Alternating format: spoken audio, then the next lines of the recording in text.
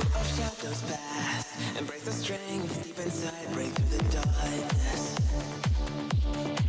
Rise up and take the stage, enjoy your end, another day, seize the moment. What are your plans tonight to make you feel alright? How about we make some plans now to dance it out? Let's chase the moonlight and lose ourselves tonight. Dance under the starlight while the night comes alive. We're alive, we're alive, we're alive. We're alive, we're alive. We're alive, we're alive. We're alive, we're alive. Let's chase the moonlight and lose ourselves tonight. Dance under the starlight while the night comes alive. Let's chase the moonlight and lose ourselves tonight. Dance under the starlight while the night comes alive. We're alive, we're alive. Let's chase the moonlight. We're alive and lose ourselves tonight. Dance under the starlight. We're alive while the night comes alive. We're alive, we're alive, we're alive.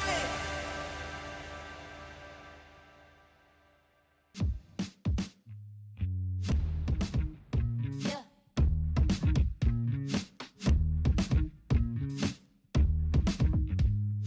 La la la, what's that sound? I've been waking up the whole damn town, feeling fresher than a daisy now. I'm bouncing around like I'm wearing a crown. I got a brand new craze, it's very entertaining. Try to keep up with my pace. Ready, are you ready? Let's go.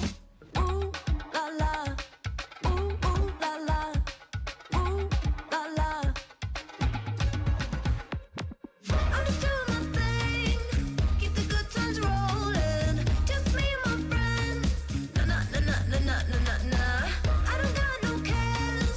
Spend my days just going from here to there. Nah nah nah nah nah nah nah nah nah.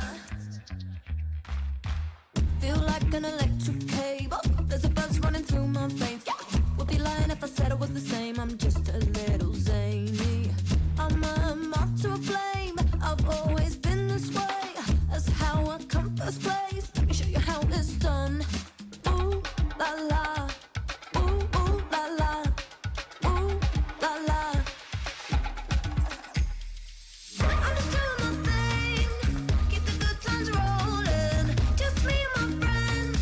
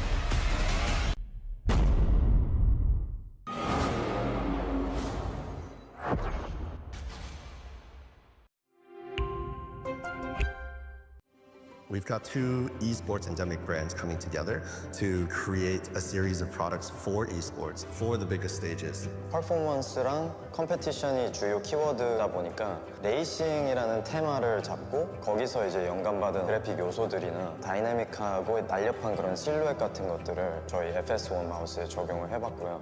我们希望可以协助 POSA 成为电竞圈的顶尖品牌，而 VOXY 是其中一个助力。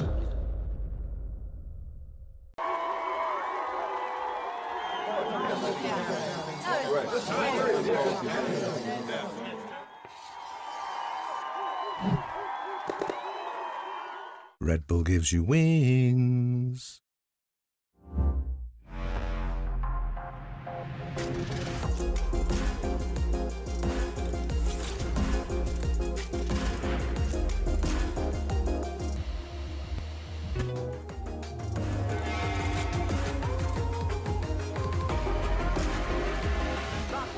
Push, push, push.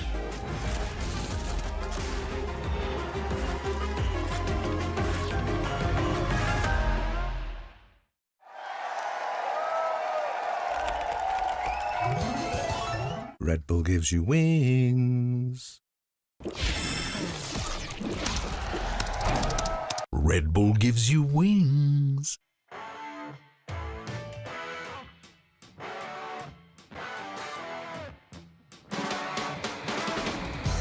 Dash up into the cloud burst, swing around the back. Texture able to find one. Cloud's going to be taken down. Ooh. The instant snap for the second. Disgusting from Texture.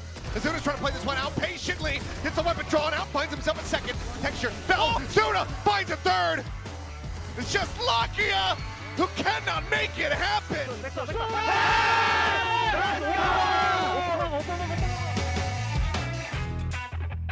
Like you mentioned, the rest of the team all flanking. Cosmic Divide perhaps to try to draw some of the attention away. Now Forsaken has to contend with Buzz, but there's the flank now going through. Overdrive popped, Stack able to hold! Complete and up! Let's go!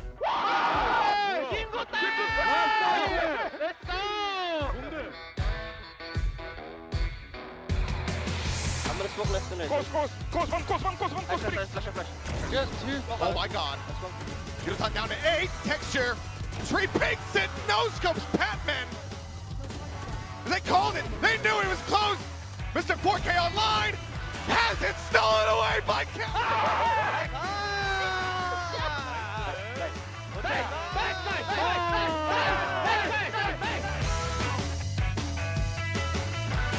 Unfortunately, DFM are completely prepared. Cess, May, all fighting one apiece. It's just Leviathan left on the other end of that smoke, and even at that point, all you can really hope for are kills perhaps, but seems he's able to isolate the duels. Singular taps! And he's found 3! Just Yatsuka left onto the operator. You've got clothes, you've got flashes, you've got something that you can definitely do. He's trying to fake it, but Leviathan checks!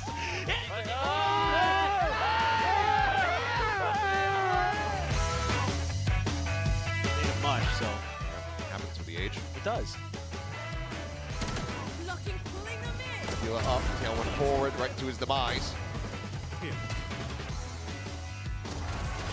Oh my god!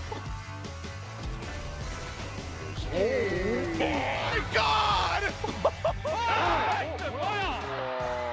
원탭 말해봐. 마이크로폰 제거 뺏겼게 제 입맛 배시 제대로 얘기해 많은 사람들이 수없이 지나가기 위해서 나 오케이 아야 그만해 じゃあみんな防衛がちゃんと自分たちのプレーしようか。はいはいはい了解です。ファイトコールしっかりしよう。はい Let's go Goodbye Goodbye Let's go boys Love the energy boys let's go Can you hear me? Yep. Okay, Titan wants to play more contact this game, okay? But at first, we cannot do contact start with the round, okay? Araso? You guys wanna do mic check? Udotan. Saba Let me cry Comms like actual comms bro actual comms Pat 1A Bro give me some actual comms bro please 1A Okay 1A I'm good 미리 선빵 쳤어. 어이. 오늘 인성 논란 터지는 날이구나. 오늘 시원하게 갈게 시원하게. 형 은퇴하는 날이 벌써 왔어. 야, 이거 약간 미리 말해놔야 서로 기분 안 상하는 거 알지? 인정. 이치 오케이래 현민 씨가. 현민 씨 근데 또 미국 스타일이라 또 이런 것도 괜찮잖아 또. 프리하잖아. Smoke this. We go for aim in. We can tuck aim in, okay? We follow your best. リメイン取ろっか。いいよ。最初俺の走りで取る。うん。オッケー。 I go right side first, okay? I wall up guys. I should recon, okay? 될 것 같은데. だからテンポチェンジ。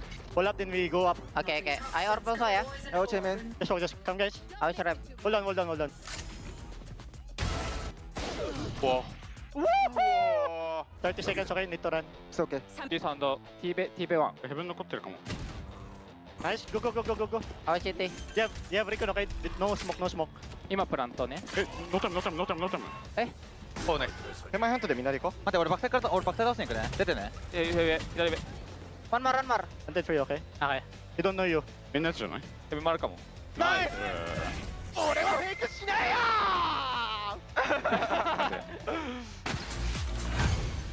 야 선배 레이즈 궁 있고 우리 B 앞당 많이 써가지고 레이즈 궁 찍고 한번 뜰 수도 있겠는데? 레이즈 누가 찾으면 말하고 반대 바로 모여줘. 아. 그다음에 레이즈 B 스타트. 됐어. 괜찮아. 그냥 A 파자 A 걸어 가 바로 파자. 그냥 너네 A 쪽 가. 그냥 뻔해도 A 가야 돼. 야 버려 미드 버려 이제 미드 버려. 나이 간다. 야 쭉 바다로 갈게요. 에이 발퍼 다운. 나이스 킬이다 진짜 나이스 킬이다. 나이스. 뛰어. 뛰는 중. 알면 세이브 그냥 세이브. 야 세이버 잡아. 기다려. 나 개로 물어줄 수도 있어. 천천히 하면. 너 여기 있는 거 알겠다. 저 걸렸다. 나 살게. 그래. 있는 애 그냥 벌릴게. 와! 현민님 잘 쏜다.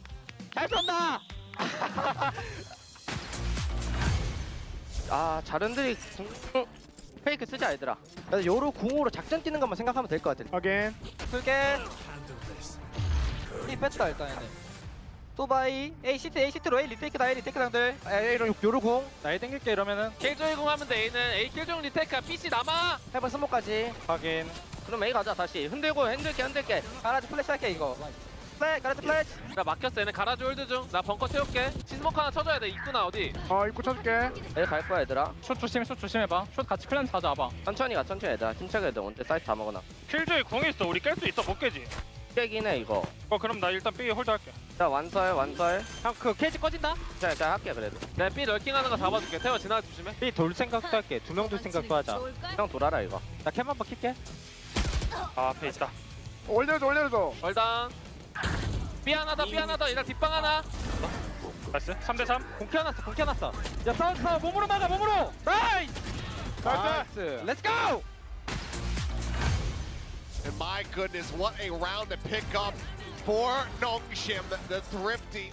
Spectre v Phantom, but RP should have been favored. Primi, the last one standing, is not ready for Ivy. At Heaven, the drop down into his full sense, get another thrifty. 3ตัวจะดัน3ตัวนั่นเองจะบีเลยเพื่อนบีเลย คิวหาตัวในท้ายนี่ดีคิว ไม่รู้ว่ะ가쪽가 잡아. 삐공, 요로 삐공. 뒤치기로 많이 가자. 뒤치기. 야 요로 시트까지 다 먹혔어. 시트. เข้าบีเลย รอเฮเว่นเฮ้ยดันมาไป2ตัวรอดันมาไป2ตัวอย่ารู้ว่ากูได้ A ว่ะ แค่ระวังหลังนะแค่ยื้อเวลาให้บอลตุ๋ยหลังพอเพื่อนแล้วตอนนี้มีตุ๋ยไปแล้ว 형 이거 먹어봐. 여기 둘이다. 나 궁 써줄게. 나 궁 써봐 이렇게 사이트에 박아줘. 5개.ต้องยืนเทปเป็นต้องยืนเทปเป็น เอเว่นไม่มี ยืนเทปเป็นให้หน่อย เรากำลังอย่างนั้นได้ 사이트 하나 오멘 언더. 아, 랩터 잡았고. CT들. 풀게 봐줘. 적군이 한 명 남았다. 절약한만 5번이야. 아니요. 그냥 뛰어와 뭐야 그냥. 야 저거는 궁 썼다. 나이스. 얘들아 진짜 제발 우리 이상한 것만 안 하면 이기니까 진짜 제발. So what do you want me to do in a minute? Just recon. Yes, recon. Okay. Go guys. 3. Clean the smoke together, boys. I go right there. I'm gonna go B. If nothing, we can reclear also, okay? Guys, I clear, okay? We're ready for here. Ready smoke, okay? Pick out the close. KBR, okay? Fuck. Coming, Zach. Recon house. Nothing. Share no dash. Go. I'm gonna squeeze there. Flash. Wait, chill. Hey, 3 here, 4 here, 4 here. I think we go back, boys. Go back. Don't go. 4. Guys, no one in, okay? Can we reclaim? Wait, I have nothing. We need to go together. Can you push stuff I mean? I'll dig out. Nothing left? Here's Pure. I think let's run, boys. Let's just run. Yeah, run. Only Teho, guys. Care close. Check corner, please. Have a close right. I'll clear the box. They're gonna push on. Careful. You don't want HP. Yeah. Don't die, Kong. Go back on. Care secret. Get me secret. Joru in ready. Back for city. She's holding. I'll fire to go together. One more. Let's back, yeah? I missed. Side. Ace. I'm picking. Don't die, go together. Hey, just go together. Carry default. Nice. Hey, my ace.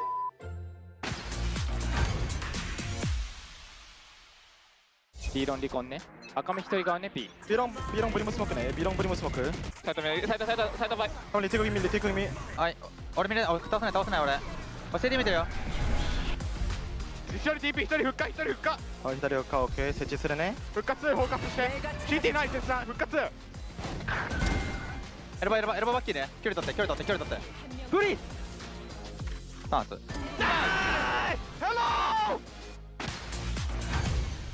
นั่นแปลงกู สแปมเหรอใช่น่ารู้แล้ว บีเอาลูกโคนมา ควันบี บี เดี๋ยวผมเนี่ยไปช่วยเข้าบีต่อแก ขึ้นกันเลย2 คนแล้ว ล็อกซ้ายให้พี่ สวย โอ้ยก่อนไอ้ควัน เราอยู่ พี่พอมาแล้ว มา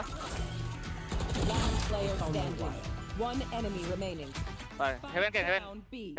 โอ้ย ติดไฟ Carry the 5-man pop again. They can buy stingers this time, okay? I break, Abi. I watch doors. Close two. They're setting, boys. Recon fire. Recon default right now. Push. Ready, Pat. Spike planted. You going, Pat? Enemy You going, String? remaining. Did I get my ace? That's happened for you. Hey, Come on, man. It's too easy for you, bro. Ay, Pop. As much as they possibly can. Showstopper out. Crystal's onto it. Isolate the duels. Singular tap. They called it. They knew it was close.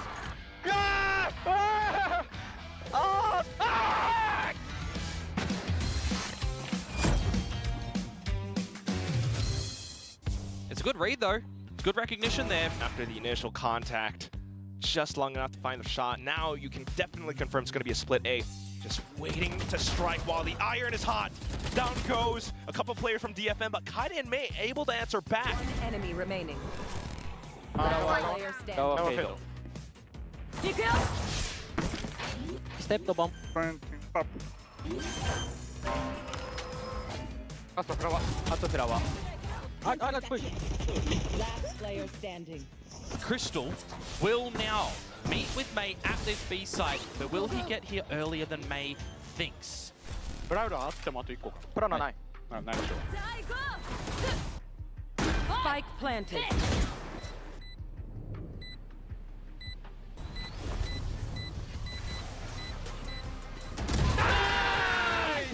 Let's go. Let's go. いいないよメイなんよメイここに参上 Let's go Let's go. Another buy for DFM. Opportunity to try and make it a pretty convincing scoreline. There's a Kame. Finds an open up. Full sense like a deer in headlights. Couple players downed, and as soon as they try to break through, unfortunately, DFM are completely prepared. It's just Leviathan left on the other end of that smoke, and えないお手前出る待って近いよこれだよ出るよせーの One enemy remaining. potential wallbang spot. Unfortunately whiffs as the spike goes down. Got clones. He got something that he could definitely do. He's trying to fake it. But Leviathan checks. バントだゴチンゴチンゴチンโอ้ยไม่ได้กูรู้สึกเหมือนตัวจริงเลยสวยนายมึงอ่ะเป็นเพลเยอร์เดอะโว เฮ้ยพี่นายผมจะบอกพี่เลยว่าตัวจริงเว้ยสีมันตัวจริงไม่แล้วเมื่อกี้เสียงมันตึกอะไรไม่รู้ว่าไม่สีมันอะตัวจริงเว้ยสีเหลืองแบบเหลืองชัดอะ Hope that your team can run it back somehow and force a timeout at Nongshim. It's as much as they possibly can. Showstopper out, and Ivy, it's just going from bad to worse for Bull Sense. 샤워 몰라. 샤워야 샤워 조심. 나 램프 지킬게. 야 샤워 봐줄 수 있나 이거? 니콘. 안돼 안돼 안돼 안돼 1 2 3ไปกระฟังยิงไม่ทันหรอโอ้โห 들어왔다. 나이스. 다운. 와 들어왔어. 나 피해 하나 더. 하나 더. 에이스. 나이스 Down A. 내 발이야 내발 샤워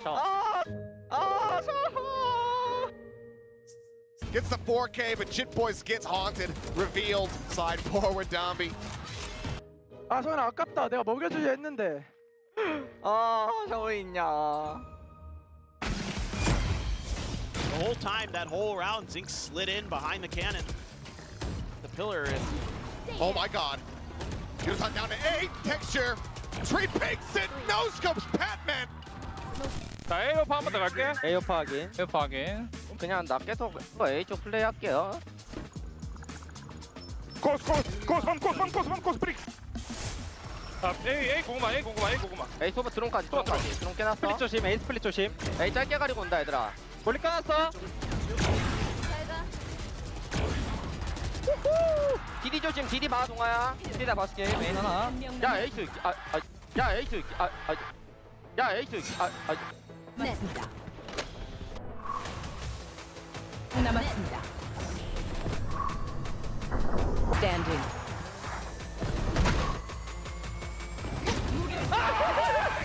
Mr. 4K online has it stolen away by Charon.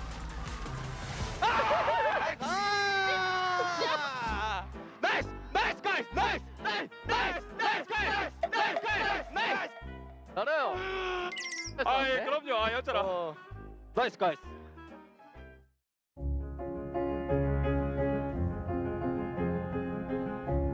This is VCT Pacific 2026. Earn everything.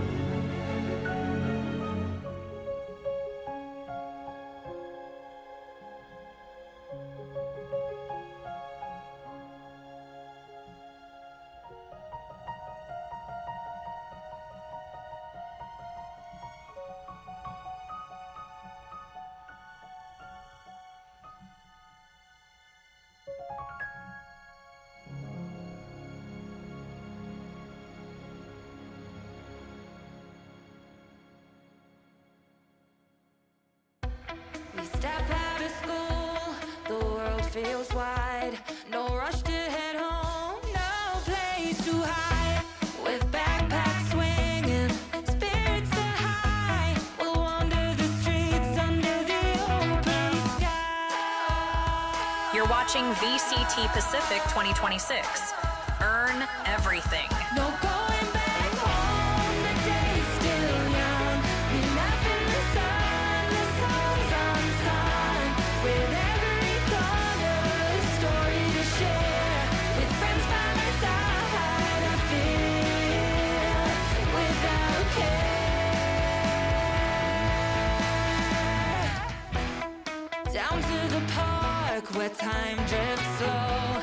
On swings and slides, we let the laughter flow. The city's a playground, there's so much to see, with no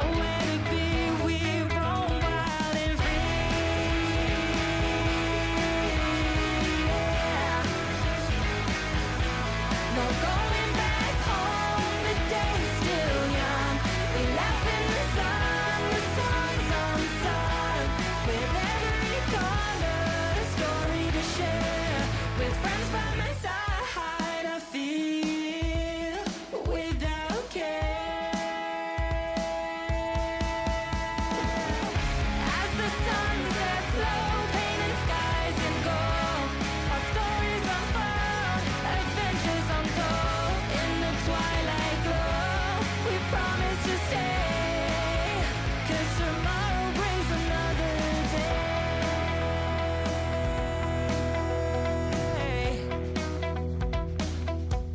No going back home, the day's still young. We laugh in the sun, the sun's unsung. With every corner, a story to share. With friends by my side, I feel without care.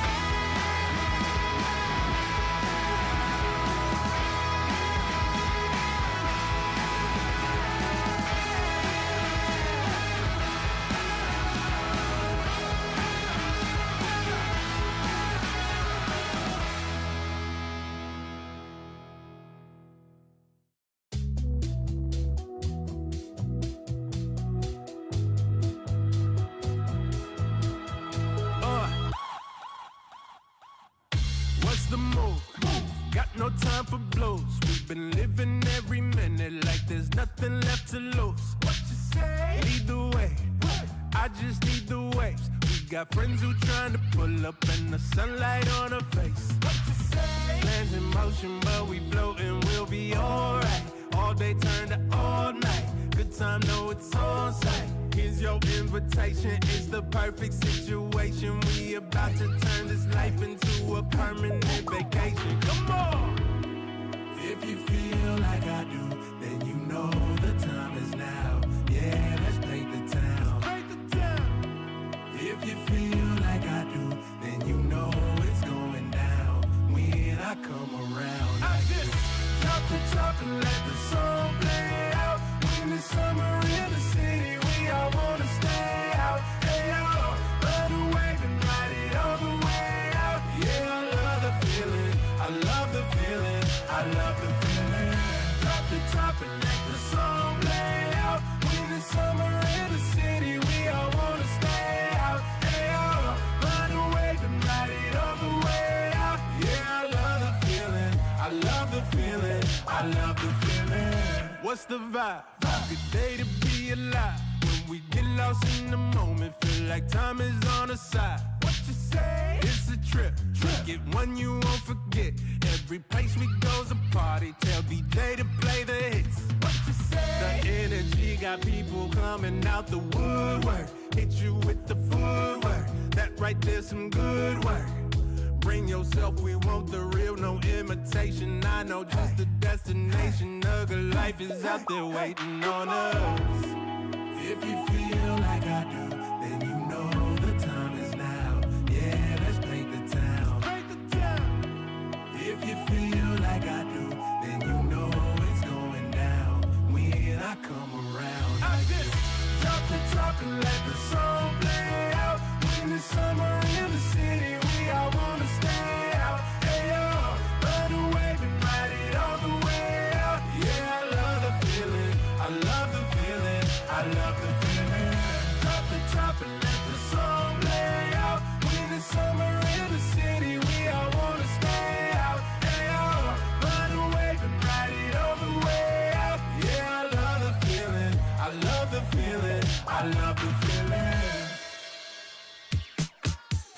Hello, everyone. We are live in Seoul, South Korea for Valorant Champions Tour Pacific. We've got one very last ticket to Santiago in this very last match of Kickoff. I'm your host, Victoria, joined by Pilski and Ewok on this very last Sunday here. How are you guys doing?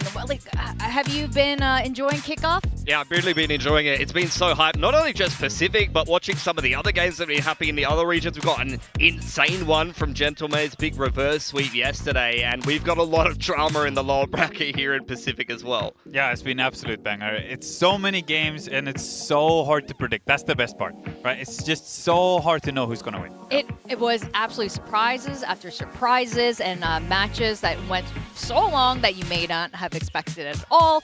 But we have another surprise for you guys. At the end of today, we are going to do the draw show. So if you are already ready for stage one, and I know a lot of us are, we're going to be, Jen and I will be here for the draw show at the end to see who's going to be facing off in stage one. Now, we also have another thing to talk about. It's been a while since we talked about skin bundles here on the desk, but we've got the VCT season capsule. It's out. in stores today. New knife. I'm not sure what kind of animation that's got, but there's only one way to find out. Just There is only one. got to purchase that. Got to hit the inspect. And we already know what color we're getting, right? We Yeah. already know which one. It's an obvious color for us. Do you not Blue know our is Pacific best. color? Bilski, I see you looking at it. The blue one. That's the blue one. It is indeed. Blue is the the blue best. one. Blue is beautiful. The thing is though, like, I don't know. I think I'm a bit of like a color. I like purple. The purple one's looking pretty good to me. I'm There not is gonna no lie. purple one. I'm not gonna lie. I wouldn't mind the gold one either. America's is looking pretty. VCT pretty nice. China is pink. It's not purple. Is it pink? Okay. It looks kind All of looks purpley to pretty me. mid to maybe me. That maybe blue I'll... is where it's at, baby. Ewok. Okay, bro. This is why Ewok's here with us today. Yeah. He knows what's up. Now, Kickoff has been so much fun, like we were just talking about. I want to talk about some of our favorite moments. So let's talk about your favorite moments here. We're starting with the Patman highlight. Oh yeah, I mean this was my favorite, just Patman going absolutely crazy against PRX on his revenge arc. I mean, I feel like this is what made everyone feel something in Pacific Kickoff. That's my moment. The hospital flick. I loved it, man. I loved it. A little bit of luck, a little bit of skill, and a very nice headshot. This is definitely one of my favorite moments here is DFM really climbing and doing so well this year. And of course, their walkouts too. Now, Patman, he hit records this particular Kickoff. I think this was, we saw him face against PRX not once, but twice. Yeah, look, some people get motivated when you give them a pat on the back, when you say, good job, man. Some people get motivated when you light a fire under them and you say, let's see what you can do. He went crazy this season, and it's been great to see him performing not only against PRX, but just in general, he's been phenomenal. And of course, Danby from Nongshim, who just recently won Ewok. Yeah, it's so hard to deal with this guy, and he's such a big reason for the success that Nongshim's had, qualifying through in first seed. Danby's been the tip of the spear for them, and for everyone they've faced, it's been a problem how to deal with these things. It's so fun to watch him play, to watch Nongshim play, and to watch your growth. We got to have a chat with Danby here after they won, and he remarked on that. He's a very different Neon 2 years ago than he is now. He plays together with the team, and this is why they found so much success, and I'm genuinely so happy for Nongshim right now. But my favorite moments from Kickoff are not just from the players, but from us, the talents, because I love you guys. Let's show the highlights from you guys here. Okay. We were on stage? No, we weren't. I feel like that we should, though. We should definitely have a walkout. We had our first... when Autumn showed up, they had their first win, and I love Mika Santiago shot for Team Secret. Mika is a savage. Like, she seems so bubbly and nice, but she is actually the most savage out of any of us. There you go. Captain going down with the ship, unfortunately. He did. He's not here for the cast. It's just going to be Achilleo. And of course, Akame doing, Akame things, and our boys in their penalty. I didn't have to relive this one, to be honest. I'd be okay without reliving this one. And what was really cool too is being able to talk to our broadcasters from all around the region, from Korea, Japan, Indonesia. It was so much fun to have them here, and I hope we get to talk to some of the other countries as well. And of course, kudos to Mika, the most unexpected first place winner for Build Diff.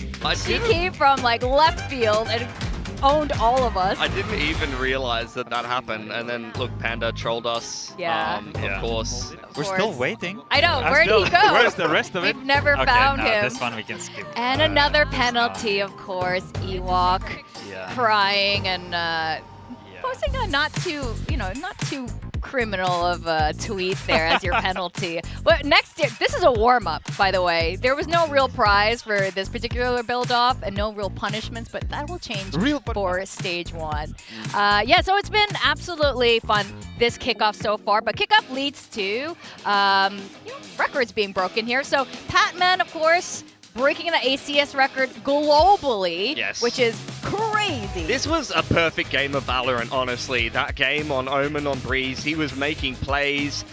There was really something different about Patman this stage. He was sick of being on initiator duty, sick of throwing haunts and fade dogs and droning the boys in. He wanted to be the man making the plays, and he was seriously doing some damage. The Poman. the Poman. Poman. Poman. Yeah. As you said, Postman Patman always delivers. He's always on time. And perhaps especially against PRX too. Next year, I can't wait for these rematch next year. I know Yeah. Global Esports definitely wants to take down PRX. But Primi, maybe unsurprisingly, has the most kills in a match record here. 79 kills is also absolute insanity. I can't even remember. This is one of the earlier matches. Yes. This was against Kickoff. DRX, and it was necessary, honestly. If he didn't drop 79, DRX definitely could have won that series. So, look, Primi setting the kill record, at least here at Pacific. Very close to potentially doing it globally, but unfortunately there just wasn't enough rounds, and the last map was split to get it done. Yeah. T1, 5 consecutive wins. I I'm didn't even surprised realize 5 this is the one. record. So this is huge. I think Ewok and I were chatting about this earlier. It's almost like we forgot that T1 went through a gauntlet run too to qualify for Santiago. Yeah, it kind of took me by surprise when I checked their recent results and everything. And their last 5 matches in that 5-win streak, they only dropped 2 maps. And at the start, they started off with a loss against Nongshim, right? Yeah.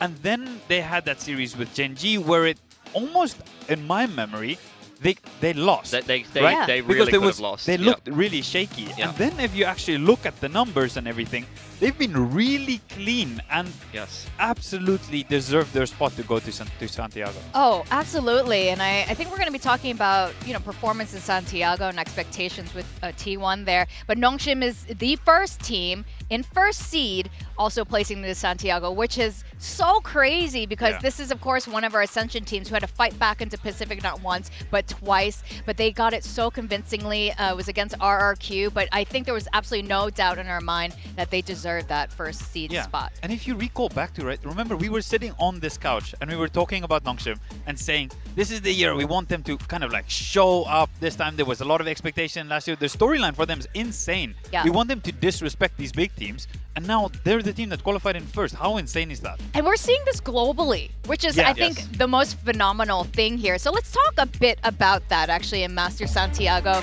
These are the teams that have qualified so far. We have other Ascension teams joining the fray here. Are there any notable surprises for you guys? Well, I think just the #1 seeds from every region. All Gamers, #1 out of China. You have BPL, #1 out of EMEA, and Furia out of Americas. These are all rosters that made changes and that fostered bringing in Tier 2 talent to be able to reinforce their rosters and just hit a crazy hot streak of form to be able to be the #1 seed coming into Santiago. You could say the same thing about Nongshim with the pickup of X-Ross, although they had to slog their way through a whole season of Pacific. They hit a whole different level of form here. And the fans of these organizations in Furia and AG, these are organizations last year, they almost couldn't buy a win. Yeah. Right? It was so difficult for them to come by. And of course, if you're a fan, it's so difficult to support your team if they just can't get over the line. And right now, they're in first place. So how could you expect this coming from Furia? AG, the rebuilds have been extremely impressive from these teams to make the turnaround. And of course, we are going to find out who the remaining third seed slot is going to be for most of these regions, except for China. But you guys have picked, your players to watch in Santiago. Yeah, I picked LaRock. I mean, I could have picked a couple of the players off BBL. I've watched this team since EMEA Ascension. The one in Jakarta was at 24. The EMEA Ascension that ran concurrently with that. And watching this BBL Pacific team back then run a gauntlet through the group stage and just 4-0 everybody, you could tell that they were a team with a lot of potential and they were going to do big things in the future. And even though they didn't end up winning that tournament, they ended up getting promoted to the BBL main roster over the existing players and the veterans that they had from the Turkish scene. And you could just see how much value that team has kind of brought through. They've potentially had offers to go elsewhere. They could have got picked up into other teams, and they opted to stick together as a core as much as they possibly could, and they have really reaped the rewards of that and claiming their first seed into Santiago this season. 100%. And then on the other side, in China, we're having Happy Way put up huge numbers for XLG. It's a lot of time in the past, it was Rarga was the guy to watch. He's still been good, but Happy Way's been absolutely amazing for them. Yeah, the great thing about LaRock as well is I remember watching him in EMEA Ascension, and he was playing like an ENIT role and putting up very good numbers on the ENIT role. I remember watching him as well as Loiter. Like, Comeback was kind of the player that a lot of people touted on that team as like a mega superstar, but he wasn't old enough to compete in VCT, so he kind of got left behind in that core. But for BBL, this is a team that has always had crazy aimers, and I remember watching this LaRock guy and thinking, this guy has good enough aim to be a duelist, and now he is one. Yeah. Oh, his synergy also with Lovers Rock is something that has been like, they really doubled down on it on BBL, and it's been so much success for them. They have a very good idea in terms of how they want to play in the meta, and this is a team that's going to be really scary to watch. And Happy Way, once again, just putting up insane numbers for a controller. If you look at the stats, everyone around him are duelist players. Yes. And it's him.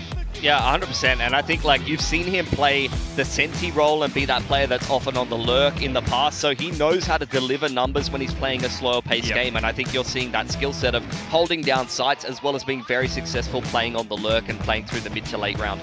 Now, what's really interesting is the 3rd seed spot. First of all, we've got favorites, you know, for Kickoff, including PRX, MIBR, and Fnatic now in 3rd seed, and teams that were very comfortably in the upper bracket being knocked all the way down to the bottom, like RRQ and MIBR. I mean, you kind of saw the beginnings of this in EMEA in Stage 2 last year, and it's continued into this year. It turns out the deeper that you go down in the bracket, the bigger the fish are. Like, this is where all the big boys are. And there are going to be a lot of broken hearts and potentially, you know, storied organizations and players that get left out of the first Masters event of the year and will have to go back, lick their wounds, and rebuild into Stage 1. It's absolutely ridiculous how stacked these leagues are, right? You lose 2 in a row, and then you go face NRG at the bottom, who just won champs, or RRQ specifically go and play the Masters Toronto winners in PRX. It's ridiculous how stacked it is. Like, all 6 of those teams, you would expect to see the final 6 in Masters. If that was the upper bracket, if those were the 3 upper bracket ones, we were like, oh, makes sense. Exactly. Makes sense. And now, if that's the lower bracket qualification, it's absolutely insane. Actually crazy. Now, for Santiago, I think now that we're seeing a lot, it's including these Ascension teams, these teams who haven't qualified before, like Gentlemates, who are your picks for Santiago? Your predictions? Oh, predictions for winning the event, right? Yeah, let's start with Ewok. For me, hyping up BBL, I had to pick them. I've really been enjoying watching them. I think they could go on a crazy run and be kind of unexpected. And then the other one is T1. This is Bangkok all over again. This is Kickoff, right? It very much could be, and I really like, we talked about that 5-win streak, very much could be T1.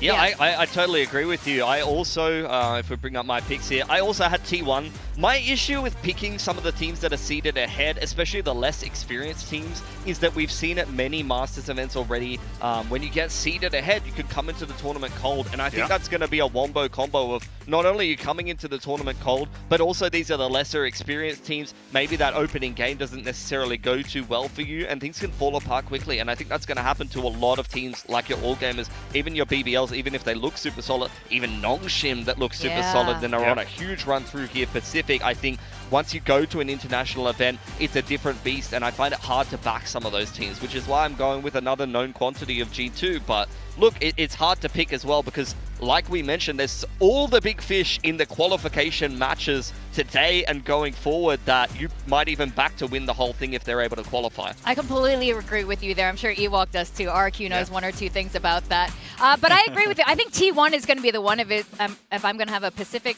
pick especially. I think T1 is going to be the ones going really deep in Santiago, and they could win it all. Because like when they started this event, they were looking so shaky. But I don't know exactly when it happened. I do feel like it was after the Gen G game. From the DRX game onwards, they just started to look insane. Yeah. To be fair, understandable, right? They did make a change in terms of coaching staff and IGL. Huge change for this team. So, of course, they just needed some more time. So, for me, it does make sense.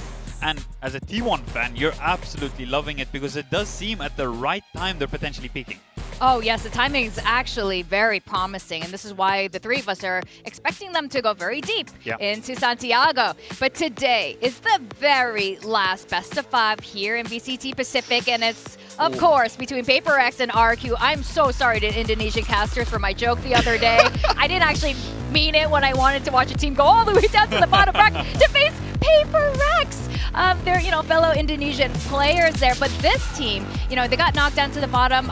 In some ways, I'm not even surprised. This is a team that has a very slow start, but yesterday's dominant win against DFM is very promising. Yeah, somewhat similar to T1 actually in the fact that they started so shaky into this tournament. They've started to experiment with comps and, try different styles that haven't necessarily fit the team, some with success, some without success. I do still think that they're not quite playing their A game across the board, but 100% I agree that DFM series was peak PRX. Even that one half against Global was peak PRX on Split. There are certain maps or certain halves where PRX are looking like their old selves, and if they're able to channel that today, then 100% they've got to qualify for Santiago. Yeah, I think this lower bracket run might be a blessing in disguise for PRX. This is exactly maybe what they needed, right? Jing joked and said, we're going to use all 3 chances, but I do think that this is a really good opportunity for them to just get more reps, and they spoke about it afterwards. They spoke about it on stage. The Vi also mentioned the same thing.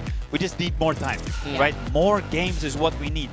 On the other side, RRQ, to be fair, also have been playing a lot of games in terms of a lot of maps recently. I definitely want to break that down later and how this affects different teams. But yeah, PRX is definitely like one of those old school stoves that takes a while to heat up a little bit. But something's ACS. Now, this is an interesting trend here. Yeah, I mean, he started okay against Global. I think it was kind of even. He wasn't like the star of the team or anything like that, but particularly those 2 games against RRQ and T1, he was quite quiet. He wasn't necessarily his old self. He had somewhat of a recovery against GE when it was just another okay series from him. But the last 2 series, he started to look better and better, and he's not playing as many of these weird roles. He's playing, some duelists that are to his strength. He's getting some of those impact frags that you need to see him get. Just the stove reheating. Yeah, at the start. It's heating up. Yeah, it's heating up. The stove is pretty hot now. Yeah, it's getting hotter. He's been going and he's been playing some Jet, so it's feeling comfortable on that for sure. It's getting closer to his stage 2 stats and his champ stats, where he's able to have some better performances compared to the start of Kickoff, because he really wasn't hitting the mark. It helps that he's not on the Sentinel role the last 2 matches as well. Personally, I have to wait for Bind, maybe. I'm feeling like they should probably put him back on Breach Teo, like they did last Kickoff. That went great. Stop it! That was fantastic. No! But someone who's been really stepping up from the side of RRQ, speaking of heating up, is this guy right here, Chaya Monyet.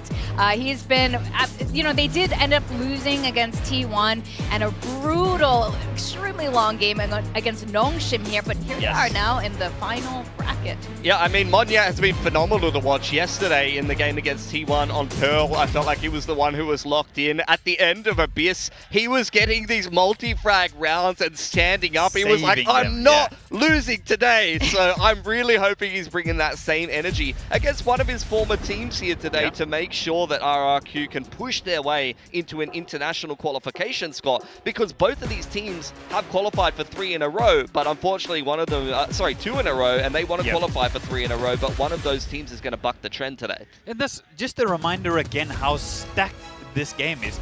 This is our finals from stage 2. The last time we had a league, it was these 2 teams playing against each other. PRX coming out on top that time. So this game has so much, there's a lot of history between the 2 teams. And as we said, our boy Monyet, he's been extremely important for the team, playing so many different agents as well, flexing around. Not only do they have so much history with each other, they're friends with each other. Monyet has played on PRX previously. But what's really interesting as well for RRQ here, we saw a lot more maps being opened up, particularly over this past weekend. Yeah, for sure we've been seeing more maps, but we've also seen a little bit more holes in the side of RRQ, unfortunately. We spoke about them going to that upper bracket to their first time when they tried to qualify against Nongshim. They only played 4 maps up until that point, right? They didn't have to show that much. Yes, it was 4 different maps, right? But there's also sometimes when you need to learn from losses, you need to learn from mistakes.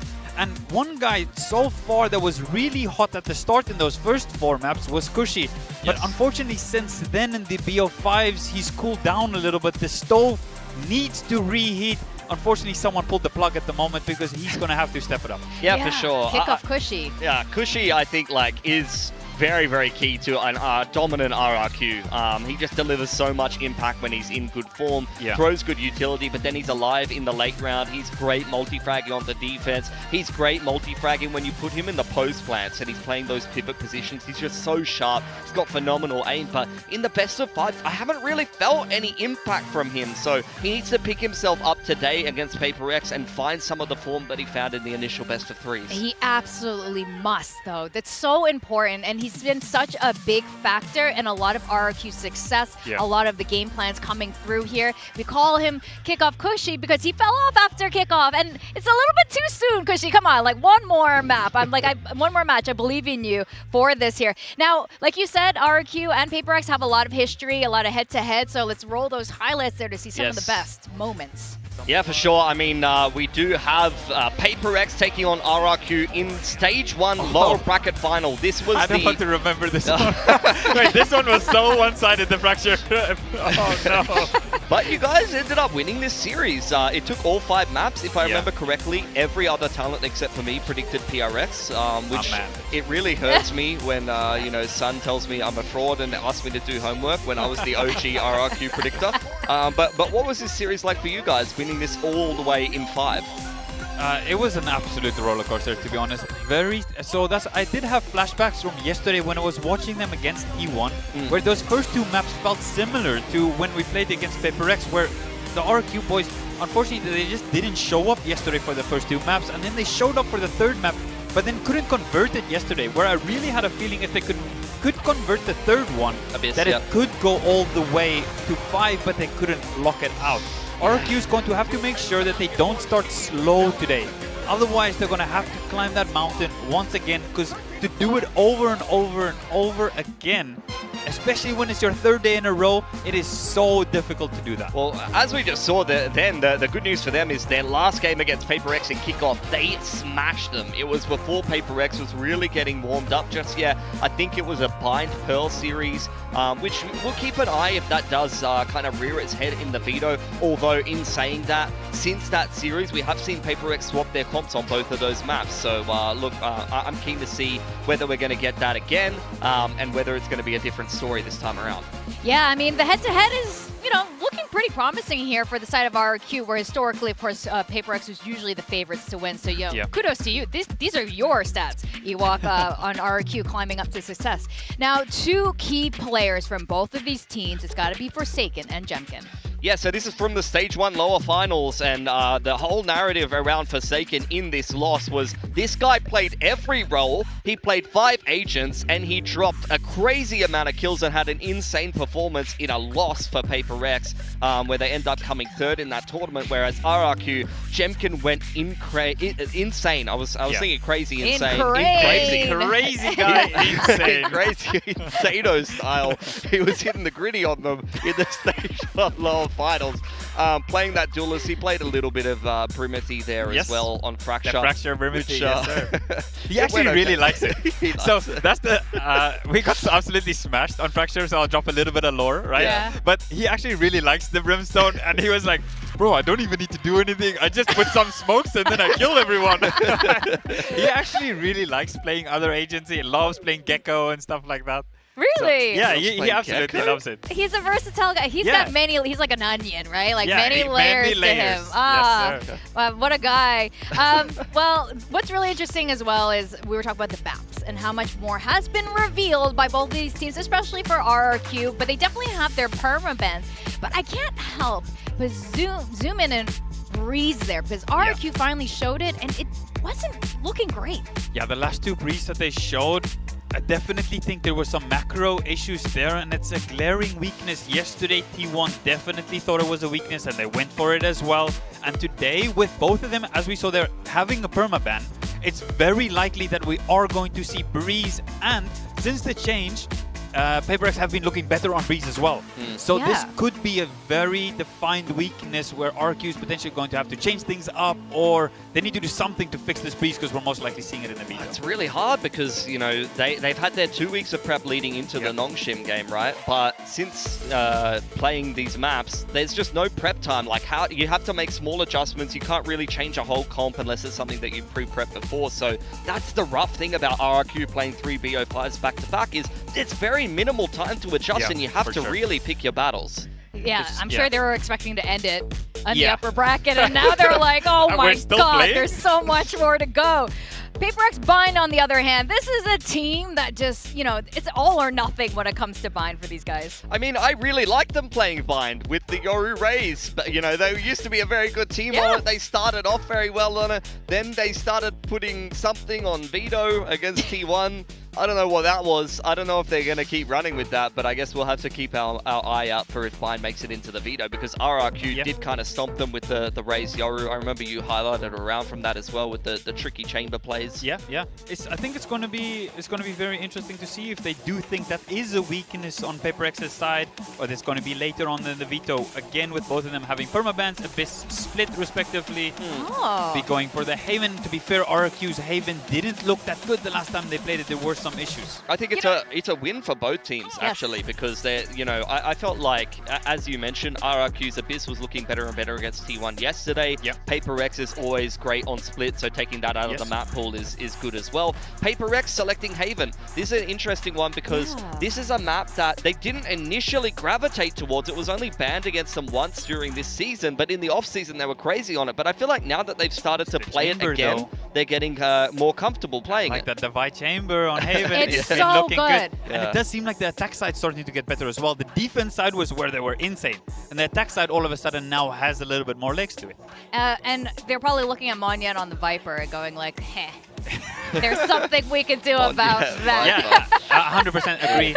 The Monyet had to do more on the Viper. He was having a hard time, and if you're playing that comp, you need to play a little bit of the Munchkin way, right? We associate that comp with Munchkin and Genji at the time, and you need to be very brave when you're playing it. And RRQ, in my opinion, they weren't executing it the right way to have a little bit more impact with it. I can't wait to see if they're going to switch up their comp then for Haven at very all. on, please. Same thing for Breeze as well. And here are our Preds for today.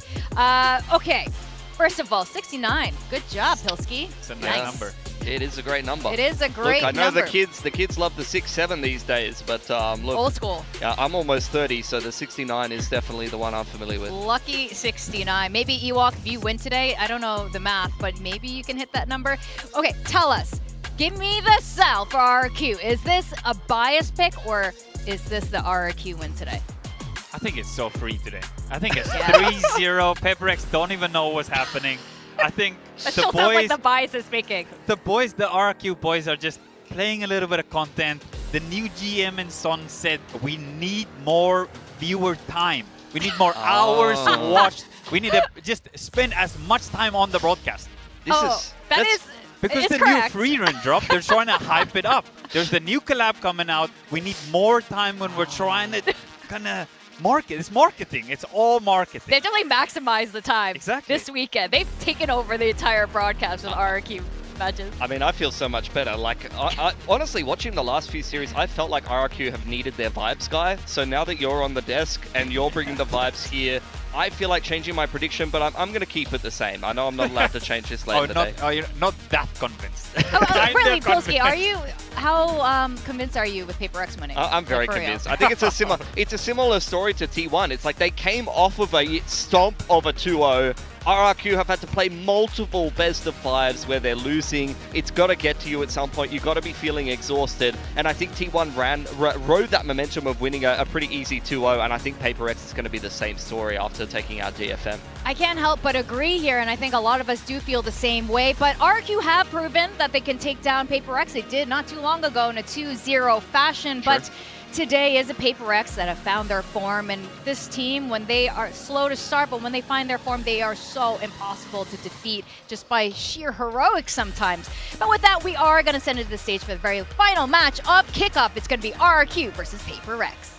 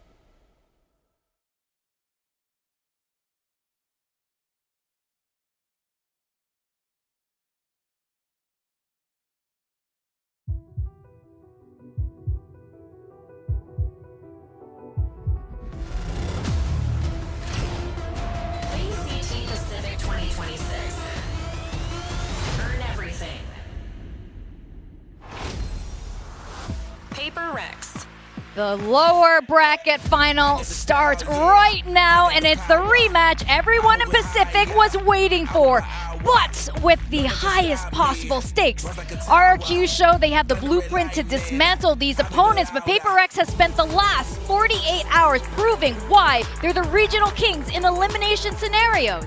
Yeah, they're running through the lower bracket again. Absolutely dominated DFM to make it into this best-of-5 qualification. Only one best-of-5 sits between them and qualifying for another Masters event, one of which they were able to win last year. They haven't let the kickoff run of last year repeat itself, and they're feeling very confident they can take the dub today. They've been on the up and up here, but they are going to be going against RRQ, who are coming from the upper bracket. Now for RRQ, I gotta say the narrative at this point has gotta be about composure. They fell a 0-3 against T1 yesterday in a match where they really struggled to find their usual mid-round adaptations and their fantastic plays.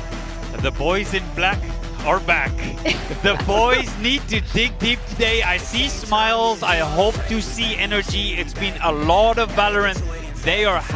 They have to bring their A game today, because this PRX is a train that is hard to stop. RRQ station is landing today. Well, hopefully they can Spider-Man it and stop a train, a moving some energy train. there, some energy. I like to see that. And you know what? Energy is absolutely what RRQ needs. We were talking about momentum before. RRQ's PRX is one of those teams that gains momentum with more elimination matches that they go through. But is RRQ one of these kind of teams? I mean, that's up to Ewok. What do you think?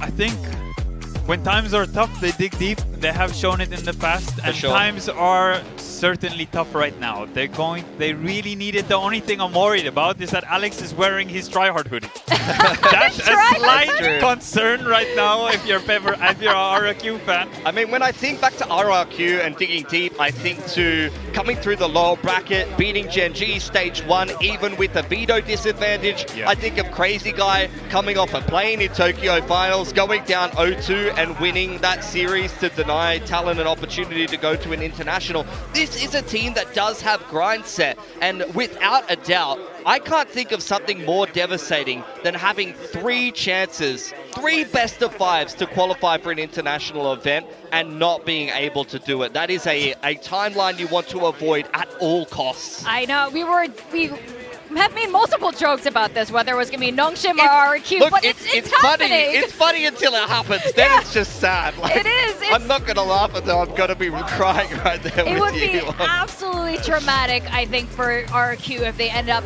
not being able to go to Santiago at all. But remember the last time, if this team can remember the last time that they faced, it was a 2-0 masterclass. And between Jemkin and Monyet alone, they had over 70 kills against PRX. Yeah, if they're going to have to take from that experience of the past, you need to take the things where there are positives, and you need to make sure that you can take all of that into this game. We are going to see RRQ go back to comfort. We're going to see Neon and Yoru once again. Yeah, it's good stuff. But PRX, I mean, they're on a 4-0 streak, including the offseason with this comp. It's been going very well for them. Keep an eye on Devi on the chamber. They're going to be wanting to play very fast flood back into the site. So 2 things I'm keeping an eye out for RRQ. Playing anti-flood, especially with the Neon, holding, relay bolts, paranoias for the post plant and things like that. But also, there's not great answers for the Cypher trips here. Xvero could get a fair bit of value actually swapping onto the Cypher at late notice, and I want to see if he's going to be a big difference maker on the defense. Well, in this best of 5, the math is pretty simple. Win 3 maps, and then you get to go to Santiago. Easy peasy. Actually, with Breeze being the 3rd map, it's going to be very interesting. But we're going to send it over to our casters for our lower bracket final. It's going to be Paperthin and Achilleos. Back again for another day, this time just the one best of 5. But the one best of 5 that means the most. There are 3 tickets remaining globally for Masters Santiago. It's time to punch one of them right here. Will it be PRX? Will it be RRQ? I have no idea. I'm just hoping for a good series. Yeah, it's the Princes of the Pacific versus the Kings of Pacific. Two of the best teams we have here. Two teams that have squared off in multiple best-of-5s in the past. It's been one time PRX, one time RRQ. Both these teams want this badly. They want to be those representative, the last representative for Pacific at Santiago. Haven to begin PRX with the opening map pick. It all comes down to this. The desk is talking about it. We're seeing it globally, falling from that upper final all the way down to this third and last best of 5. It is a brutal road. Is it one that RRQ can endure, or will PRX slam the door in their faces? Let's go ahead and get into the action.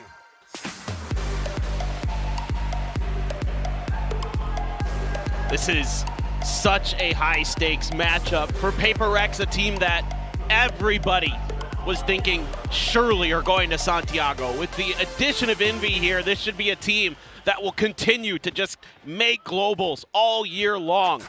And then on the other side, RRQ being in that very first, that upper finals, having lost twice now, once to Nongshim, once to T1. They don't want to be one of those teams that's going to have that mark of losing 3 BO5s in a row, and it's a good start from Anyet. It is, just like we saw from him yesterday. Took a while for the rest of the team to warm up, but the form that we're hoping to see, the tenacity that was put on display by RRQ to be able to take that Abyss as far as it went. See that from the outset, as well as cleaning up some of the shortcomings that we did witness on that map. MTC site going to be cycled through. Double approach from the flank to now through the defender's spawn. PRX getting into position with this player disadvantage. Spike planted. As Cushy is flush against the wall, should maybe be good for at least the 1 kill here. Let's see if he can find it. Forsaken going on the push. There's a bit of a double take, and Cushy will be able to collect that kill. Something fighting back, finding the 1, divide, tag up. Jing overwhelmed this crazy guy. Quickly able to find those 2 kills, and RRQ are looking to do what they could not do at all yesterday, win a pistol. Something in a 1v4, just very much unfavored and cannot find the first. Sparrow will claim it, and RRQ get on the board. Yeah, just winning some big individual battles, like you said, something they couldn't do. Very kind of odd situations they were often finding themselves in the pistol rounds against T1, who went for very grouped, very stacked methodology a lot of the times on the pistols. This is a beautiful paranoia here from Crazy Guy. Completely locks Jing in the corner. Devi has to back off. So they're able to push 2x2 into that fight and take it down. And like you're saying, Achilleos, you know, you mentioned that long overtime. Yes, they lost, but that should hopefully give you some confidence that that RRQ is still there, that their ability to persevere, their ability to come back if need be, is still there. That's something they're going to have to be thinking about, something they're going to have to be relying about here with such quick turnarounds that they've had to make the last couple of days. Cam in the middle is pinged out by PRX, so they're aware of it after being given that window space for free in the pistol round. But just going to be xFaro watching that as a wide open A site. He leaned in. Pick up into the window, xFaro eventually able to find that kill. Still yet a bit more pressure here as Relay Bolt into the cubby. Will set up for the kills because she peeks out. Jing goes down. And now it's just something in Divide to try to see if they can put a dent in this at all. 2 kills to inflict any kind of economic damage, really. Even then, 3. Couple players low. Quick little TP to reposition. Crazy Guy not taking any chances. Doesn't want to give that window of opportunity over to that chamber. Plant onto the A site. Could just be corralled up into the connector and get ready to die to the spike. We'll see what PRX opts to go for here.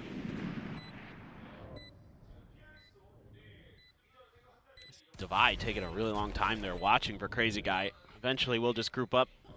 Seems like they want to die to the spike, but you never know. Divide might go try to see if he can get a little value out of the headhunters. Should be the play, but Jemkin not yet being able to get on the board. Seems like he wants to go hunting and says, well, Marshall, good enough for me. Won't go for the swap over to the Ghost. Something just around the corner there at Stairs. And will be able to claim the 1. Maniette does fall. And, well, yeah, just a Marshall going to be lost here in the end. A couple extra charges for PRX, but a 2-0 start for RRQ. So yeah, my question now for PRX is you've been showing a lot of mid-pressure, you've been hitting that courtyard, you've been going through the double doors, going through the front of B. Is that all just kind of like conditioning misdirection for some of these follow-up rounds, or you're maybe going to set up for some A crunches, some C long pushes, things like that, to just kind of try to get the heads a little bit of RRQ here early, make them think that A is going to be a little bit easy, a little bit weak, and then start stacking up. And that's exactly what they're doing. Like this idea, but RRQ feeling like maybe C is going to be a little bit weak. I take. You take it. I take away. Camera window. I'm gonna break it. You put 3 MN. Yeah, they're just aware of the camera positioning, want to try to clear that out. Just something saying he can try to do it solo. Maybe gonna have to challenge Xfero eventually for it, but so far he hasn't found that comfort to do so. Jing slides over, give him a little cover fire. Take flight. Devi maybe gonna be under some pressure. Oh, Drone's not gonna check him though. So he's gonna have an opportunity. Not down to the sewer, but Devi does still get spotted out. Backpedals away. At the same time, Envy, long walk down through A, and we'll be able to find an opening kill. Jemkin eliminated, forsaking the quick peek out from Platt. To find another punish as Crazy Guy will fall. It's gonna be the orb collection here for Xfero. Nearly only over halfway towards getting that neural theft online. Meanwhile, something pushing forward, hasn't been spotted out by the cam, and now gets tucked away into a position where he similarly will not be seen. But 30 seconds left. Seems like for now, just going to be RRQ trying to get everybody shifted over into A lobby. It's a nice on-the-fly adjustment there by something. Right here. He's going to be undetected completely. There still is that tripwire, though, for that extra layer of security behind RRQ. Meanwhile, PRX has got a pretty good read. I'm out of here. See how he tries to get through that. Doesn't have a gate crash, try to go for a cheeky little TP through. Envy able to find another as Cushy will fall. Jing going to be taken down. He tagged up, but still swinging. He's able to find himself a third kill before falling at Xfero's hands, and now finds himself alone and dead. PRX, 3 players surviving, will get themselves on the board, denying the bonus conversion. Yeah, I really like the ideas here from PRX. You know, you lose a pistol, you lose the follow-up, set up a little bit of conditioning. You're able to get the free orb out of it anyway, and RRQ never really feels comfortable to go full ham onto that C site because of some timely smokes and shooting from Forsaken. And all according to plan here. Really nice macro strategy. Envy having a really banger around, 3 kills for him. Play off of this haunt, really nice to get Monyet here. Has to clear it, and he knows it. Xfero just a tad late. Try to bail his teammate out. Nice boy. One thing I've really liked about Envy coming into this team is his ability to control long A on the fade. He does such a nice job generally. He's going to have to again. Looks like it. Spotted the one. We'll just take a couple pot shots as the smoke blooms and back away. Shifts over towards sewer. Crazy Guy anticipating a walk down. But for now, Envy just holding this line. Meanwhile, Cam gets cleared out of mid. They don't create any pressure off of that cam, though. Prowler does get cleared. Now this might be the go signal, but you're getting an extra rotate in. Something is TP'd here. Checking forward into the site. Phone just sent over as Monyet hits that go button, goes sliding across. It's going to be Jemkin playing off the distraction to be able to find the kill. And as the paranoia connects, so too shall Jemkin for a second. Envy now gone. A site broken open. PRX scrambling to try to get the 3 remaining players in a position. 3v4 for a retake, though. No ultimates to speak of. This is where he would love to have Jing with that run it back available. Volley over the top will get a good amount of damage onto Cushy. Meanwhile, Xfero gone. Full flash connecting, but Crazy Guy still able to hold his own at hell. Devi will get spotted. He's looking to try to clutch it, but he cannot. 3K for Jemkin, 3 rounds for RRQ. Yeah, great hold here by Crazy Guy. Not sure if he had much utility pressure his way, or they just threw their util one side of that blaze wall and then tried to push in. Nice shutdown on the entry there, but quickly traded by Jemkin. Beautiful paranoia. Actually, he gets hit by the paranoia, but it takes too long for them to swing. So he's able to find 2. Oh, nice piece of work there from RRQ, playing off that camera clear a little bit, waiting for the Prowler, and that's when they go. And they're able to find a weak enough A site that they can get in. Now it's going to be a reinforce of this position here with the weaker buy for PRX. Oh, well, just going to be a quick little dip out. Meanwhile, Jing. Whoa! so fast with those 2 shots. Gets shut down, but man, gives the rest of his teammates a real opportunity here. Headhunter 2 Sheriffs for PRX as they look to pull off a thrifty. For the moment, are in the correct positions. A lot of damage going to be suffered. Something down at 40, Forsaken at 79. Something shifting over. The Paranoia ends up being a little bit too late to get the catch. Well, Forsaken trying to hold his own, finds the burst, doesn't get blinded up. Flash going out. Leaving now just Divide. A weapon recovered, making his way over towards Garage, which just has been set up with a trip. Both players of RRQ disconnecting back into C-Long. Be a tough one for Divide, but pulled off a great one yesterday on Split. Looking forward, Crazy Guy spotting, could just go for the swing, and there it is, but TP's up over the top. Divide sliding out, clears the camera, retaps it, trying to separate! Oh, and it gets so very close, but just not quite close enough. A damn good run of it, good damage dealt to RRQ. The round is still theirs. He's just so crafty with some of those TPs. Just a great chamber player. Nice double with the Bandit for Jing there. See a little bit more cohesion here from PRX.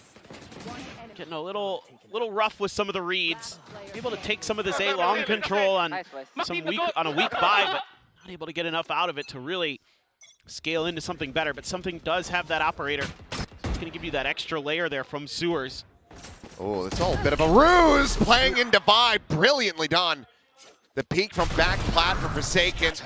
Make that closer angle completely unanticipated. Early shutdown onto Moniette. PRX here with a player advantage. That's that craftiness you're talking about. Wanting to see that cohesion. Yep. That's based on conditioning. Let's see if there's any shots that connect. Elbow spotted. They have a very strong suspicion. Turn to the flash. That will allow them to play forward now. In past the lobby. A shot to ring out, but not to connect. Envy here at Hell. Not going to be caught by the flash. The TP forward, however, Jemkin will be able to find him, and something gets taken down at the same time. Jing on the arrival. Immediately just evaporating, snapping back up into heaven. This Crazy Guy continues to absolutely drive. Headshot into a follow-up. He's got himself a 3K. Crazy Guy top in the lobby. Divide once again needing the clutch, and once again not being able to make it happen. 5-1. That one might get the timeout.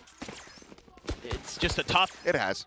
Yep, I figured. I like the beginning of this, like you're talking about. It's because Forsaken has been playing that back plat spot when he's on his own on the C side. So for RRQ, they think we can punish that this round. But it's a little bit of a misdirection, like you said. And Crazy Guy just TP's up into heaven. Nobody's there to check him.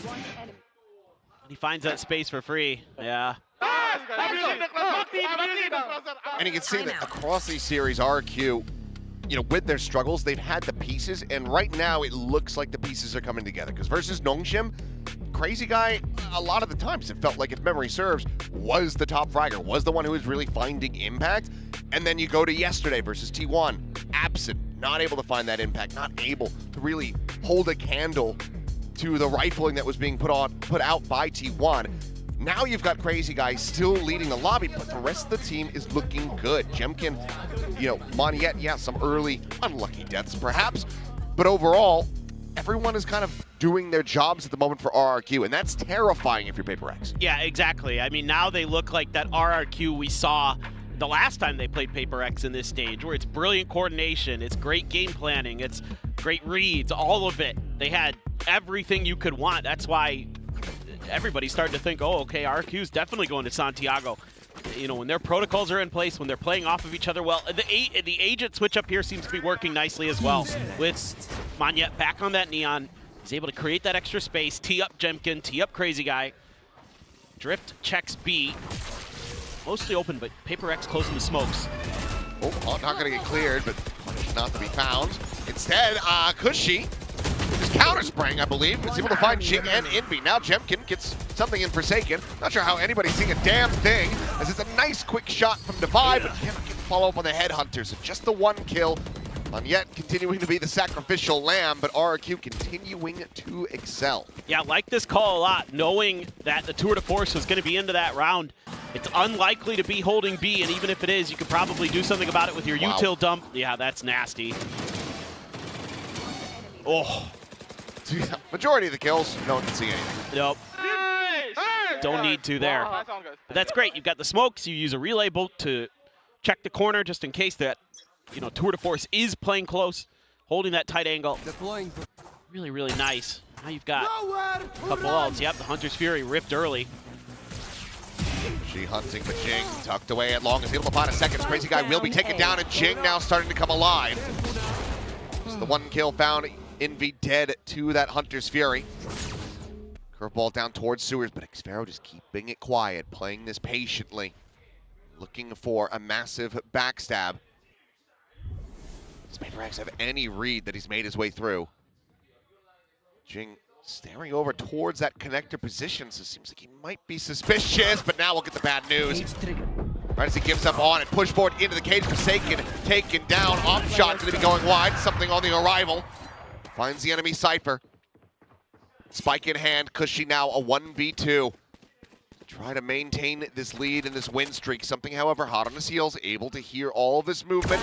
And on the drop down, it's going to be Divide dead! What a shot from Cushy! Wow. That is disgusting. What else can you say?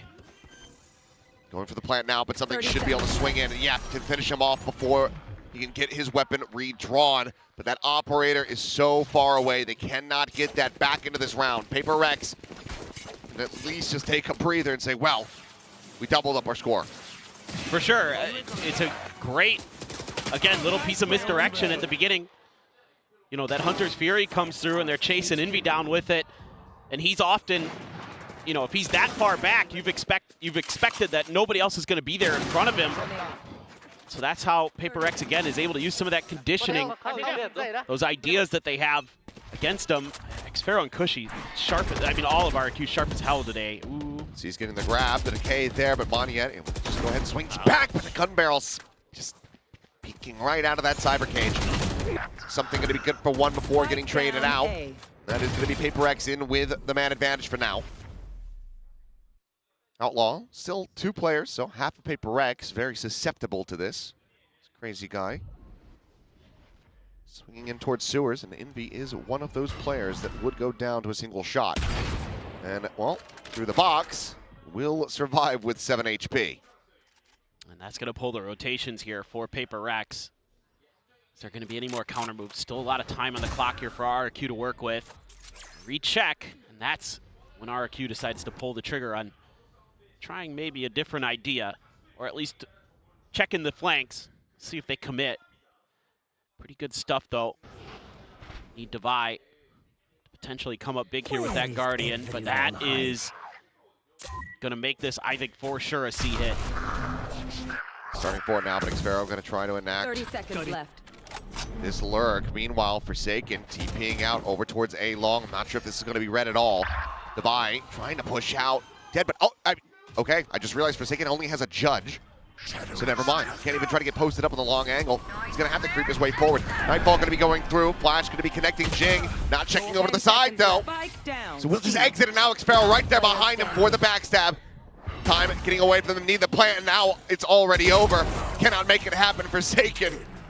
Oh, the TP, it will pay off in the end. Things get chaotic and scrappy, but PRX managed to persevere. Yeah, great layers to this defense on this round for PRX.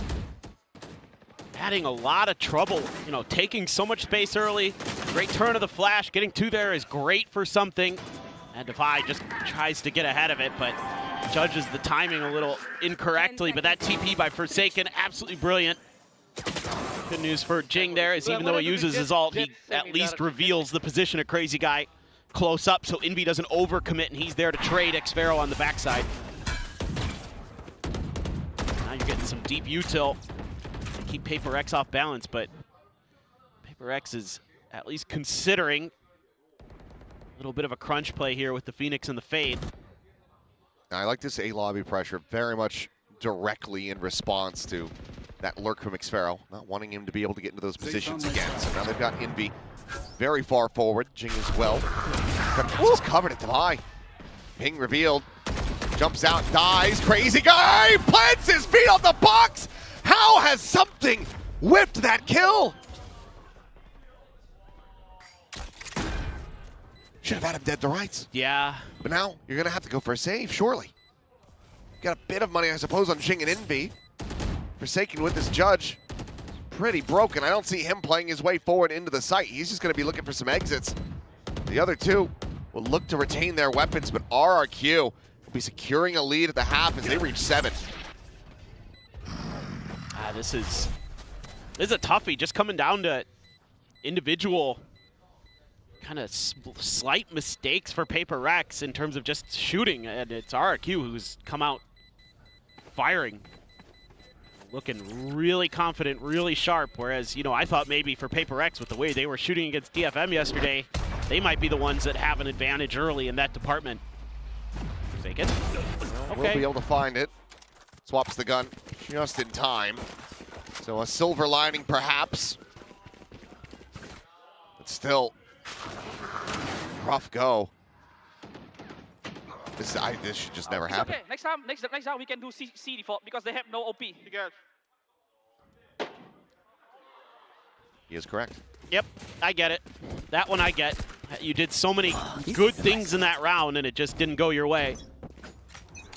That one's frustrating to say the least. Who's next? Tavai just going to be using the Headhunter this round. No money. Drift is only going to see Forsaken. Yeah.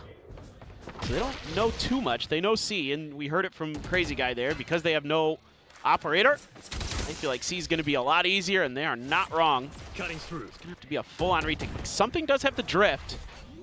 Onyet can counter with an overdrive on the Flood. Spike planted. See how it plays out. Handle this. Dimensional drift will come through something. Spotting out Jemkin on the back of box. His 3 position actually goes in for the challenge and cannot exit. It's a little bit late there on the gate crash. So Forsaken cleans up 2. One enemy remaining. For a little bit more, that's going to be the 3rd. Xfero now tucked away inside of garage. Able to find 2. See a consideration, a thought that perhaps he's going to get the clutch, but with the defuse, PRX still looking to make this decently tight knit. So they're 8-4 or 7-5. See PRX can get this final round of the half. Yeah, just putting that ultimate to great use here. PRX have to play retake the whole way. Woo! That's snappy from Jing. Top of some good curveballs. Forsaken finds a great timing on the flank, and he's starting to heat up a bit in that round. Gets sat down by Xfero, but that's okay. The overwhelming numbers advantage. Somebody wants one. Well, they're not gonna have it. Just money, never able to get there again. Those ops in play. Jing, go to the flash, but Cushy behind the box, doesn't get caught by it. Counter swings out, manages to find the kill. So just a 1-for-1. Taking some pot shots, not going to be connecting through the wall as Jemkin cleans up something. Dead on that C site. RQ now starting to rotate back out. Xfero's gotten himself slotted pretty deep into sewers. Held at bay for now by that trademark, but quick check from Forsaken, spots him in a lobby. Could be fast on the heels, but it looks like they're gonna opt to try to play together.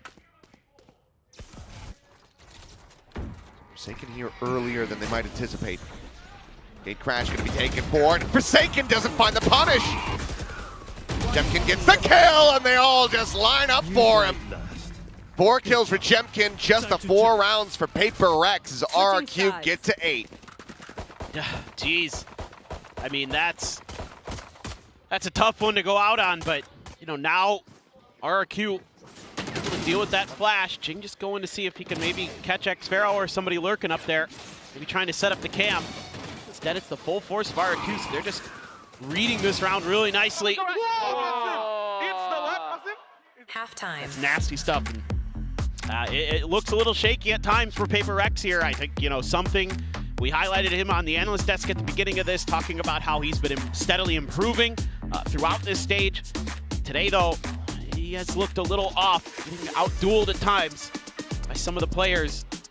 Crazy Guy, of course, having a great first half there. I don't know. I don't really like the Karambit. Maybe I'm one of those weirdos that doesn't find it interesting. Yeah. For butterfly knives, personally. Yeah, I like the butterfly knives. That I can get behind. I like the little mini lightsaber ones. Those are what I gravitate towards. Yeah, I mean, 4-8 here. I think you're feeling kind of so-so about that as PRX, but you know, you like defender side. That's what you're going to be mostly going for here today, so you're not super thrilled. I think in some ways that didn't go a little bit better. Maybe a 5-7, you're feeling a little more confident, but gotta win that pistol coming up. And yeah, Jemkin, he is a big piece of the puzzle for RRQ. If he activates, he's one of those players that can just knock it out of the park and knock you out of the series. Jemkin for the moment. Double the kills of something. They're going to be able to change the script up a bit. It's going to be the half armor for him. Doesn't go for a ghost with a frenzy. He got the spot on the Divide. Not yet. Oh, now he did. We'll just be able to back away. Shot not going to be ringing out. Tripwire identified, cleared.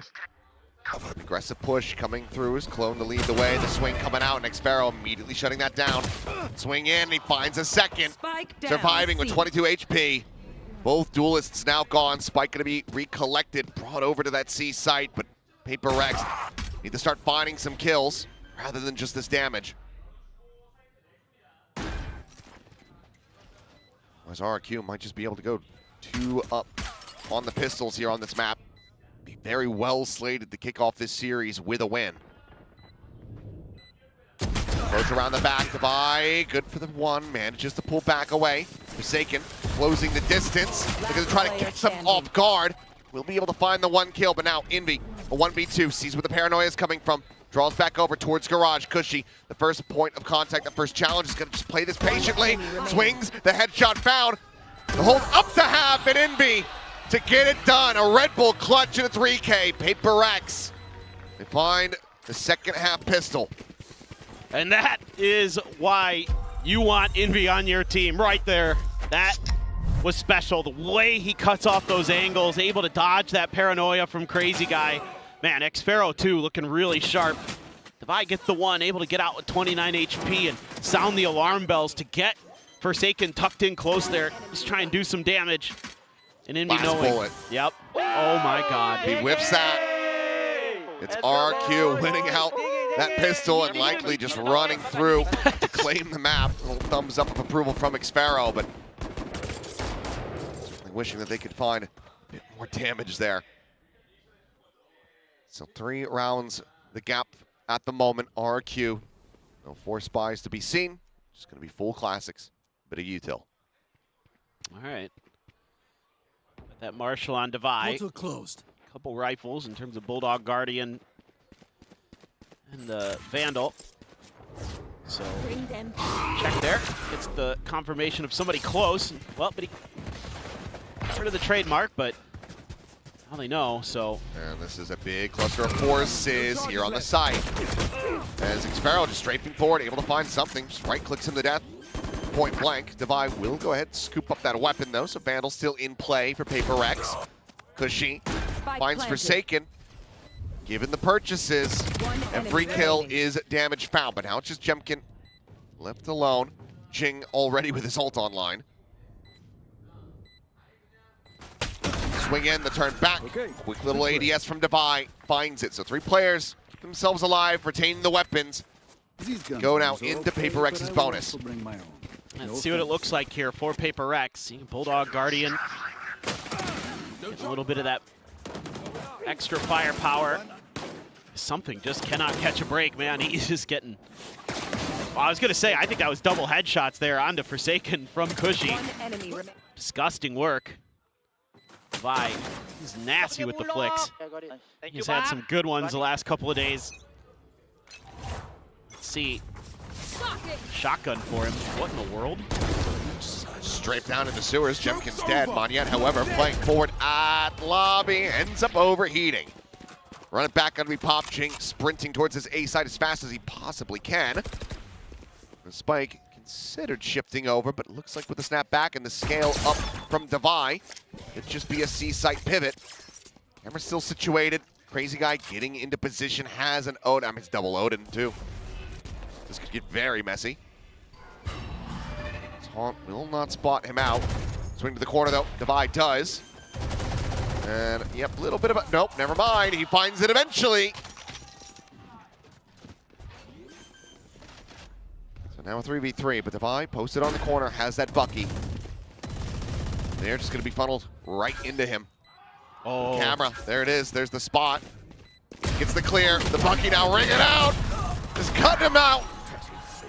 Right at the kneecaps, gets himself 2, and PRX. They will convert the bonus in the second half, now just 1 round away from tying it up. That's massive. A little bit of a head scratcher there for RRQ, but maybe never saw the Bucky in the hands on the reveal with the pings, but not yet here.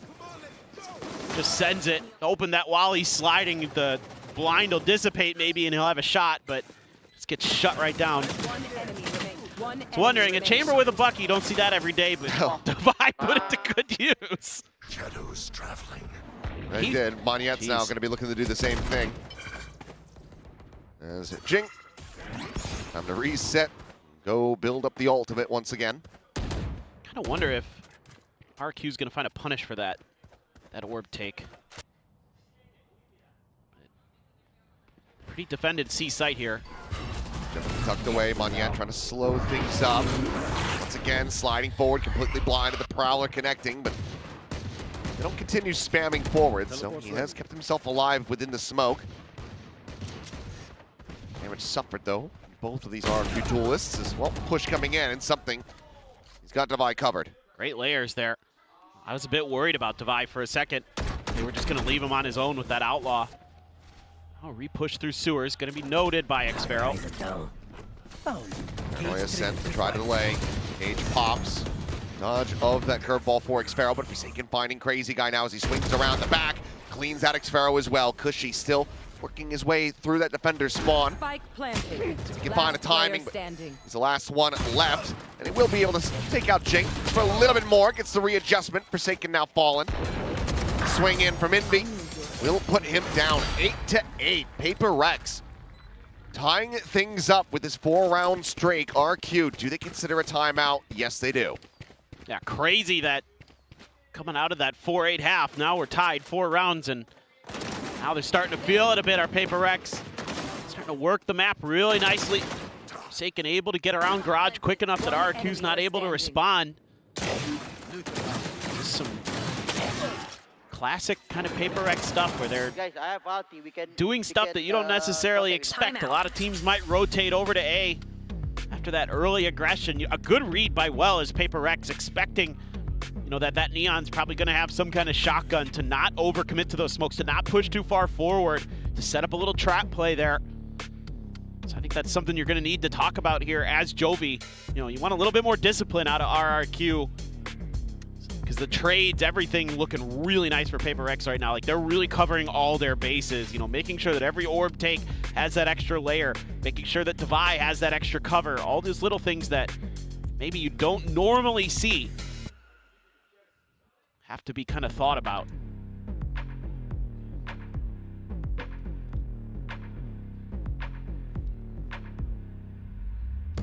A lot of weight on this next round. RQ can't convert this one. And then off at hand. What you do for minute? You go front, okay? Okay, no standard, come. Just see. I think just stand. They're for P, guys. You want to play? Let's play. I'm on TP. Right run. Little rendezvous out, Divai. Slipping the net there, but forward presence established for RQ. Now firmly in control of this A-lobby position, but looking Forsaken around the back. Having TP'd in.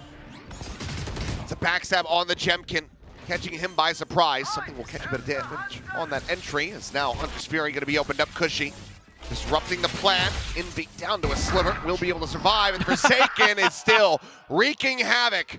Teleport's ready. Oh my God. Swings in from behind, cleans up the kill. Divai now, a rough spot, takes a shot, finds the first. Does he anticipate the second? The answer's going to be no.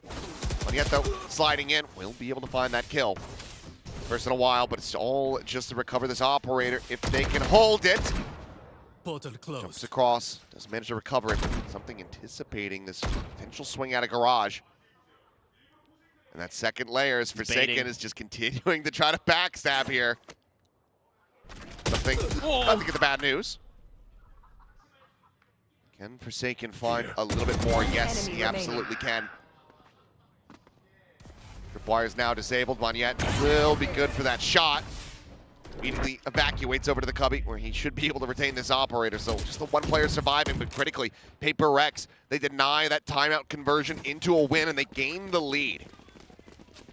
This is something I would love to see more teams try here. When you get that big push up A main and you have that Omen ult available to TP into those back lines somewhere and just cause chaos. And that's something Forsaken excels on at the Omen. He is a master of deception. You never know where he's gonna pop up, man. He is so smart there to find those 2 rounds or find those 2 kills and basically end the round. Ooh, spot on Monyet. Yeah. Seems like Monyet had identified him as well. Just giving himself a little bit of a wider POV, but will just be the slide out. Monyet staying safe for now. Would love to grab this orb, get the overdrive available. Spam now starting to go his way, but the ult is obtained. Another potential concern here for PRX, because now you've got 4 ultimates available to RRQ. They start finding kills. They are going to invest. Face your fear! Crash set up. Cushy throwing the recon. There's a TP, but tucking into hell. It's going to be Cushy able to collect the kill. Headshot found with the Sheriff. Almost down. Divide, finding Monyet out into the open. Neural Theft goes through. Weapon going to be scooped up by Xpharaoh. Vandal now in hand to go with this operator. It's Jing. Playing in behind the bricks. Maybe still yet looking to create a trap. Crazy guy. TP's across over towards C. 30 seconds wouldn't have left. gotten that far in that time. Would just be a swing into a no-scope. Full flash connects on the Cushy. He will fall, and Jing is just running him down. Jemkin now spotted, has to bail the hell out. Once again, trying to just save this operator. PRX continuing upward, now hitting double digits. This is just great stuff. So well in sync right now are PRX. Thought maybe they'd try to sell a fake there with Jing when the drone came out, but this should be a backstab relatively soon here. Forsaken, gonna see him in just a moment. He's just playing rogue out here. Okay. Rescued, it's okay. Jeez. Well, it almost got silly. It almost did. We were close. This, I feel a little bit bad for, oh my God, what a nasty shot from Cushy, but feel a little bad for something on this round. He got kind of hung out to dry a little bit by his teammates, so, you know, he's been having a little bit of struggles, but this one, absolutely, you should not be faulting him for. He tried to do that entry duelist job and got shut down, but, oh boy, that's scary. Forsaken's been doing that a lot recently. Yeah. He's also been pounding. Yeah, he's been feeling it. His words, not mine. Literally said it yesterday. True. Sparrow. Okay. Get off on that flick attempt. At the same time, trading a kill back. Will be able to find Jemkin. So 1 for 1 with Divide down to 10 HP. RQ still in a favorable position, especially as PRX trying to push forward in towards B. And got this Odin set up, but something's just able to find Monyet through the corner of the wall. Dimensional Drift now in play. Sprints over towards the C site. Checks that everything is clear. Now you've got the off aligned. Cushy dead. Spike down. Crazy guy will be able to find one. 2v3, 2v3, but Divide just continuing to scale forward. They're just getting stabbed in the back at every twist and turn.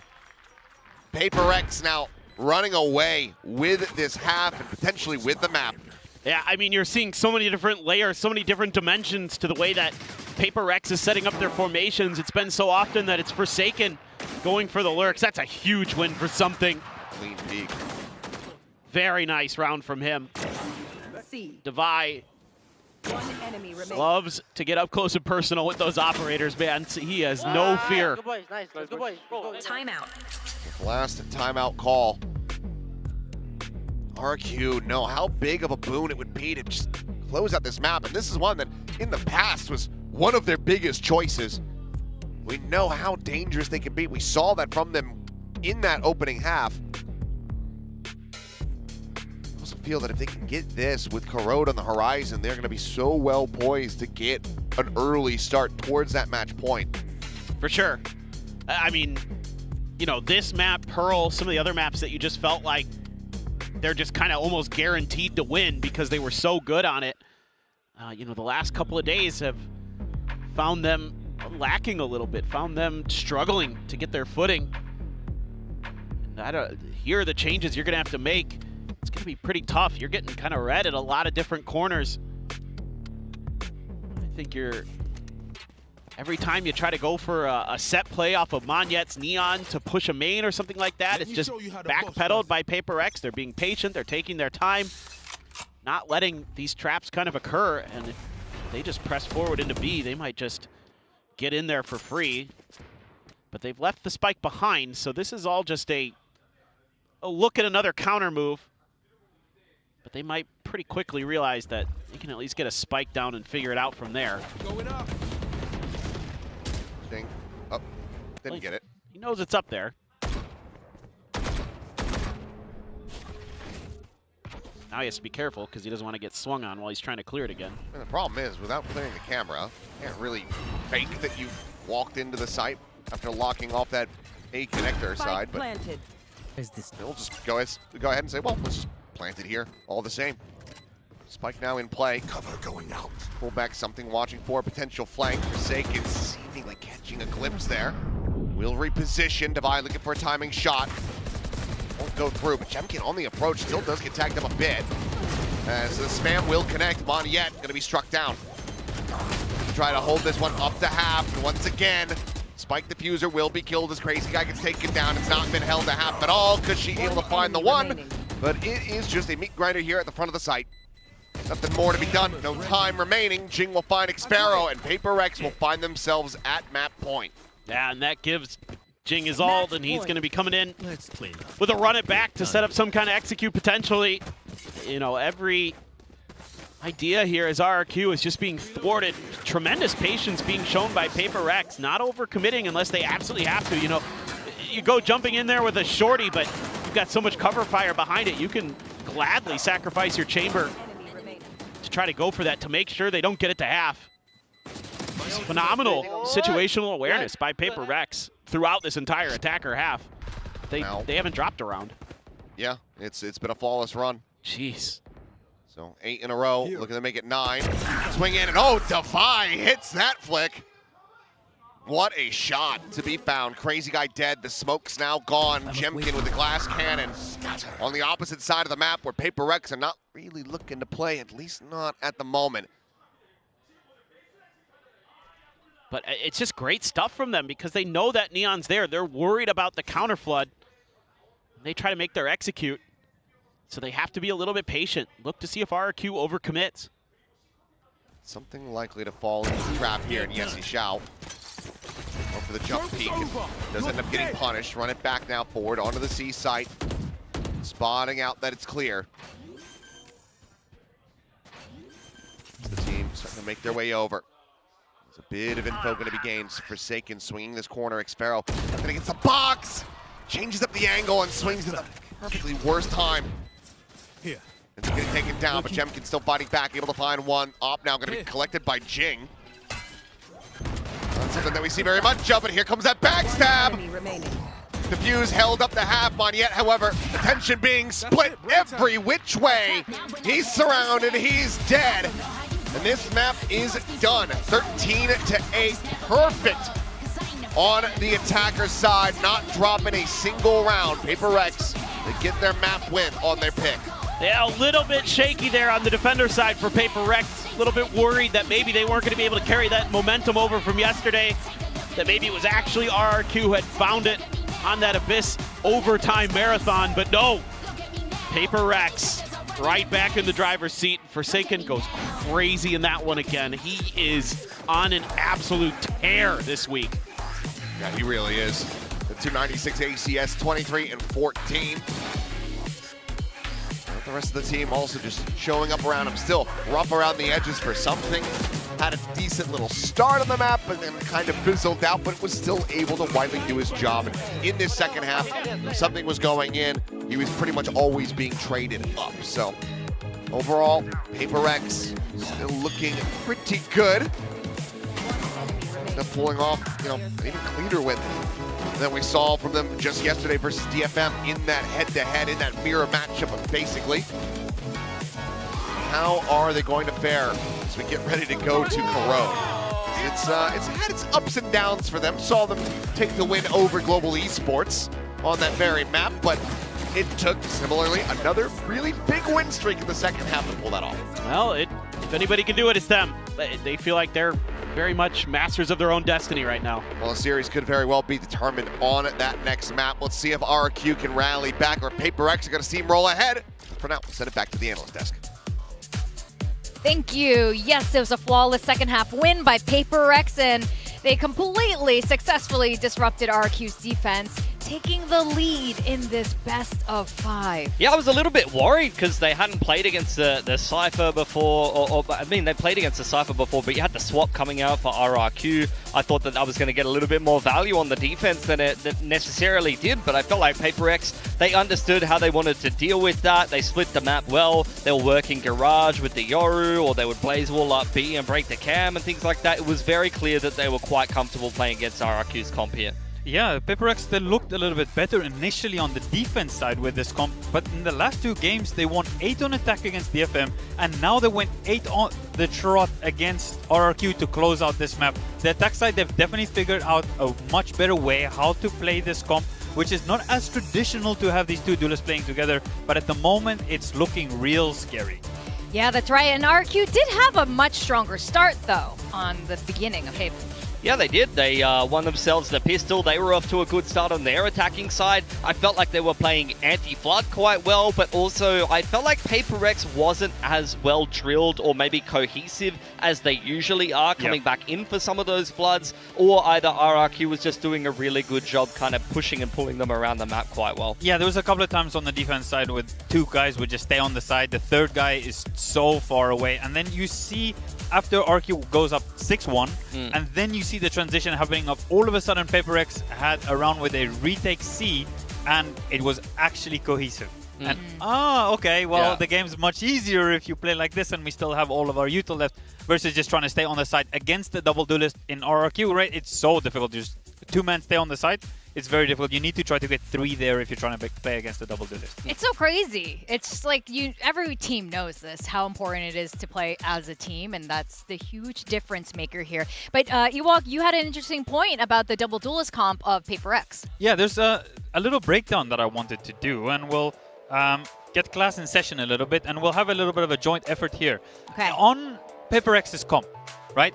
There's 3 main reasons why you kind of want to default A as RRQ, and why you wouldn't necessarily want to start somewhere else, for example, with a C default or a mid default, and why this A default so important. What are some of those 3 reasons we got? I mean, the main thing that I would say is just to break up the rotations and deny the info line to the boys on RRQ. So I think they want to control A lobby because they want to be able to rotate accordingly. They have the Yoru that can gate crash away from A. So maybe if they start heavy towards A, then they want to be able to, just sit one person on that line and then rotate and shore up the rest of the map, right? Yeah, 100%, right? On PRX, right? You have a chamber who you really don't want to just let it fade in a chamber on their own on their defense side, be able to take A control and just leave the chamber on the line, right? It's so hard to punish him also. It doesn't matter for RQ, you drone, then even if you tag him, you're not going to kill him, right? And then if you actually want to go A, then the whole stack is there. They have Yoru as well, which is, he's also just going to sit on the line, and then one guy is going to protect the whole A for PRX, and 4 players can stack over towards the other side. Yeah. There's another main reason. So those are 2. So it's main reason, number 1, chamber. Number 2, Yoru. Number 3, Vic. Is it the other duelist? There's another duelist in there. Is it Phoenix? Exactly. And why the Phoenix? Why the Phoenix? Because it's Jing. Because it's Jing, and what does Jing love to do? Flash himself. He does that also. But he also loves... But what else does he like to do? He loves eating orbs. Yes. If you're going to let him eat the orb and get the orb every single round, Phoenix and Jing are just going to take the orb every time, and it's going to be so easy for them to flood around the map. Because in A-Long, the Fade is just going to help him with the Prowler or an Eye, and then he just takes the orb every single time. That's not what you want when you're playing against the Phoenix. So, 3 main reasons for RRQ to start their default towards A, right? PaperX also know this. So, PaperX also start heavier towards A, and 1, 2 here, so they will 3, 1, 1 often, right? Because PaperX is aware of this condition as well. Yeah. So what does that do if the A side is heavier for PaperX now? If you can keep 3 players from PaperX on the A side because they think RRQ is going to go A, what happens then? I mean, you could leave the Cypher there, you put cages up and like leave A open, and then maybe you go faster Garage or you speed up B or C, something like that. Right. Especially against Chamber, it's a lot easier to just, hit the other side of the map. Exactly, and that's what RRQ did really well, and that's why if we roll the clip, we'll see PaperX keep starting heavier over towards A, trying to deny RRQ from just defaulting A every single time. Yeah, see the fight here. You got Jing on the info line. I like this start, RRQ. It's the high drone with the Hunter's Fury. Unfortunately, it was a bait setup, so Jing, as you mentioned, was there ready to take the orb, but he bides his time a little bit more, and when they speed up into him, he's able to multi-frag quite nicely there. Guys, absolute clinical from PaperX, really, because they were on the back foot initially. They noticed it is happening, they went behind, and then they make the adjustment. Much better after the adjustment to start heavier over towards A. Here you can see important kills for them, and then after all of that, they just go onto the attack side and say, it doesn't matter, we don't even need rounds on our defense side if our attack side looks this clean. It's still a risky play, though. I mean, get some defense rounds before you go in. You don't have to gamble. But yeah, absolutely flawless attack round by PaperX there. But there are 2 players on each side that have been absolutely popping off. Yeah, for sure. I mean, Forsaken had another big game, and we highlighted him dropping almost 100 in the Stage 1 lower bracket final, I believe it was, playing 5 different agents. Jemkin had a pretty decent game on the Yoru as well. It was good to see him back on it. Previously, they were playing the Chamber comp, right? So it's good to see him just going back to something a little bit more comfortable. For me, maybe the best Yoru in the world, the majority of last year. Now there's a lot of good Yoru players, but Jemkin was crazy on it, and again, he's done pretty well for himself. Yeah, it's just my issue was Jemkin, he was there and he's fragging, and Crazy Guy started with really good fragging. He put up good numbers. I think he was 9-1 at the start. Yeah. But then the Omen on the other side started taking over. Yeah. And unfortunately, Monyet was not really putting up the numbers that we needed from him on the other side. Yes. Monyet needed to give a little bit more because his Neon is so impactful for RRQ and does so much work. But here, as you can see, for his average in Pacific Stage 2, it looks so good. Look how much impact he usually gets. But this one, unfortunately, we see that 0.44 KD, 0.4 kill per round. He's not getting the impact, unfortunately. Yeah, it's very rough. I mean, Monya, he was on Viper duties. This is the map where you want to see him unleashed and take over the game. You've seen him have huge carry performances on this map, on the Neon, and unfortunately hasn't started off the series well today, despite being very hot at the end of the series yesterday. Yeah, and I wonder if, this is just an effect of playing 2 days in a row of best of 5s from Monyet. I mean, this guy's got a lot of experience, but this is quite a lot to deal with. But Corrode is the next destination. Of course, not unsurprisingly, RRQ picked this map. Yeah, I mean, they have been playing the Chamber on this map, and it is going to be another map where you're going to get Monyet on the Neon. Attack first here for RRQ, and for PaperX, another double duelist comp where they're playing the Phoenix here. I'm going to be interested to see the macro side for PaperX starting out on the defense side. RRQ do not have a flash outside of that Omen Paranoia. It's going to be important for RRQ to get pickoffs before they try to exec into the side. Is PaperX going to be disciplined enough to not give away pickoffs and play behind smokes and try and hold on to the side. That's what I want to see in the macro gameplay. Something went crazy on the Waylay as well. Just the last time that PRX played this map, he hasn't played a lot of Waylay, but he gets to start defense side, and he didn't have the best map one, so I want to see something go a little bit better this time around. All right, well, it's time to dive into map 2. Let's see if RRQ can take a point back as we send it back to Paper Thin and Achilles. Let's see indeed. Corrode has been a bastion of hope for RRQ since the map was added into the pool. Can it be that once again? PRX, as mentioned, they've had their ups and downs. They have a complicated relationship with this map, but most recently versus Global, we're able to barely scrape by with that win. A lot of it did have to do with something having a pretty surprisingly good Waylay. Yeah, he's been really impactful with the Waylay since debuting it in Kickoff here against DRX as well. Put up really good numbers, so you're going to need that to continue. I see a bit of a step up. You know, the Forsaken show seems to be on full display here this week, so if that continues, plus you get a little bit extra behind it. Devi on the Viper, he can cause some issues, but that Prowler is backing off Envy. Devi there to watch, but RRQ is very patient on their attacker side on this map. They're going to hold those mains. They're going to look for their opportunities. Meanwhile, this is the weak side for PRX. They're going fishing for information there, trying to bait with some shots, but nobody responding just yet. And as Ewok was pointing out, that paranoia, oh, so important here for RRQ. Not going to hit anything. I think PRX. Big reveal. And Envy able to play off of that. Gorgeous little setup for him. No one shooting that haunt. Demkin taken down, double face board though. And RRQ will be able to flush out these remaining players. So Envy and Devi both going to be taken down. Forsaken on the arrival, finding one, but Xfero absolutely mows them down. 4 kills for him to jumpstart the Viper. As RRQ will once again find the opening pistol. Yeah, this is a really nice counterpunch, unexpected one from RRQ. I think as PRX, you're thinking, okay, we get that first one because nobody clears the haunt. We should just be able to wait, group up as 5, and make that flood retake, try to go. But RRQ is like, let's catch them off guard here. Let's be aggressive. Let's push out, and it works. A treat. Clean and calculated. Well, goodbye, Jing. Quickly dealt with, and RQ, wise to know this is not going to be a solo push. They saw a little bit more there, and Forsaken will go ahead and feed them another. Shallow on the paranoia, doesn't connect to these 2 players, so the double face board, something's going to be able to find Cushy. Down A. Grab of the Bulldog. As the pressure now in from behind, the players completely surrounded. Envy able to fight for another kill. We'll get some damage in. See if Devi with just a classic will be able to make anything else happen, as it'll just be that Phantom collected. Yeah, if you keep these last 3 guns here as RRQ, you're not feeling too bad about this at all. Devi, do any more damage would be great, but gonna try to come in on a late timing here.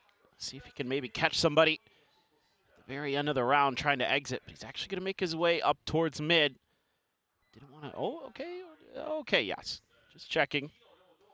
Doing his due diligence. Xfero watching that angle. I think it should be pretty tough here.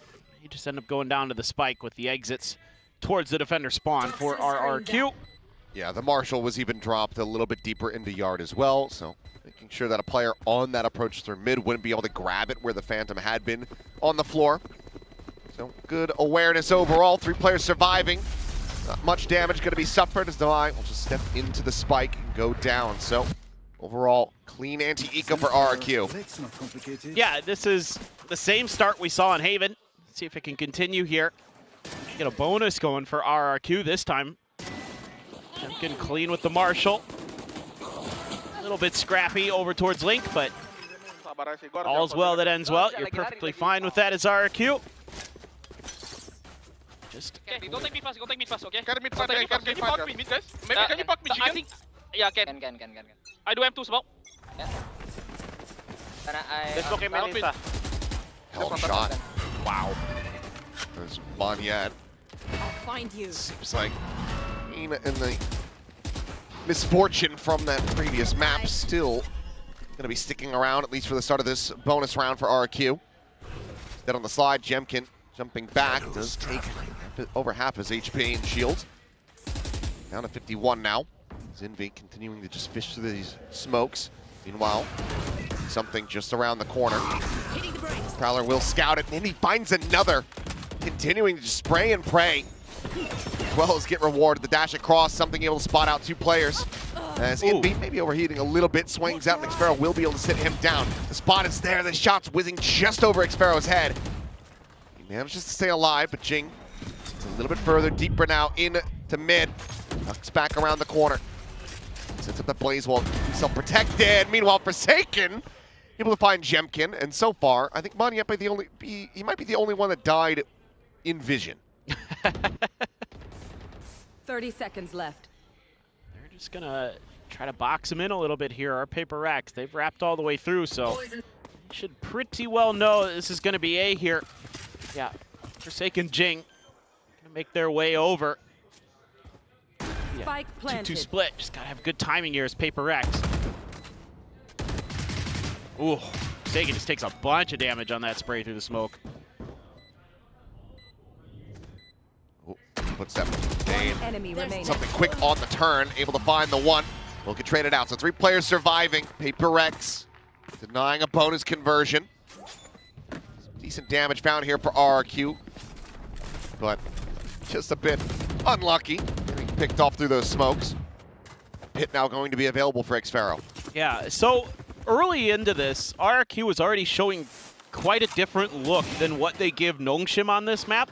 A lot of what they do against Nongshim was like holding mains. You know, Jemkin's out on his own, getting info. He's so good with being able to get those peaks and then TP out and kind of find out what's going on the site. But a lot of mid pressure, a lot of death balling around here so far for RRQ. Is that going to be the methodology that they've thought up coming against PRX? Or are they going to go for something a little bit different? That operator there. Big force here, but he hits the shot. Jing. 0-3-0. Great hit from Jemkin. Where are you? Putting himself at risk with that glass cannon, but goes unpunished, and now is on a deeper angle. And is anticipating these old tendencies from PRX, wanting to get information, wanting to push out. The punish is there. Now 3v5, Envy up over the top, quickly dealt with. Cushy. A bit of revenge for the previous round. That leaves just something in Divide to try to get at least some damage dealt. And they will be able to find one. The operator now on the floor, Saturate flying, something needing to separate this. But he cannot, Mon yet. Draws his attention long enough for Xfero to get out on the angle. Kill now found. He's connecting on the device, sends out the bite, but they know where the last player is, so they'll just play away from him. Full rotation across towards the B side of the map. Can scoop up that op along the way too. So nice call here for RRQ. Divide, I would assume, is just going to think about saving if possible. Just try to make that a reality. You're going to leave Xfero though at Link. Xfero might just have him. Poison orb up. And Divide thinks better of that. Doesn't want to challenge. Xfero though on the hunt. Has to check behind the boxes here. Could have used the orb to drift across. Divide for now. Favorable angle for him. Flush against the wall. The swing coming in now. Timing just a bit off. Xfero will be able to find it. 4 players alive. RRQ. 3-1 to start. Yeah, and so this strategy that RRQ's been employing, you know, usually they like to leave Jemkin on his own, kind of let him control the mains, maybe a little bit of mid stuff too, but now they're just all pushing together, looking for these trades. You know, 2-1-2 split for PRX is quickly dissected because of the catch on the push out. You know, Forsaken continuing to try to take space, continuing to try to employ some of what worked for him on Haven. Just shut right out.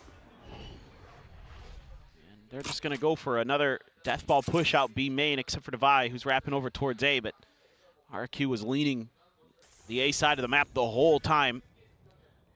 Love to get something that convergent pass one way or another. He'll get it in death. Jing does have his ult, so this kind of is a feels bad man round for PRX unless they could pull off the thrifty. Tyler checks up. There's just been also quiet on this side of the map, so RRQ now, maybe double guessing, but with the trademark clear, we'll just have them pivot back into A. It's all intentional, though. There were already players rotating over, knowing that if they cleared that trademark, it wasn't going to be likely that RRQ would want to go in that direction. Now we're checking around yard. Moniette's going to start on the approach. A little bit of spray, just jumping across. They know that they've got yard and main control. As Saturate looking for the catch, and Jemkin is able to find one. Envy going to be taken down at Hall. He's lobbed in, Divide caught, dead. Cleanup coming through, and now RQ 30 seconds left. continuing to poke and prod from every single angle on this A site. Jing will find one, stops from being a flawless. Something on the swing out, will be able to find one, but swiftly gets overwhelmed. So some damage found here, but round win not looking likely at all unless Forsaken can do something with a Bucky that I've never seen anybody with a Bucky do. Because he is playing at range. Doing his best to get in there to get into range, but with an op holding that angle. Yeah, good luck on this one. Shot not going to be hitting. He's forward, is able to close the gap a little bit more. Looking for a weapon, and will just get spammed down to 18 health. Here. Just no options. Cover going out. No way to make a go of this one. Will just get taken down by the spike, it would seem. There's RRQ, a 4-1 start. Saw him get 5-1 before Alex felt the need to try to call a timeout. That is RRQ's map pick, though. Might be wanting to use it a little bit sooner, but for now it seems like the timer will tick down. I think he's going to wait and see how this gun round goes, see if they can make the adjustments. A lot of this early pressure, you know, RRQ not overcommitting to anything, or they've got some decent info. Don't want to give up anything extra, and so far it's working. They've got a great read on PRX's tendencies. It's that 2-1-2 split again. Let's see if PRX goes pushing aggressive. Near wall mid.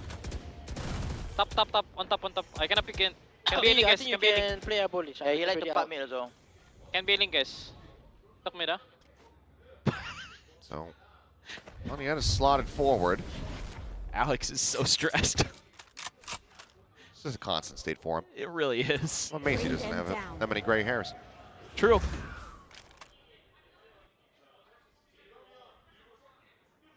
Two players on this B site. B rotating over, try to reinforce it. Smoke out towards Heaven. The swing. Something just looking to peek on this tiny little pocket, but the poison orb will dissipate. They're trying to bait a response. They threw the paranoia, they threw a bunch of stuff. Moniette's about to flank in. They know exactly where they are at. Moniette swoops in from that connector. Two players going to be cleaned up, Envy and Heaven. Now with everything to do, and Jemkin will just go ahead and put an op shot right between his eyes. Spike planted. Devi and Jing just to sit back, tuck away, and hold on to the weapons. 5-1 the start here for RRQ. PRX, I think they're going to have to call that timeout. Yeah, for sure. And this was all just buying time for Moniette, making that extra bit of noise, throwing the C's, throwing the paranoia. That pulls the rotation from Envy over. That opens up that mid space for Moniette. That makes the round pretty easy, pretty doable. They're going to juggle the operator away just in case. Eat it off the map and move on with their lives. Same start they had on Haven. Same time for a timeout. Yep. Just trying to avoid the mistakes of that previous map. Not allow for PRX to get any additional round wins here. Seems like RRQ, yeah, able to shrug off that opening map, knows that they are going to be, at least in theory, favored going into Corrode. It starts off decently, but Moniette completely unnoted. Envy had given up the space, wanted to get over towards Heaven. And so he just swoops in. How many times did you have to do that? Timeout. Picks him apart. And it's really rough for PRX because they have been sitting on Jing and Envy's ult for a couple rounds. So they're not able to get value out of that either. You know, they're looking to be patient there in that round to save until they know that RRQ's committed to deploy the Nightfall. But by the time the commit is there, it's too late because Moniette's killed two. and you're kind of just out of the round. So everything you're trying here so far as PRX is being pretty well handled. Now this is definitely PRX's worst side of the map, the defender side to say the least, but I'd like to find ways to get a little bit more pressure going, but finding ways to deal with that op from Jemkin, because he's just starting out the rounds, holding angles. So you trying to create that extra bit of space by pressuring mains and things like that isn't able to find that value that you'd like. So maybe gonna need a little bit of extra oomph behind some of those hits, maybe get a little bit of deep info from Envy or something like that to try to get those to go. But he's on perma mid duty, so some Guardians in the mix there for PRX. They're just sending it down mid. Here. TP peek from Forsaken. Some damage eaten. Bring them down.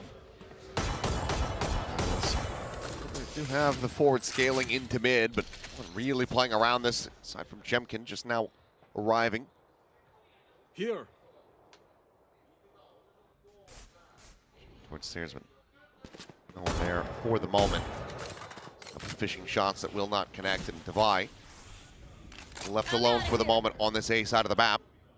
Jing not too far away. Has that run it back? Shadows traveling. Not going to be seeing the chamber scale very quickly here, but oh, Divai finding a timing, is able to take down Cushy before the paranoia flies through. Jing loses out on that ultimate, but Divai starts to take over as Monyet picked apart. Seeing the spike, it gets recovered, carry it back, and now it's going to be TP into B heaven.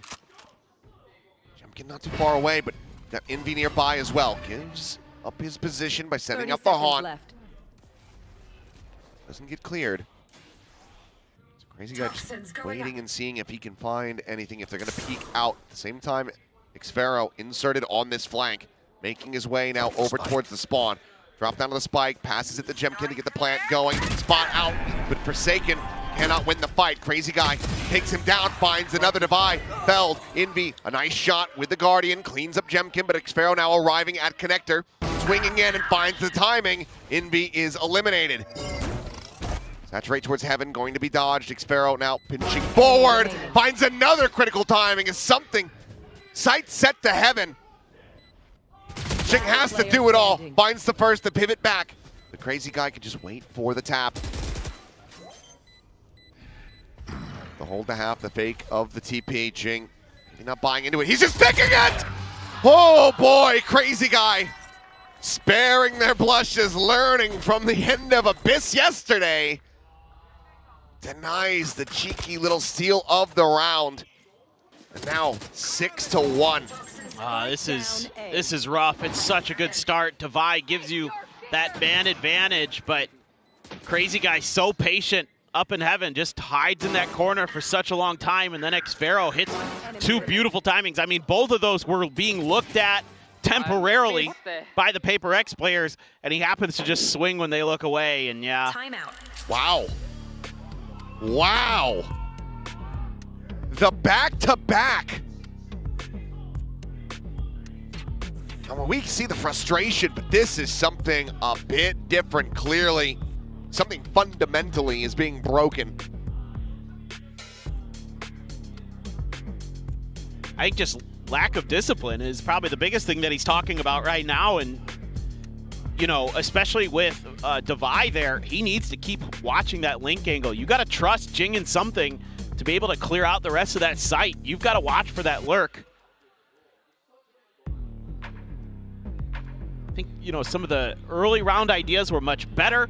You know, finding those moments to kind of put the tempo, put the pace of the round in your hands as PRX, because that's something that RRQ's been doing so well, is either waiting for you and then counter hitting, or throwing out what looks like a real hit and then they take a pause. Those have both given PRX problems.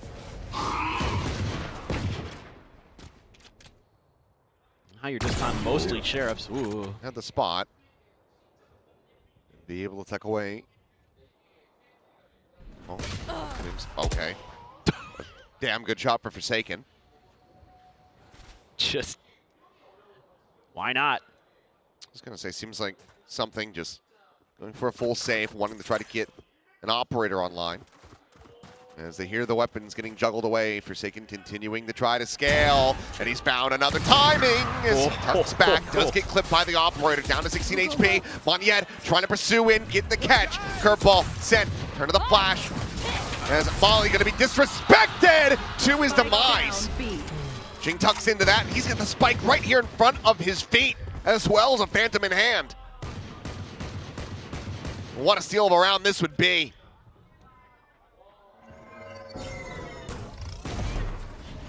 Saturate dropped in over the top, and Jemkin overwhelmed. Forsaken finds 3, and a Thrifty achieved off of that double timeout call. PRX, they double up the score, but they are far from out of the woods. We saw that on the first round, like a similar idea from PRX where they want to push out. I mean, he's just nasty. And they get that extra layer of help there. Monyet so eager because they know they tagged him with that op shot that they can get that quick kill. They can just get one of those phantom bullets to go, but Monyet seeing what Stacks did to him. Well, if I just go across the volley, I'll kill them both. Ends up being a bit more unfortunate. Not ready for Jing on that angle. Hitting him twice with that Sheriff. If Boaster can do it, anybody can. Yeah. Yeah. Sometimes unlucky, I guess, but do have that tour de force there for Jemkin. Cushy has a Nightfall for an execute. Well, this could be their undoing. Oh, he waited. Plays it patiently. Something, however, what a shot. Catching Crazy Guy on the jump peak, now just making his way over towards safety. Nightfall quite going to connect onto him, but Jing on the peak from Yard ends up losing his life. Player advantage very much established for RRQ, and something just now recovering from the decay.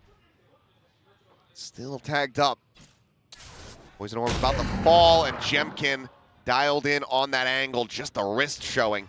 Teleport's ready. Seems like RRQ not going to be allowing for some consecutive round wins, barring clutch magic from Forsaken and Envy. Correctly positioned, Paranoia across, looking for the catch, but Jemkin swings in to cover his exiting teammates. RRQ will get themselves now up to 7. That's just crazy good stuff from RRQ, especially Jemkin, up to 11-5 on the chamber. Patience there off the elbow peak. Nice little shot from something, but Jemkin finds a great off angle to take here outside of this. That is brilliant stuff there. Able to cover his teammate after the paranoia and the spike plant. Finally, I shoot. Oh my god. Yeah. Jemkin continuing to have a very impactful performance here. It's a nightmare to deal with. Oh, he's going to have that op. Now you can leave him. This is more standard RRQ corrode play here. Run it back to check around B main. Clear the trademark. No one in mid to catch. Swinging, but won't be able to go deep enough to clean up Crazy Guy. They're going to try to counter swing off of that. Forsaken at the same time. Walking out of the smoke. Finds the kill onto Xfero. That's a big catch. That's crazy. Little push and pull on the map there. Creating space at 2 different layers. Away from the Prowler. The peak. Something able to find the one. The double dash. This time not getting tagged up on the exit.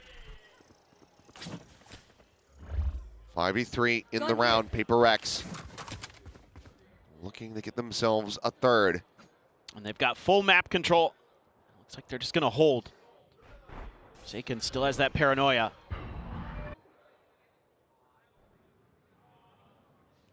Tucked in the corner. Unread. It's Forsaken. Tears them apart. Divide swings in, keeps Forsaken protected. Flawless round for PRX. Still yet to find any consecutives, but starting to get some damage through. The gun barrel reveals itself in front of Forsaken there. His last couple kills gets him prime position to shoot it out, or maybe he's just ready. I don't know, but great little trade there. Swing in from Divide. That's a good start. Use those ults, gain that extra space, find that extra room in the middle that was left open. Something with that op, going to be covered by Envy with the Odin. The big guns up mid. Hit on the other side. PRX wants to box RRQ out of this round. Oh, the swing, what a flick from Jemkin. Annihilates something. Wow. What a hell of a shot. Jing, however, still playing forward fearlessly into mid. Will get punished.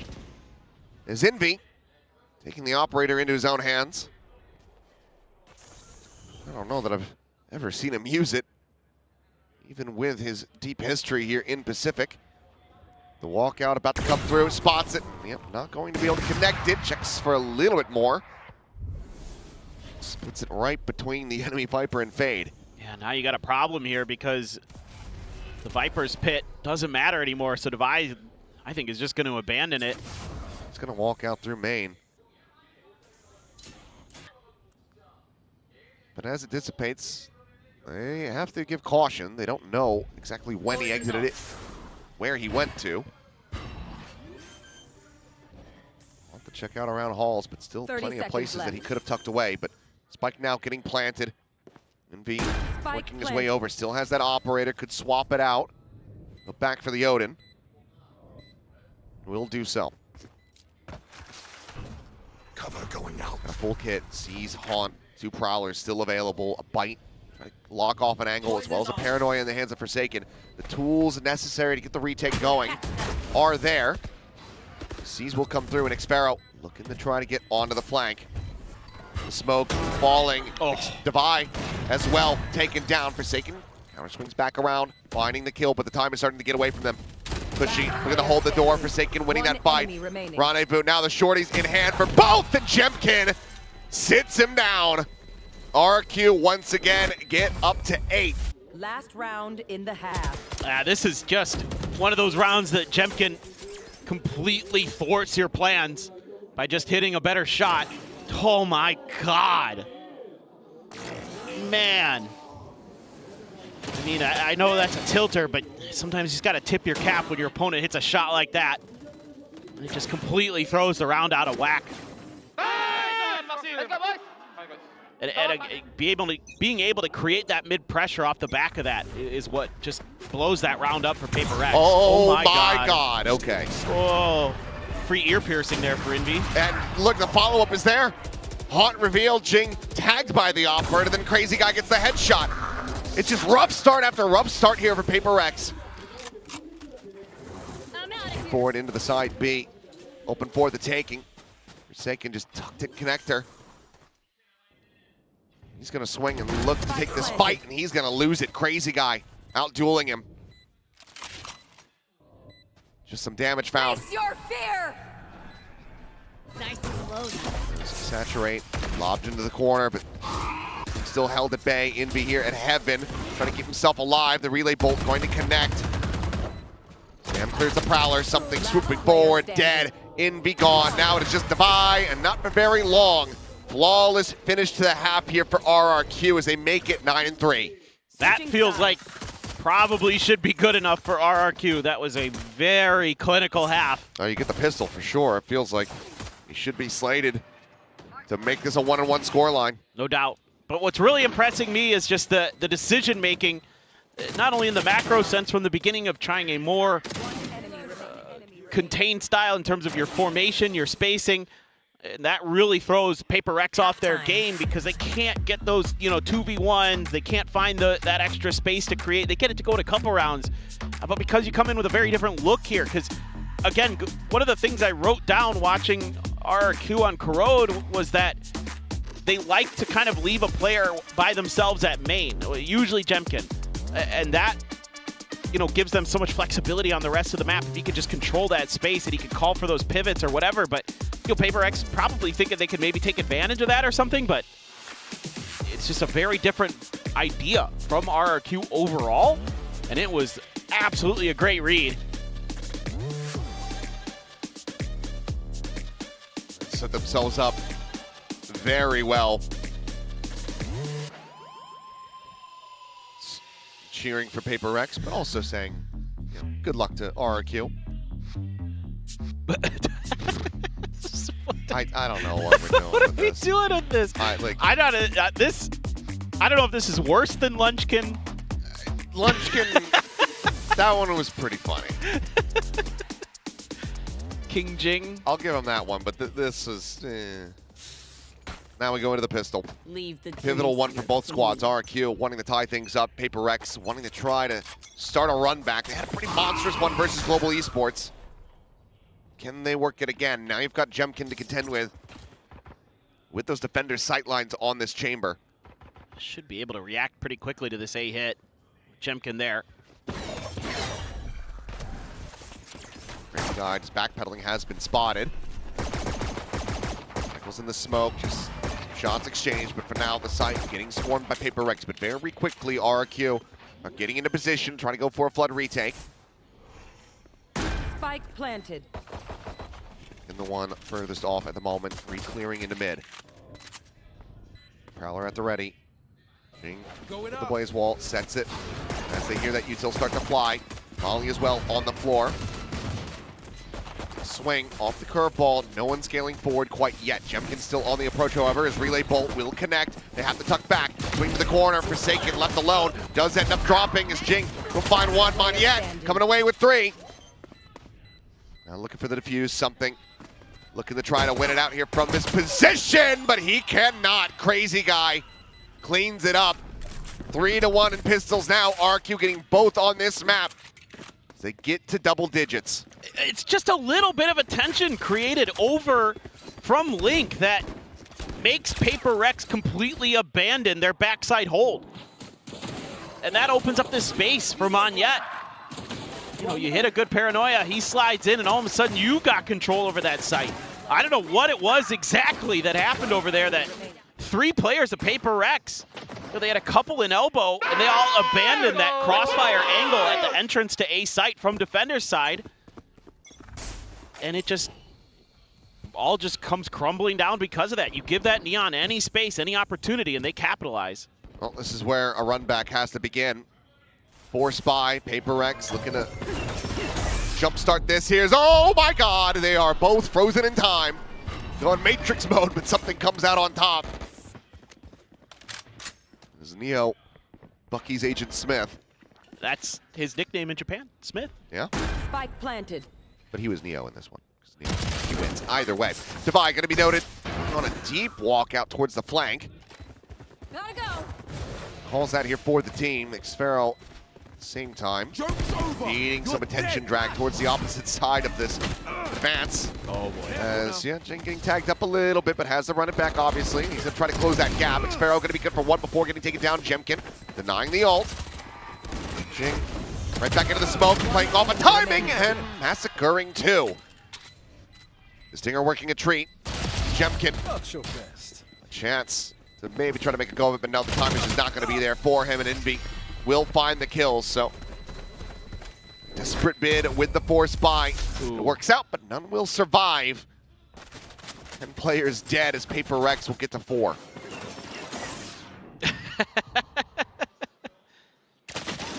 Amazing stuff. Some of these combos that they have with their own utility this time for PRX go their way, playing right off that C's. Nice stuff from Jing. Anticipating the push. That's more like it. Still fired up. A lot of work to do, though. Well, it really is. Flash of the face. Jemkin just going to be rendezvousing out. Relay bolt sent through, and Jing going to be taken down. Jemkin able to find him the wall bang. So in the end, a 1-for-1. Is it that hole right there in front? I believe so. Oh my God. Thought it was just going to be, you know, tagged up to hell, but would be able to heal it out. But right. The final headhunter shot from Jemkin, able to find the kill. Crazy guy, though. Deep walk down through mid. Caught on the extremities by Forsaken. A site pretty much already cleared. Grab the orb with the plant. We'll be able to get 1 away. Looks like they're giving up a bit of time for the rotations to come through. And actually, we'll just pass this over to something, get him 2 from that convergent paths. I like the idea to get Forsaken that ult. It gave RRQ just absolute fits. Oh, Envy. Oh boy. I don't think, not going to be ready for this one. More dreams. A quick little headshot. The flanks contained. So just Jemkin and Cushy to sit back and die to the spike. should be round over. I need to see that from Jemkin's perspective. That kill, absolute madness, but then getting a little, you know, trying to take that space or RRQ, and PRX just reads it. Kind of simple as that in that round. Something, let's just see. So helps to. Love to get another charge here, but we'll just go down. Nothing too concerning there, just the Marshall lost. PRX halfway to tying this up. Well, done it before. Dead on the floor. Forsaken. Execute the B, boy. They know we've been friends. All right. Let's see what they got in store for us. Spam middle, Jason. Yeah, you take a look at Jay. Smoke corridor. Wala. Smoke corridor. On this beat. Punching to the wall. Window open.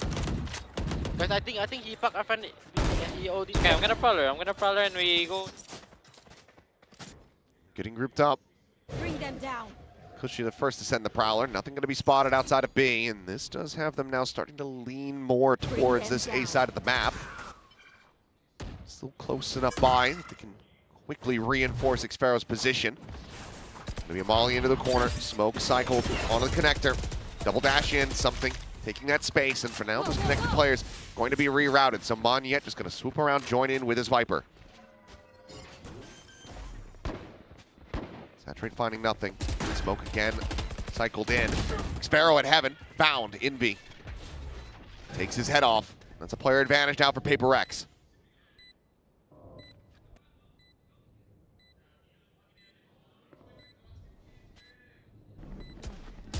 Forward into the corner, Monyet pushing, amplifying the one. Envy. Oh, he allows for something to die there by holding the trigger, and that could be costly! Is Envy now? Has to do it all. The Nightfall sent the Onin on the corner. Envy finds the fourth. On for the ace! And Crazy Guy denies it! The defuse is there, and RRQ look to break the momentum. Another step towards claiming this map as their own. And Envy's patience is something's demise. Oh boy. That one's gonna feel a bit bad. You watch it back especially. It's great stuff here from Monyet. Oh man. I mean, Envy almost spares his own blushes here, but Crazy Guy ready for it. Nearly makes up for it, but yeah, that could be a moment that they look back on with utter dismay. Poison's off. RQ just 2 more rounds to go to lock up this map and get us over to Breeze. That one's gonna feel bad. You had a 4v5 advantage. Jing's gotta run it back. Prowler to check, spots out Xfero close, still holding just on the other side of the wall. Thinking his position. I'd be worried about the run it back, saturate combo here. Spotted out. Jing just up and over top of the half wall. Will be able to strike him down. Damage suffered. There's a clear on that ultimate, but something slotting forward into connector. But look at RRQ, not playing into this angle. Maybe Jemkin, the lone one, the challenge here. As long as something is patient, should be able to find that kill just about guaranteed. Divine now playing out wide, a bit of bait to play in Jing on this corner. Divine gonna be good for the one. And now Jing striking, binding 2, 3 overall. And Jemkin will walk right into the judge. How'd you think that was gonna end? A great recovery here from PRX after the previous round. Once again, be 5 rounds away from trying to tie this up. Yeah, it's a nice setup you can have when you have to run it back with a waylay. You know whoever's on site is going to be trying to track them, and you can just run them down there. Thought maybe they'd hit him with the saturate, but hang on to it. And then that, again, another little bait and switch play. We saw this a lot on Haven. Now you're starting to get it to come together for PRX here on Corrode too. We've got one player set up deep, another one close. Your opponent has no idea. Tour de force. It's going to be there to hold down B main, so it's pretty much the only firepower they have other than a bandit in Xfero's hands. Everybody else going on the save, and Cushy just keeping it the bank tight. Just trying to get that operator back into the hands of Jemkin after this round. Yeah, and I think this could be one of those rounds where you're kind of fishing for that ultimate. Nobody from RRQ has given up any presence. Rebound on the corner. C's connecting. Something going to be overwhelmed. Cushy finding the one, but Jing finding two. Molly now lobbed in. Zixfero, that bandit aforementioned, looking for the kill, but Divide just barely able to hold his own. Spike planted. But now in play. It's just Crazy Guy and Jemkin to try to see if they can make any sort of difference here. Forsaken quickly getting in on the flank once again. Jemkin turns back. Does manage to find him. That could be a weapon collected and saved. Looks like now with a 2v3, we can find another kill in the next couple seconds. Would be able to make a play of this, but Jemkin says, nope, you just go ahead, grab the Vandal, and I'll see if I can get some exits. And shot just a hair off. Jing will be able to survive. PRX continuing now. Only their second time getting consecutive round wins. 7-11. Well, they're keep it fresh, yeah. making some good reads now, PRX. This is just a pretty simple, okay, we don't get any contact, you know, from the tour de force early. Use a little bit of that fade util to check. We just accelerate. They're still feeling good. Still pretty, keeping the vibes, keeping the energy good. You're going to have the convergent pass here. Cushy does have his ult and Odin, so big investment for RRQ. They might lose a couple in a row if they can't get this one to go. Ooh. Damage found, but Envy counter. No, up over the top. Thought he found him through the smoke, but just had that tiny little pocket of vision. It's a critical kill to be found. That's a ping out there. A missed idea in where the smokes would give you vision. Got spike. So RRQ gonna have to note that. Good Xfero trying to get out there early on these Deep flanks. walk down and timing found for Forsaken. Close, does eat a little bit more damage, but Xfero just can't confirm that kill. Swing out, something now in the spot of the Crazy Guy who sticks around for the fight and ends up losing it. Gotta save. You do. The Odin and the Operator. Two remaining weapons in the hands of these survivors from RRQ. Need to try to retain these, but it looks like PRX may be looking to hunt. As they absolutely should. Couple players sitting on 5K plus. No reason to not get out there and see what you can get done. Not only that, but Cushy already has the ult, and Jemkin had just burned his in the previous round, so you're not that concerned about the tour de force buildup. True. So they will start shifting their way in towards B. There's close enough by. Something. Unable to get the readjust fast enough. Envy here around the corner, about to swing into the Operator, and will just be a quick little headshot. Do a fast TP. Jing, just gonna be timing. Jemkin, a bit too good for that one. Let us see what they have planned for us this time. Gotta start throwing the flash, waiting a second, and then swinging. Yeah. That's nasty. What a find there for Envy. Great awareness from Forsaken. He's been phenomenal on the counter lurks and on his own lurks. That's going to bring out the timeout now for RRQ, their first one of the map. Talk about how they can shore up these defenses. You at least get to keep those big guns into this next round. That's huge. That's monumental. Still the opportunity to get this up to that map point, but certainly can't be happy with how close PRX have gotten. They are very much nipping at their heels. And it's just some of these early advantages, you know, getting them on the back foot economically as well, has allowed PRX to start snowballing a bit. RRQ so good with the operators, but you know, you can see that PRX is being very diligent about mostly trying to figure out where that is. Often that operator not going to be in mid, it's going to be at a main somewhere, so that gives Envy some opportunity to flush out that position, to flush out that information. So maybe this time, try a little misdirection of your own or something, or try to put the op into mid. could be the answer here for RRQ. In fact, they're stacking mid pretty heavy. 3 players angling in that direction, but some pings out from PRX. Are those just thoughts on the execute? Hard to say. Jemkin shifting past this wall. TP on the shot. What a shot to whip from Jemkin. Uncharacteristic to say the least, as the run it back has them fully retreating.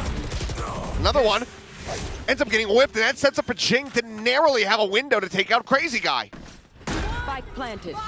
Virgin pass sent, caught on the no one. Tucked to deep it up into the corner. PRX just going to be looking to try to cycle this util onto this defender's side. Now the paranoia in hand as the bite will expire. That gets sent through. Okay, Forsaken does get taken down. Jemkin with a weapon swap, able to find one with that Guardian. Jing forced away. As Maniet goes slotting forward, but Envy finds Xpero. Cushy spamming. It's rewarded with one. They look for a little bit more. Now it's just something.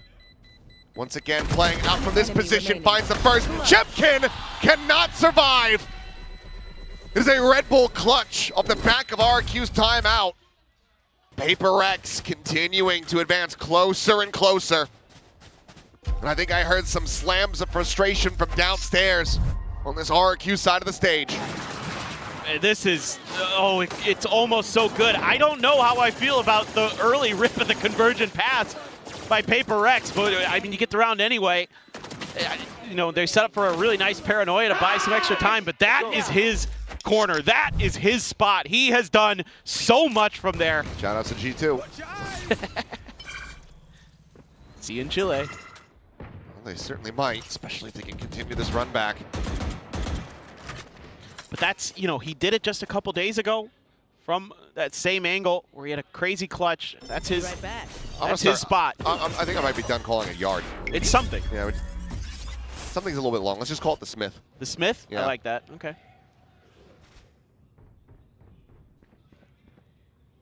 Jemkin here at that mid connector. Gonna be smoked off. Just the headhunter and a shorty behind it. On yet with the Bucky. May yet still get some opportunities. But for now, PRX are keeping it quiet. They're playing it patient. I'll find you. Launched into the site. Shows that there's no one home in this position. Screen down. Gonna be a 4-1 split on this approach for RRQ. There. Smoke forward. Hearing the players scaling up, and Forsaken able to get in on top of Maniet. Nearly loses his life to that Bucky, but still comes away with the kill. And now behind this blaze wall, 3 players contained. Jing, however, hacked down and will just fall a bite into the corner. Very wise from Xpero, finds him in the end. Swing out, Cushy getting to buy. And suddenly this starts getting a little bit dicey. The Nightfall to ride forward, something to be overwhelmed. Forsaken gonna try to just get out. He relocates, but the turnaround from Xpero, the awareness is there. And I don't know how, but RRQ, they pull off this thrifty to get up to map point. Match point. Just doing enough damage on the way in that they're softening targets up. Some nice sheriff shots, a little bit of patience. You know, they're trying to gum up this choke or PRX, but yeah, that bite, as soon as that curveball came out, nothing that Jing could do. A little bit of a head scratcher teleport. Oh my God! Yeah. That's frustrating. Now you're playing into a pit. Gonna be dropped, invested immediately. Just in front of B. See a consideration of the molly, but will just end up having to hold this one. As they get funneled in towards Jemkin, the operator situated, scaling forward, something just around this corner. Do they have anything to try to play him in on this angle? Will just be the dash across, the rendezvous out to safety. Now they know exactly where he's at. They can try to just circumnavigate that op. And they have a lot of layers to this, so you know one way or another which way PRX is going to end up going. Cushy there. Ooh. At a moment, maybe Forsaken could have hit the shot. Gonna have to put the smoke up, but there's this trademark here. If that never gets cleared, they might be able to get into B, get around this pit. Just got to beat Crazy Guy. Drops back, avoids the saturate. Paranoia to hold him at bay for the moment. Sparrow pushing out of the back of the pit, looking for a little bit more, nearly has him lined up. Just settling though on the B side, the spike getting planted by something. It's a 3v3. Still the open hand for the retake. Four headhunter bullets for Jemkin. Forsaken though once again going on a lurk, working his way around through mid, but this leaves something completely on an island. Envy is watching out over at main as well. Going to be needing some assistance here sooner rather than later. Monyet can break the pre-aim, and on that jump peek, I think he spotted him. Something still going to be good for the one. Monyet sliding across, able to find the kill. Waylay down, Forsaken, however, now arriving here from behind. The haunt, the reveal, Envy, finding Jemkin, Forsaken, now backstabbing. As it all comes to fruition, it takes a damn long while, but they get there. They get the job done.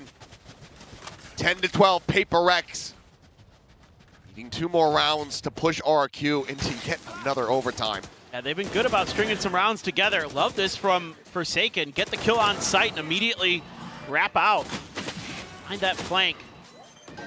Unexpected to say the least. Great haunt timing there from Envy. Nice, nice. Big Tiger! I have no idea what he just said. Big Tiger? It sounded something like that. Well, he's still feeling himself. Playing with fire here. They might get around the angle. Yeah. This time you've got Jing slotting against the wall, so could be the curveball into the peak. Here.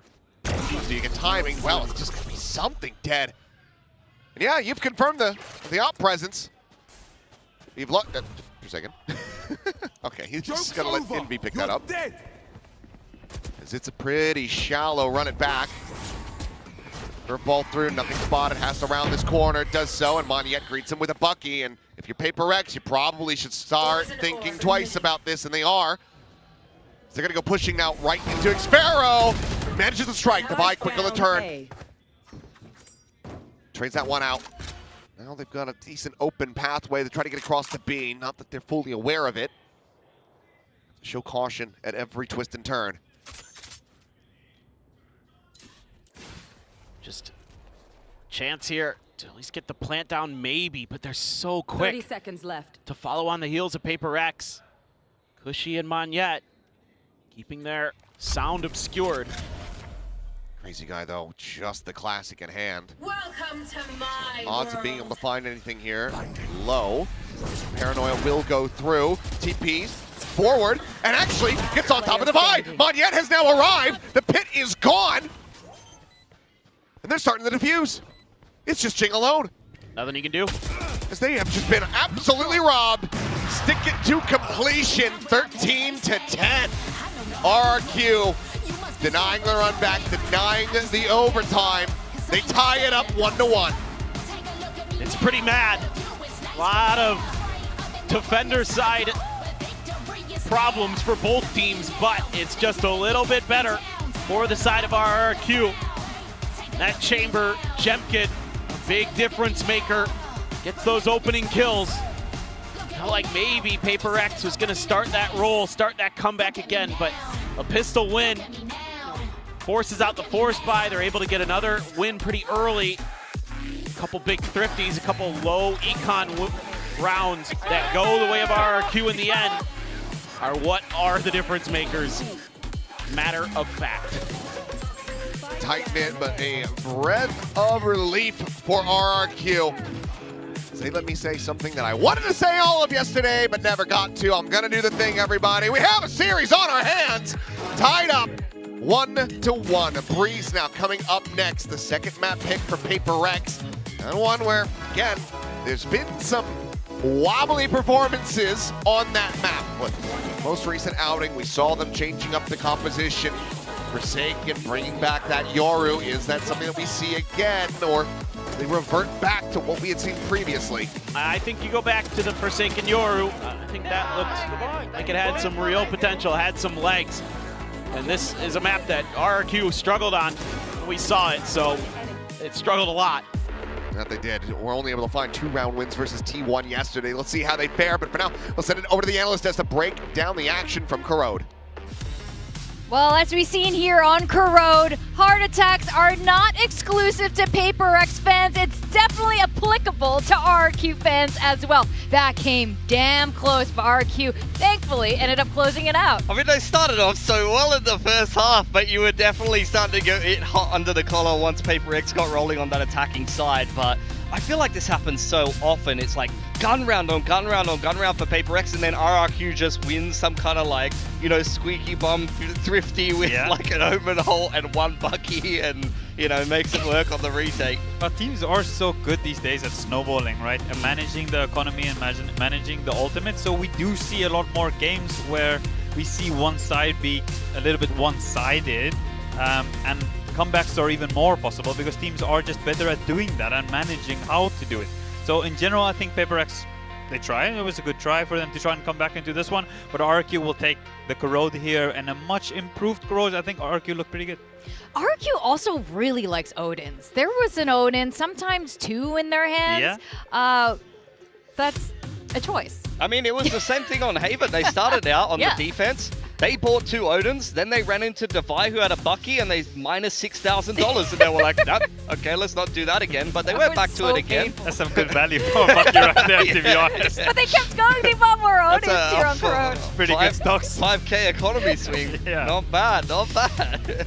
Now, it was a very good play by RRQ, and there's something that you had picked up on, the Viper Wall. Yeah, I mean, and their choice of where to put it. We see different variations in Viper Walls, both attack and defense this map. Both teams did play Viper, but I wanted to focus on what RRQ was doing on their attacking side. I like the fact that they used the mid wall, so they really focused on trying to get control of mains. They would often drop off Jemkin over towards A main, or maybe they would fight towards B main. You can see on the right side of your screen, this was an anti-eco, but they go and take B main, drop Jemkin on the line, and then they go back towards middle. They smoke mid, Fade Eye for the close corners, and then using this Viper Wall, they're able to get mid control. And you can see that affecting the rotations of PaperX quite substantially. So I like the fact that RRQ just simplify by working the mains, and then this round they change things up by dropping Monyet off top middle. He uses the Viper Wall while RRQ in the early round pressures the mains, and then Monyet's able to slip the net all the way through top mid by getting a really deep insert and then catching PaperX completely unaware. Yeah, the timing was really nice there for Monyet to get through on the Neon. The defaulting's good. We also saw the Chamber move around a little bit more than last time, previous match. The Chamber was just in B main. Yes, the B main pickoff is really good, but having that Chamber a little bit more active around the map and looking for picks, especially in mid, when you're playing a comp that doesn't have a flash to get through a smoke, you need Jemkin on the Chamber to get some pickoffs. Yeah, so if we look at the pacing, I mean, this is a big thing that is really important in these high-level games, is you think about the early to mid-round, and what I define it as is like, it really depends on the pacing of the comp and how the team likes to play. But for RRQ, if we talk about like 140 to 120, they're working main controls, and they're great handwriting. You know, this is what happens when you're a gamer and you only use a keyboard and you never write anything with actually a pen. But they're focusing on the mains in this time period, so they're focusing on these two parts of the map. They use the Fade Dog, they use the util that they have to be able to get Jemkin on the line and then leave him to punish PaperX. Because think about what PaperX is doing. They got the Omen, they got the Waylay, as well as the Phoenix. So they want to try to fight mains in the mid round using the curveball and things like that. They have all these kind of set plays where they want to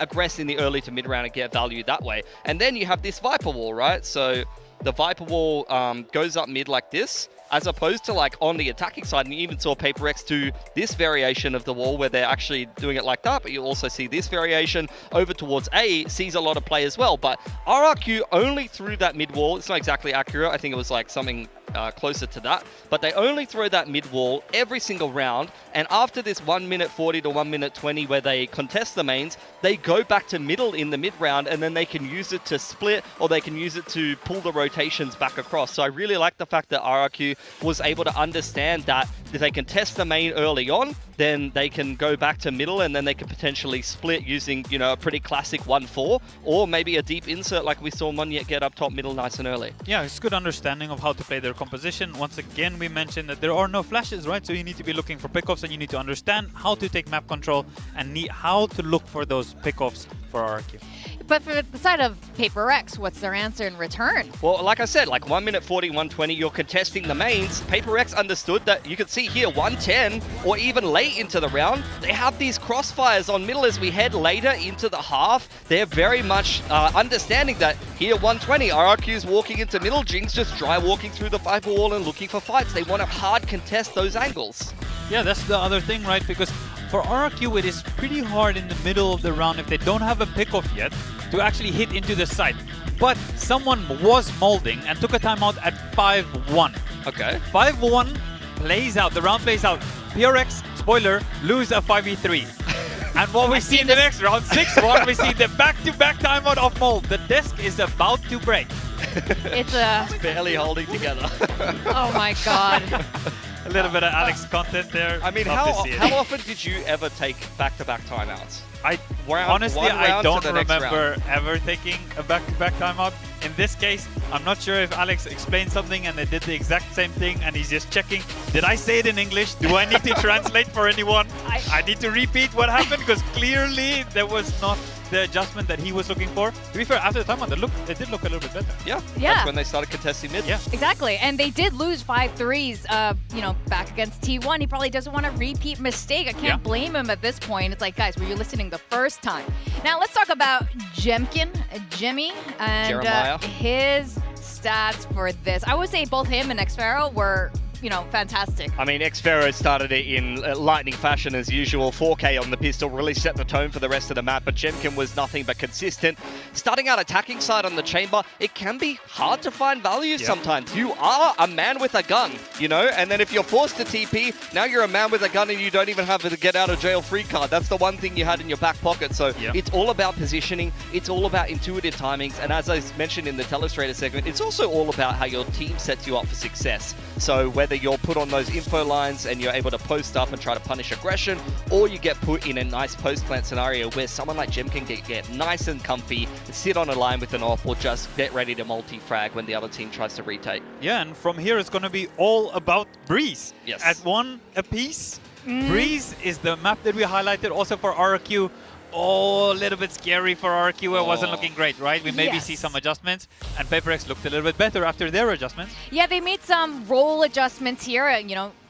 Surprise, they put their best jet on a jet. But both of these teams, you guys saw the stat earlier, have the highest op usage in Pacific. It's PRX and RRQ. And when you're on a map like Breeze, I think we're going to see a lot of this happening. Yeah, I mean, RRQ, they've only played Breeze in these best of fives, and neither one of those outings has been particularly successful for them.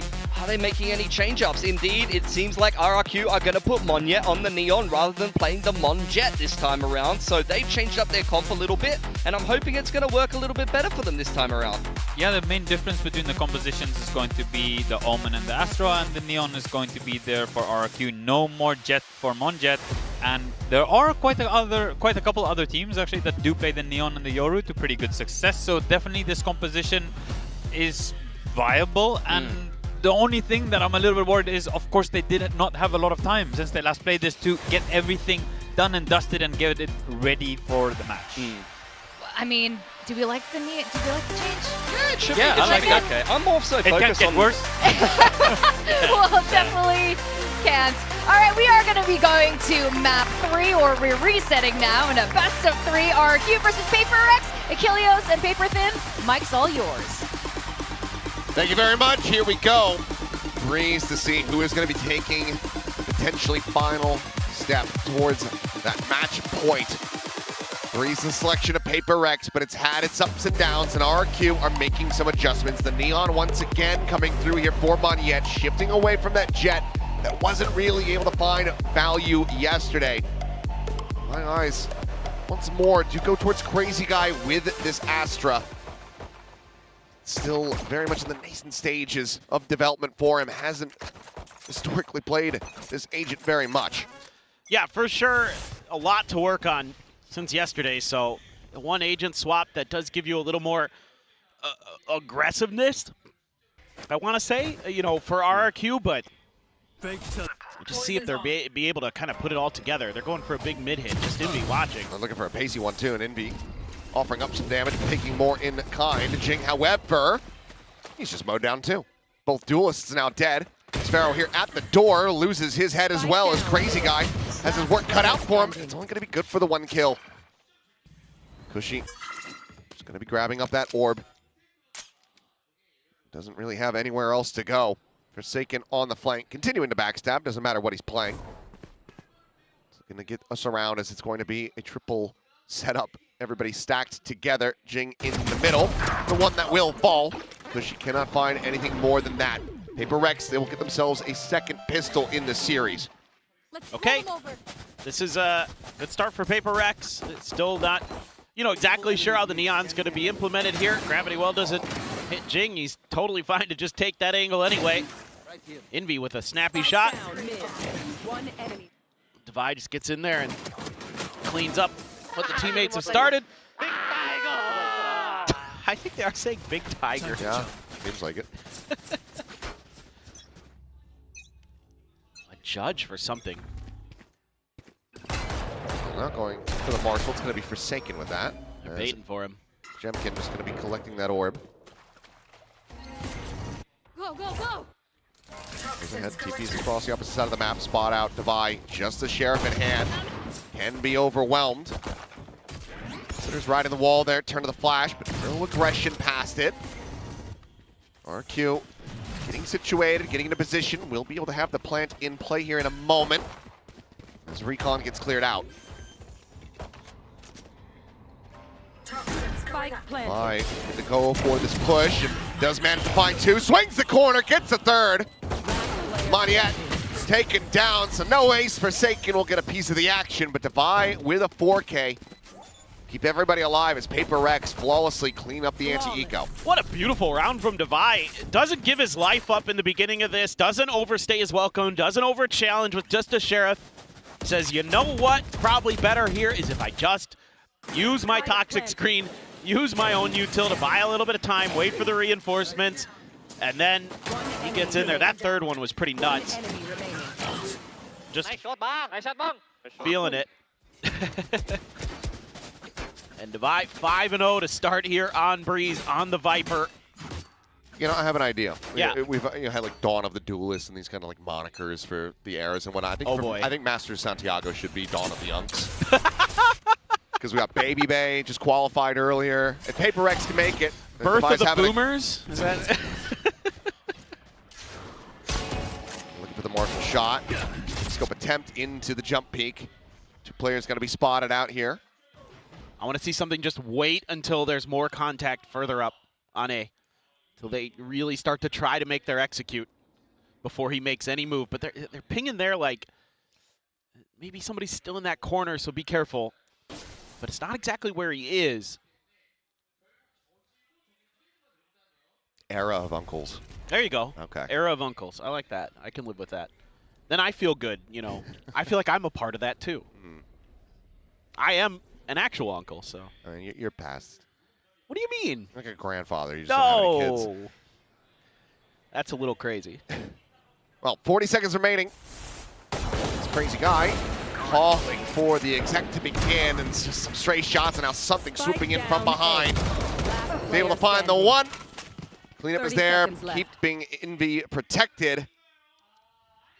And now it is just Crazy Guy left alone, trying to hold on to this weapon, and something on the hunt. Sheriff in hand. Crazy Guy getting the read, will get the kill. Stops him from being a flawless, but cannot stop this from being a bonus conversion.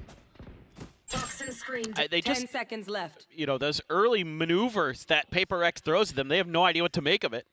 Haven't seen anything quite like that round from PRX, to be frank. Well, he's going to win another battle. I mean, doesn't matter too much. I can hear them yelling Big Tiger from up here. You're going to have somebody younger than us translate that. Yeah, for sure. I don't know what the hell that's all about, but they are having fun, and they're off to a very resounding start so far. A patient play from something, working a treat. Yeah, loved the design of this round. Big Tiger! Thank you, Jay. Let's go. I won't let you die, Jay. Switch it up. I absolutely love it. Something as an outlaw. Jemkin is going to go for that hero rifle, and he's got the full armor, so he can tank one of those shots potentially, but it doesn't seem like it's going his way. Mid, not going to say left open, but it's Forsaken winning an elbow. Yeah, just waiting for that. Crazy guy is drifting into his sight lines. Clone out. Forsaken still sticking around here. Hasn't exited, and he is just going to be able to mow down 2 more kills. Taken out. Cushy watching at the doors into A. Comes away with a kill. Forsaken still up the blood, looking for a little bit more. Now knows Cushy's position. Continues to challenge. Gets himself a 4K. Potential for an ace, but Envy dialed in on the angle. He's off of it now. And he's going to try to play him in. Gives his life to it, and there is the ace achieved. Forsaken, Apex Predator of the round, doing a little dance on stage as PRX get the 4-0 start. Offering a little thanks there to his teammates as well for giving him the ace, the Predator ace.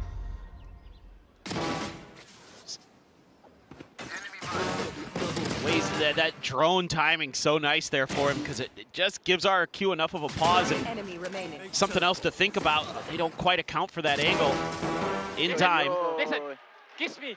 Kiss me, listen. Timeout. I mean, hey, Valentine's Day was yesterday. That's true. Not too late.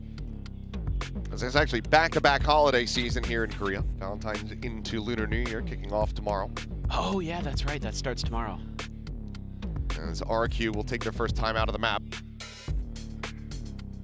See what they can do ahead of this next bye round to try to start building up some momentum, because right now the snowball is rolling down the mountain for PRX. Yeah, it just continues to feel like RRQ just doesn't have a firm understanding of Breeze just yet. I don't see much in terms of misdirection or kind of, you know, trying to set up plays that the util is finding any value. It's like every move that they make is pretty straightforward, pretty basic, and pretty easy for PRX to counter. Yeah, just hold for like 2 seconds. Different, yeah, yeah, I'm not taking. Get elbow, okay, guys? Up. Go fast later. You ain't picking. Go on. Get elbow. I cap. Ready, go. Running now. Tuck back in, and Cushy just dead to the bite. Device spamming is able to find Monette, and this round has gone completely sideways. Jemkin still trying to rescue it, and Crazy Guy needing to hold his own, saw the gun barrel. Flash out from behind, but still able to connect the shot. Suddenly a 2v2. Think of the TP. Shot to the shoulder, and the spike needing to be recovered. Something now watching around the back. Checking for Jemkin. Will be on that right side approach, and something nails the flick. I have the spike. Spike collected, but Crazy Guy trying to find a timing. An updrafted panic, a TP, or a dash forward rather, something. Maybe getting a little too crazy with this one. Needs to not overheat, otherwise he opens the door for the clutch. Crazy Guy now silently drifting back. 40 seconds remaining in the round. Could absolutely work his way to A, and that's exactly where he's headed. They know. They're pinging it. Gun here. Can he just win out the fight? 30 seconds He's arrived left. just a bit faster. There's the peek, and Crazy Guy gets the Red Bull clutch. What a round to be found. I can't believe he gets the read on that. Some heady play. Oh, he was in the drone, and he backs up into the wall, and yeah, the decay. I knew he was in it, but they were calling for the molly, so I thought it would just cancel a little bit faster. But the fact that they're able to win the round after that early kill, after that flick from something, after the damage inflicted on a Crazy Guy, and you can see he is not running knife out. He knows he has time. He doesn't have to sprint there, and he reads that he is being matched. Who's next? Well, Monette, tremendous. Storming his way forward here at elbow, jump of the corner, Forsaken. Labored spray, but eventually rewarded. Monette going to be taken down. Meanwhile, something is just diving into mid, playing in Envy for that peak. All the way under Nest. By finding Jemkin, Crazy Guy gone, Forsaken, offering up a flash. In position away, but still finding a timing. There's Cushy. Last one standing, looking for the reset on the spray, eventually able to find it, but Forsaken will collect a third. 10-1 on this Yoru. And PRX making up for the missteps of the previous round. I mean, they just absolutely nullify this Cosmic Divide. They take out all the players that are on the outside of it. They know they've got the site. That's all they need to worry about. Another quick shot, quick trade for Crazy Guy, but Forsaken able to TP out, get into those back lines after finding a kill in mid, and just doing great work. You also got the Cosmic Divide out. Exactly. Now you have a Hunter's Fury for RRQ, but you only have 3 Sheriffs and 2 Bandits. I don't have a Dimensional Drift to try to pair with this one. It's something. Oh, that second shot. Peeks in for a little bit more, and oh boy, he's overheating, but Jing is there to cool him off. Jing will expound upon the chaos of the start of this round. I mean, a reminder for everybody, the last time that they played this map, we saw something jump out of a smoke at Nest and just fire off an op shot and then dash to the side. Yeah. He didn't hit anybody, but he was just doing stupid stuff to play in Forsaken on the Yoru with a double op setup. So, yeah, they do wild out a little bit on this map. I think it's all according to plan here. It's just bait. I mean, he landed on his head. He just didn't, yeah. He just didn't realize he'd land on him. Boy. You okay, heavy B? Let me ulti this A. I mean, they're feeling themselves, to say the least. They haven't even bought an op. They could. By making the call. I think he said, let me ulti A. How deep is he going to go with that? My Pretty God. Deep. He's going to need help. Maybe. Oh, they think better of it. Thought for a second there, Monyet might just pull the trigger on the dash and go for it, but held off. Only 1 away from his ult, so maybe thinking that might not be worth it. Ooh. Something, the only one who takes any damage there, but just a little. Quick dash away, the ping reveal and Crazy Guy. Cover going on. Minor lick of damage, down to 85. I mean, the map control's so nice. Jing on the peak at elbow. Finding Monyet. Jemkin now slotted into window. The rest of the team still approaching. Crazy Guy, a late linger in mid, watching for a flank, but not to be seen, at least not yet. Are you going to read that Jing actually went deeper into mid, didn't rotate back into B? Getting it out. Clear of the drone, not really spotting too much. Fake of the TP, and Jemkin turns the flash, but still ends up falling. Second layer here at this corner, and something quickly dispatches to Crazy Guy. Nothing more to do. Jing gets himself onto that flank. PRX looking dominant on Breeze.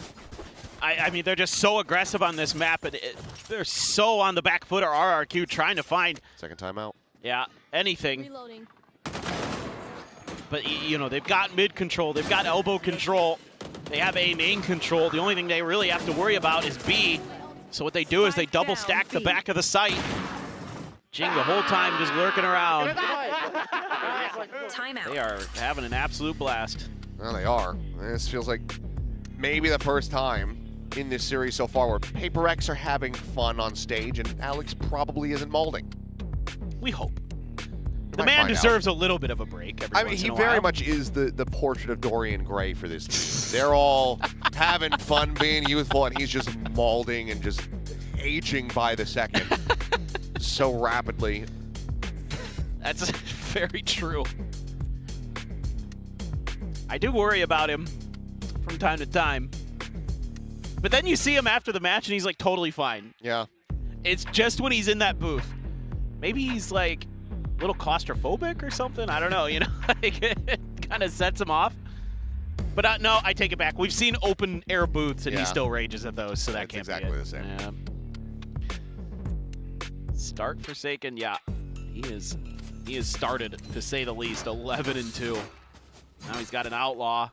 And, I mean, you have some big ults, but again, you're on the back foot as RRQ, so in terms of economy, so are you going to be wanting to invest them? I mean, on Monyet's ult, yes, please invest it. Please use it. Even though you have a Bucky, I mean, this map is, especially this site, is so wide open, so long. I feel like it's going to be hard to find value. Tucking back, the scale forward coming through. He's got a backpedal now. Relay bolt did connect. Double player spot out. Paranoia going to be sent. Stuns exchange on both sides to slide into the bucket. Ring it out. Zippy will fall. Range battle being lost. Jing unable to clean it up. And Xpero gets that kill across with the Sheriff. One tap, however, from something. Hits it. Pulls the knives. Immediately finds another. His overdrive will be popped. Shot to the chest. Moniette tagged. Crazy guy down the 20 as well. The swing of the corner, the overdrive able to find Forsaken, but something drags it. Moniette dead. Something technically on for the ace, but runs out of blades. Crazy guy, the peak from back pyramid.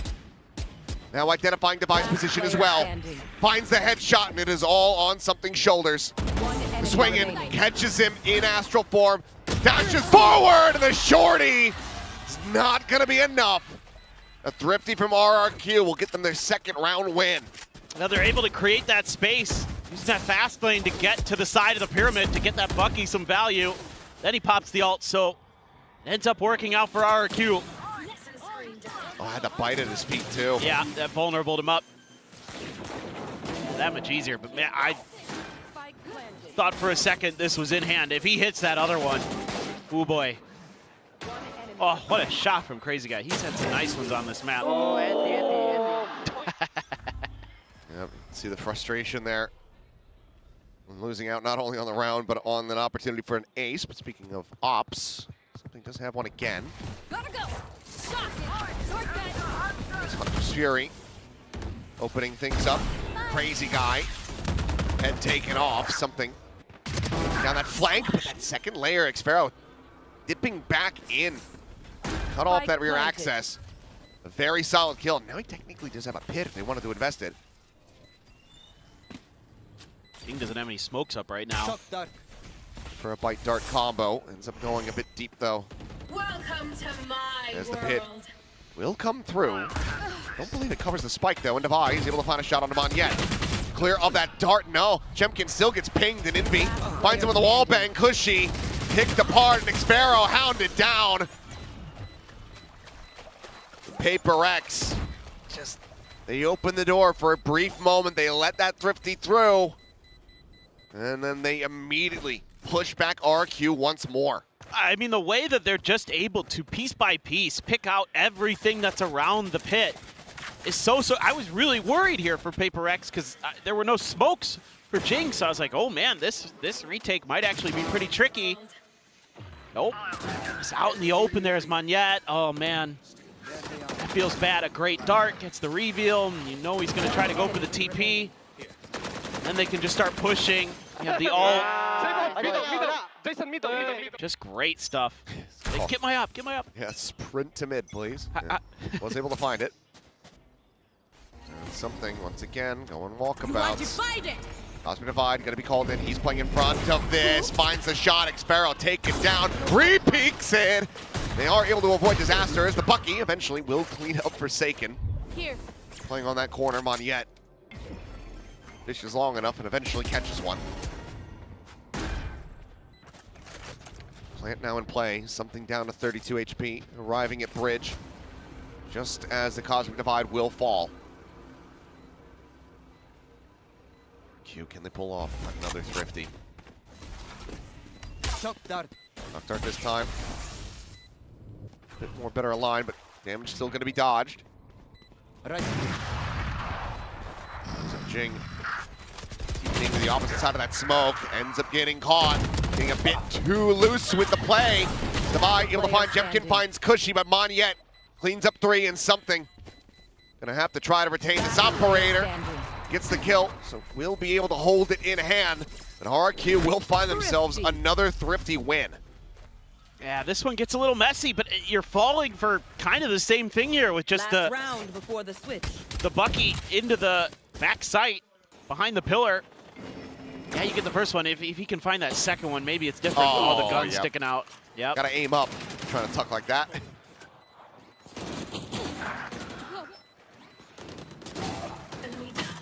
So I don't know. I'd say just give Moniette a shotgun, I guess, and just let him run at him. Yeah. Yeah, nice. Bit too much whimsy from PRX in this. RQ, potential to make this 4 to 8. As Jemkin will be getting the Dimensional Drift online with that orb grab. Looks like their intention is use it elsewhere, though. There's something. Whoa. Oh, boy. Missing the shot. This is getting caught as well. Forsaken at the same time. Looking for the peek in towards A main. McSparrow has him dead to rights. And now player advantage. Dimensional drift from RRQ to chase forward. Scout out this site. Pot shots from Jing. Something set up on a wide enough angle. Trying to hit the flick. Doesn't manage to make it happen. And the repeat to no avail. Gets started, gets forced away, and Crazy Guy is now working his way through B elbow. Looking for a big backstab onto this Jet. Oh. Something's thinking about it. Speed. She only taking a little bit of damage. Said turned around for a brief moment, but saw nothing. This guy gonna work his way across now, over towards Bridge. He's gonna have open sight lines to try to dispatch everybody. Gonna be pushing forward, able to clear out two. Jemkin, Kushi, both gonna be taken down. Monyet, backpedaling, minor damage suffered by the shorty. One enemy remaining. The peek, the op.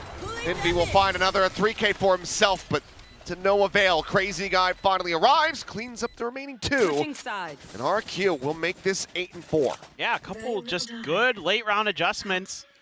Now they're starting to get a feel for how to play the mid, how to do a little bit of baiting of their own in terms of they saw something didn't have his dash pop, so they're not going to recheck that angle because they know he's going to pop it and try to re-challenge it himself. Then they're ready for the Forsaken lurk. And they're able to get some space on the map finally, do some good things. It just took a little while to get there. The real question is with how good both of these teams have generally been on their attack side, is that going to continue, or is this a defender-sided map all of a sudden here on Breeze? But you know, some really nice adjustments at the end of that. Which is the best mascot? But they just put Monyet's head on Bach. Why don't we just have a photo of Monyet?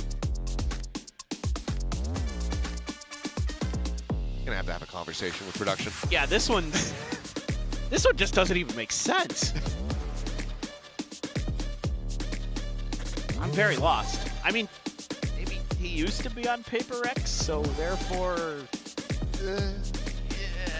I'm really grasping at straws on that one. As am I. It's okay. We've only got 10 seconds left of this halftime, and then we can get back into the game. Thank God. Please. Bit of a more steady performance from Monyet so far. Had a very rough start, as well, pretty much everybody did though, on RRQ, but the round wins that they were able to find was pretty instrumental in that. As yes, we will remind you that RRQ, this has not been a map good for them thus far in 2026. A chance to turn around their fortunes, however, if they can find this pistol. Got to show some caution here as PRX, that much attention, that many bullets ringing out in the mid. So just leave one to watch, and then group up, see what you can get done. Not a ton of util though to make this execute go. It's the recon dart, gate crash, some smokes. Good luck. Nope. Well, Jemkin immediately able to find Divide. For that entry, and Jemkin going to be tagged up, but so is something. Push forward with a frenzy in hand, Forsaken getting a headshot, but still comes out on top. Jemkin still fighting, still killing here for the moment, but when that flank comes in, Envy off over to the side. Cleans it up, and it's Xpharaoh, a 1v3. Forsaken and Jing both tagged, Envy at 100. Needing to find some one-taps, and spots out the first. This player just here playing behind Orange and Forsaken. Oh my God, is he gonna go for a knife? No. It will just be a shot to the back of the head. Not trying to incur any curses. That's both pistols on this map going the way of PRX. Yeah, the approach here kind of interesting for PRX. Just not a lot of util left, so just go for time pushes together. Able to hang on for some of those aggressive through the smokes attacks that RRQ went for. Oh, that was snappy. That was nice from Jing.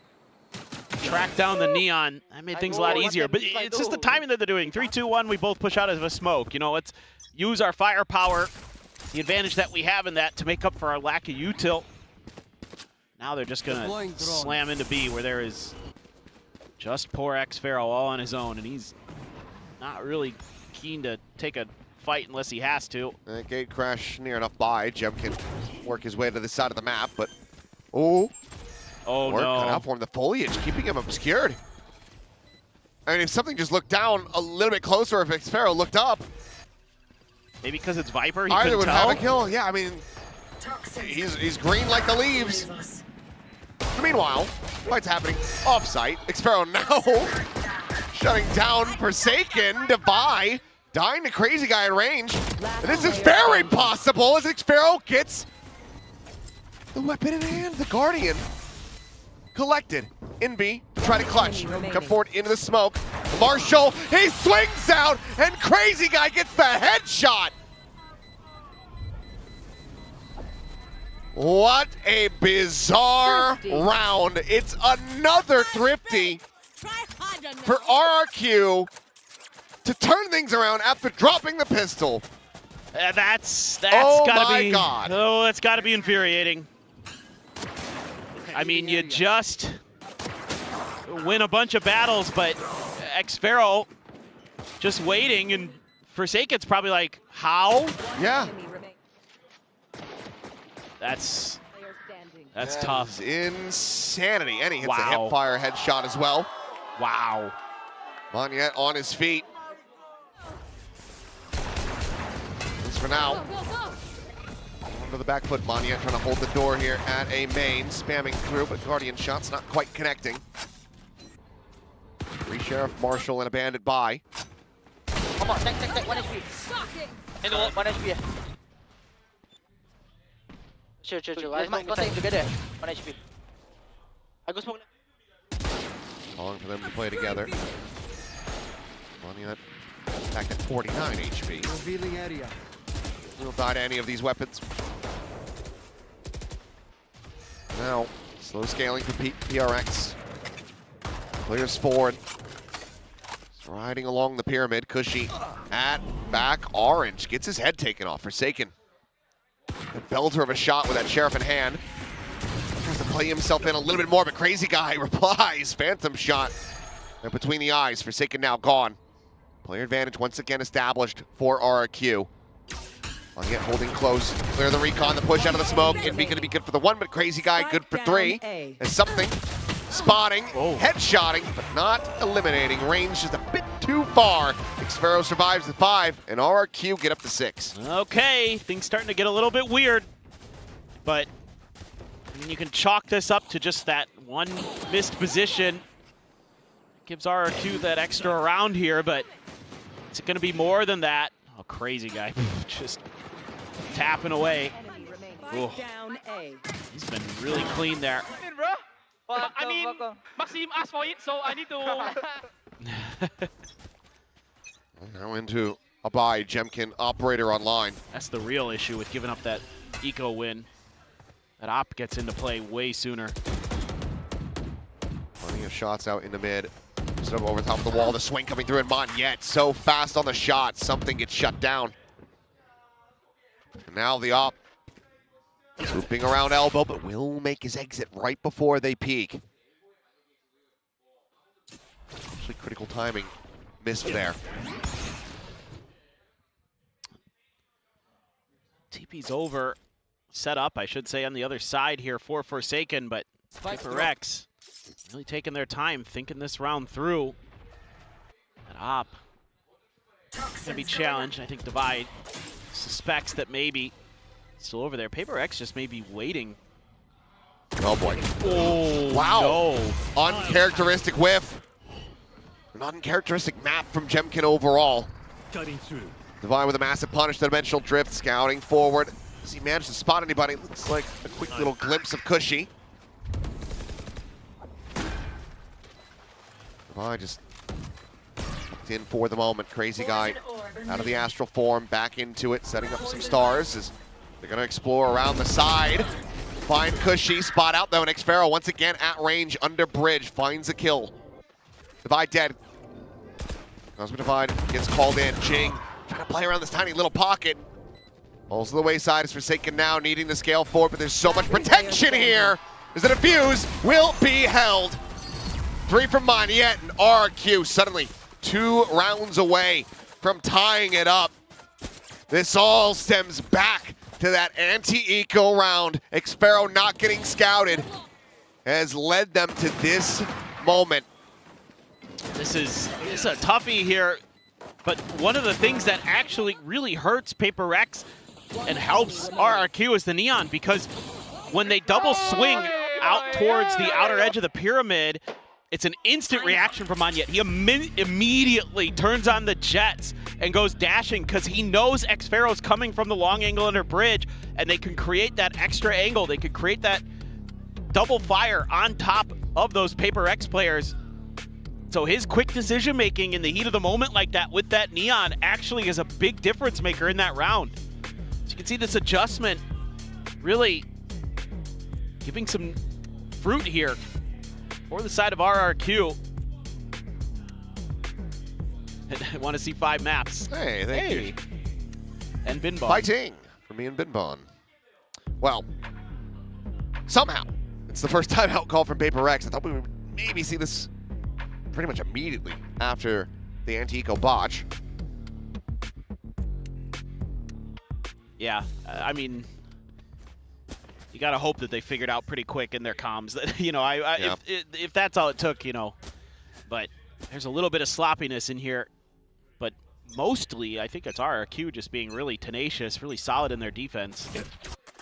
Op still online, still a concern as Jing finds the punish again. Shadows traveling. Another critical misstep and a whiff. That's got the desk being pounded by the RRQ staff. It is. Crazy guy getting spotted. Not going to get punished, at least not yet, but will turn back over, and Forsaken snaps in for the headshot. PRX look to pull off a thrifty of their own. Grouping together, there's been nothing but silence at A main. Cushy. Situated, tucking behind the pillar. No, not going to go deep enough to clear his position. Monyet close by to try to keep it protected. Cushy finds the first kill. Something going to be taken down. Forsaken at 33 health.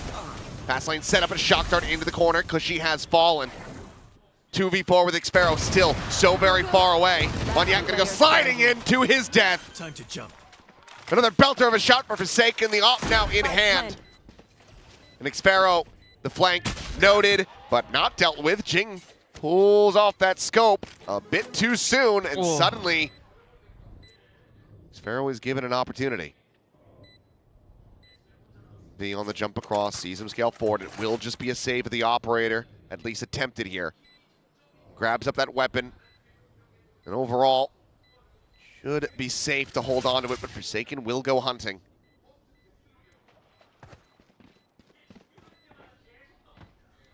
Do they push into shop is the question. Making noise, so Xpero just going to stay statuesque. But PRX, the timeout call, it ends up working a treat for them. 10-7 with a thrifty win of their own. They will break the momentum a bit here from RRQ. Yeah, and you're going to get your economy much better situated off of that for PRX because you're able to scoop up 3 rifles on top of it. Great start for Jing. Yeah, I mean, an oopsie with the operator later. Yeah. But hey, you gotta at least say, well, you got the kill on the Jemkin, so you're allowed to have that little misstep in the end. Isn't it crack there?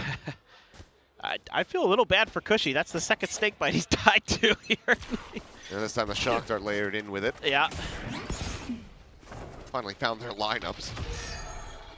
Again, trying to play into this elbow angle, this time reinforced by Monyet, but no one home from PRX on that side of the map. Love this from PRX because you're showing more pressure on that part of the map where you're able to find success, and it has to be respected by RRQ. And you're adding an extra layer there to try to protect the op. So this opens up A for you. This quick pivot over. Let's see if PRX can get the plant down. Crazy guy's trying to get in close. There's a reveal on the clone. Might be unexpected from this angle as Hunter's Fury interrupting the plant. Looking for some additional damage. Forsaken, the only one tagged thus far. Going out through the double doors, and now their own Hunter's Fury going to be sent right over towards the doors. Forsaken swinging in, finding Jemkin. Crazy Guy trades it back. Something, however, tucked over by Orange. Quickly takes out two. Cushy with a reply. Puts it into a 2v2. Vi in main, Jing behind the box at backside. So he needs to stay flat on the wall, but Cushy will be able to find him. Snakebite pushes the Vi into the open, and RRQ shrugging off that Thrifty in the previous round. The op again going to be collected. They're just 2 rounds away from tying this up. Yeah, the post plants just get a little messy here. PRX is having a hard time holding down the A site. Crazy Guy the whole time. Again, just not accounted for. Another unaccounted for angle. If something hits this other one, whoa, Cushy. Able to get there. Looking for a timing there as Jing, but Cushy was so ready for it. You know, so many people like to play behind that box. You're just anticipating it every single time. Blade Storm for something. Changing it up. Going towards this A side of the map is Forsaken. Well, this time, he's not going to be whiffing that. Had you ping revealed, he goes strafing forward. Jemkin hits that shot. Dimensional drift now out of the equation for PRX, and you'd love to have that to try to clear out this pit. Draft. Stormy push up into Nest. Should have gotten the spot on the Crazy Guy. Warning pings coming down. Moniette still at backside, sending out the relay bolt. Stun connecting. Something joins in with Jing, but how did they get rid of Xpharaoh? Knives completely, utterly whipping. Just a classic left in hand here for something. Envy now dead on the approach. Something's gonna push out of this to his demise. Pharaoh dancing around that pit wisely as Jing left to do it all. And he, well, will fall. 3 players left alive. RRQ, 1 away from tying it up. And it looks like that final timeout call from PRX is going to be used. Has to. It's just a little too PRX here. Trying to make some big hero plays. I mean, again, you're trying to catch your opponent off guard by getting ping revealed. Surely they won't swing, but this is PRX, and people are kind of wise to that at this point. Yeah, yep, he's mad at, he's mad at Forsaken for that. And it's something with usually pretty solid with the Blade Storm, not able to get a kill there is absolutely brutal. So the mistakes starting to compound. Just too many on this attacker side for PRX, who started off so hot on this map, you thought it was just going to be a breeze, literally. Yeah, it was, you know, again, a 13-2 at the hands of T1 just yesterday on this very map. RRQ looked like they just had basically not prepped the map at all. And now here, after, you know, one mistake, one critical failure in the anti-eco round, they've been able to build up momentum, get that confidence back.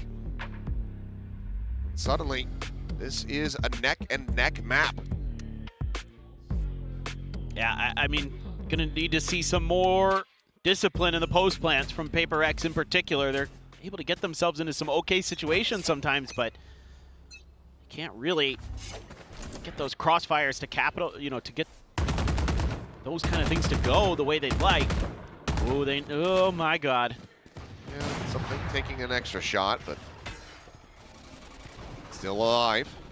Operator, spot onto Forsaken. Spam coming through. Forsaken trying to jump peek forward. Jemkin finding the one, making his exit down to 20 HP. Something with that Sheriff.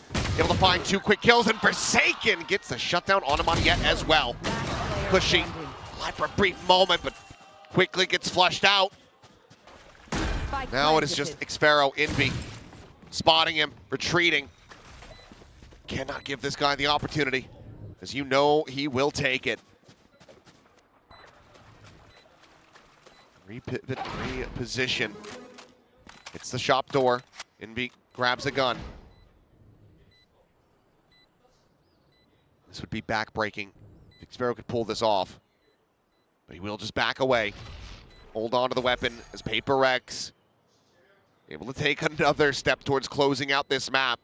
towards getting that match point under their belts. Say what you will. I mean, the timeouts have been very effective from Alex. He's done a nice job. Thrifty. This time they just go for something a little bit uncharacteristic, that there's something they haven't shown, which is the 4-man push up mid through double doors. There's some good smokes here to obscure some of these angles. And again, it's that coordinated effort. Something just nasty. That's even nastier. Yeah, you don't get that kill. That is, whoa. Okay. It's a very different round. Now I see why I heard the bang on the desk below me from RRQ's coach.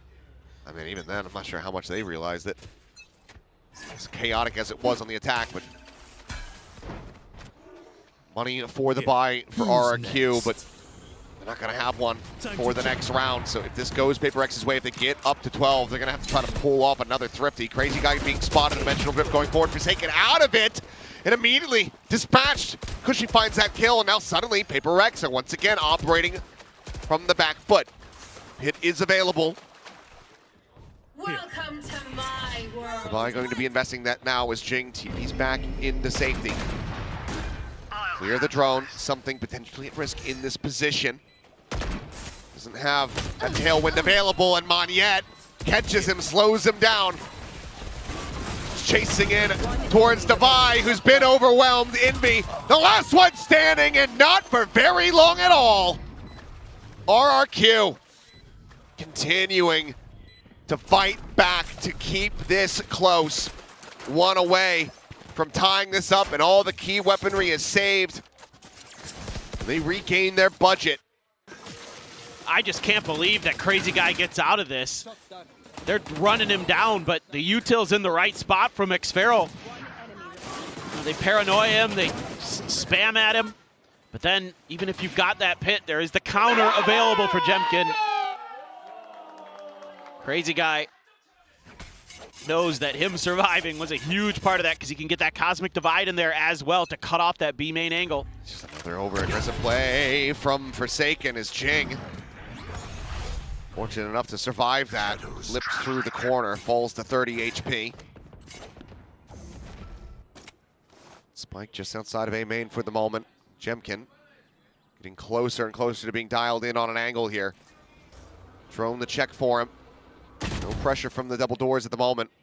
Now Jemkin getting played in. They just saw Devi. Oh, their own drone. He's gonna go chasing for it! And they're lined up! Unable to identify the op fast enough! Jemkin gets two, gets out, and it's not even a single tick of damage suffered at the moment here, but Forsaken will be able to find a kill. Cushy struck down. A flank from Jing that needs to come to fruition as Forsaken finds another. He hears the footsteps, he gets the headshot, but Xfero is able to survive. A 2v3 as Forsaken. Another 3K technically on for another ace. Thrown out from back orange, Xfero has fallen, and Jemkin now swapping over the weaponry, tries to hit the transfer, but he cannot. What a bailout from Jason Susanto. Match point. The 4K to get PRX up to map point. As good as Forsaken has been in his career, this is some of the best yet. Just so clean with the Vandal. I thought this round is cooked. This collat right through the hands of something into poor Devi. But then the man you can never forget about, a Masters MVP. Makes up for the foolish errors the previous couple rounds. Jing just DP'd all the way into backside, and Jemkin none the wiser. Kill immediately found. PRX trying to bring this one to an end. Crazy Guy gonna be traded out. Something collects that kill, but Cushy still here, still fighting. Spike will be planted, the drone to be cleared out. Swap of the weapon, Moniette now with a Phantom in hand. Recon goes over towards back pyramid. Tuck away, Devi. Quick little peek, shifts over, finds Xfero, full flash connecting. Having a fuse, and they were just playing around the world on this one. Forsaken finding the kill, Moniette now last one standing. Dodges the pulses. of the Hunter's Fury, but knows that he still has Divide behind him. Tiny bit of time to play with, but Envy will shut him down 13-10, just like the map before, but this time it's PRX coming out on top. 2-1 the scoreline in their favor, as this could all get settled on Pearl. It's a hell of a back and forth. You gotta like some of the changes that RRQ was able to make in just a day.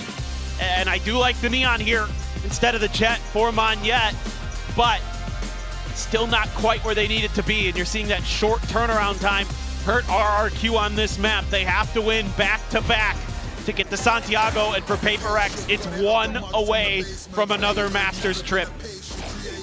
The Pearl could be the decider.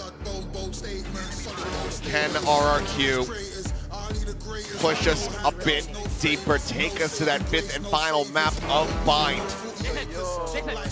Gotta imagine that this is going to be such a gut punch for them, getting so close to taking down PRX on this map. They would feel so assured to be able to close out the series 3-1 if they could lock up this breeze. And they miss it by such narrow margins, by such minor mistakes that end up coming through, not registering that TP behind, Jimkin losing his life at the front of sight. It's moments like that that compound into this map loss. But all the same, these teams are, for better or worse, giving us a very entertaining series. I'm here for it, but we're gonna go take a much needed break. When we come back, the analyst desk will break down the action for Breeze.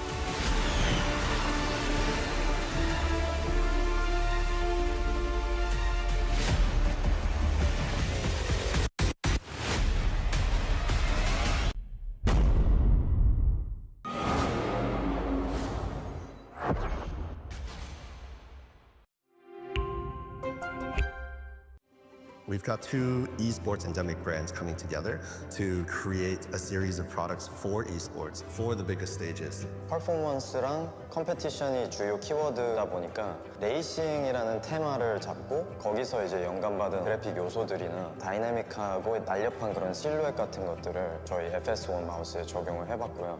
我们希望可以协助 POSA 成为电竞圈的顶尖品牌，而 VOXY 是其中一个助力。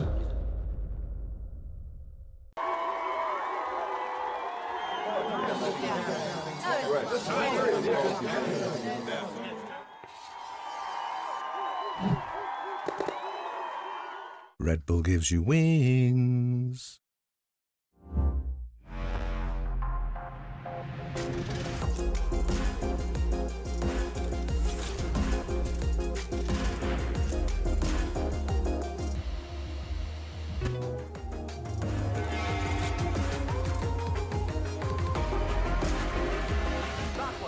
Push, push, push.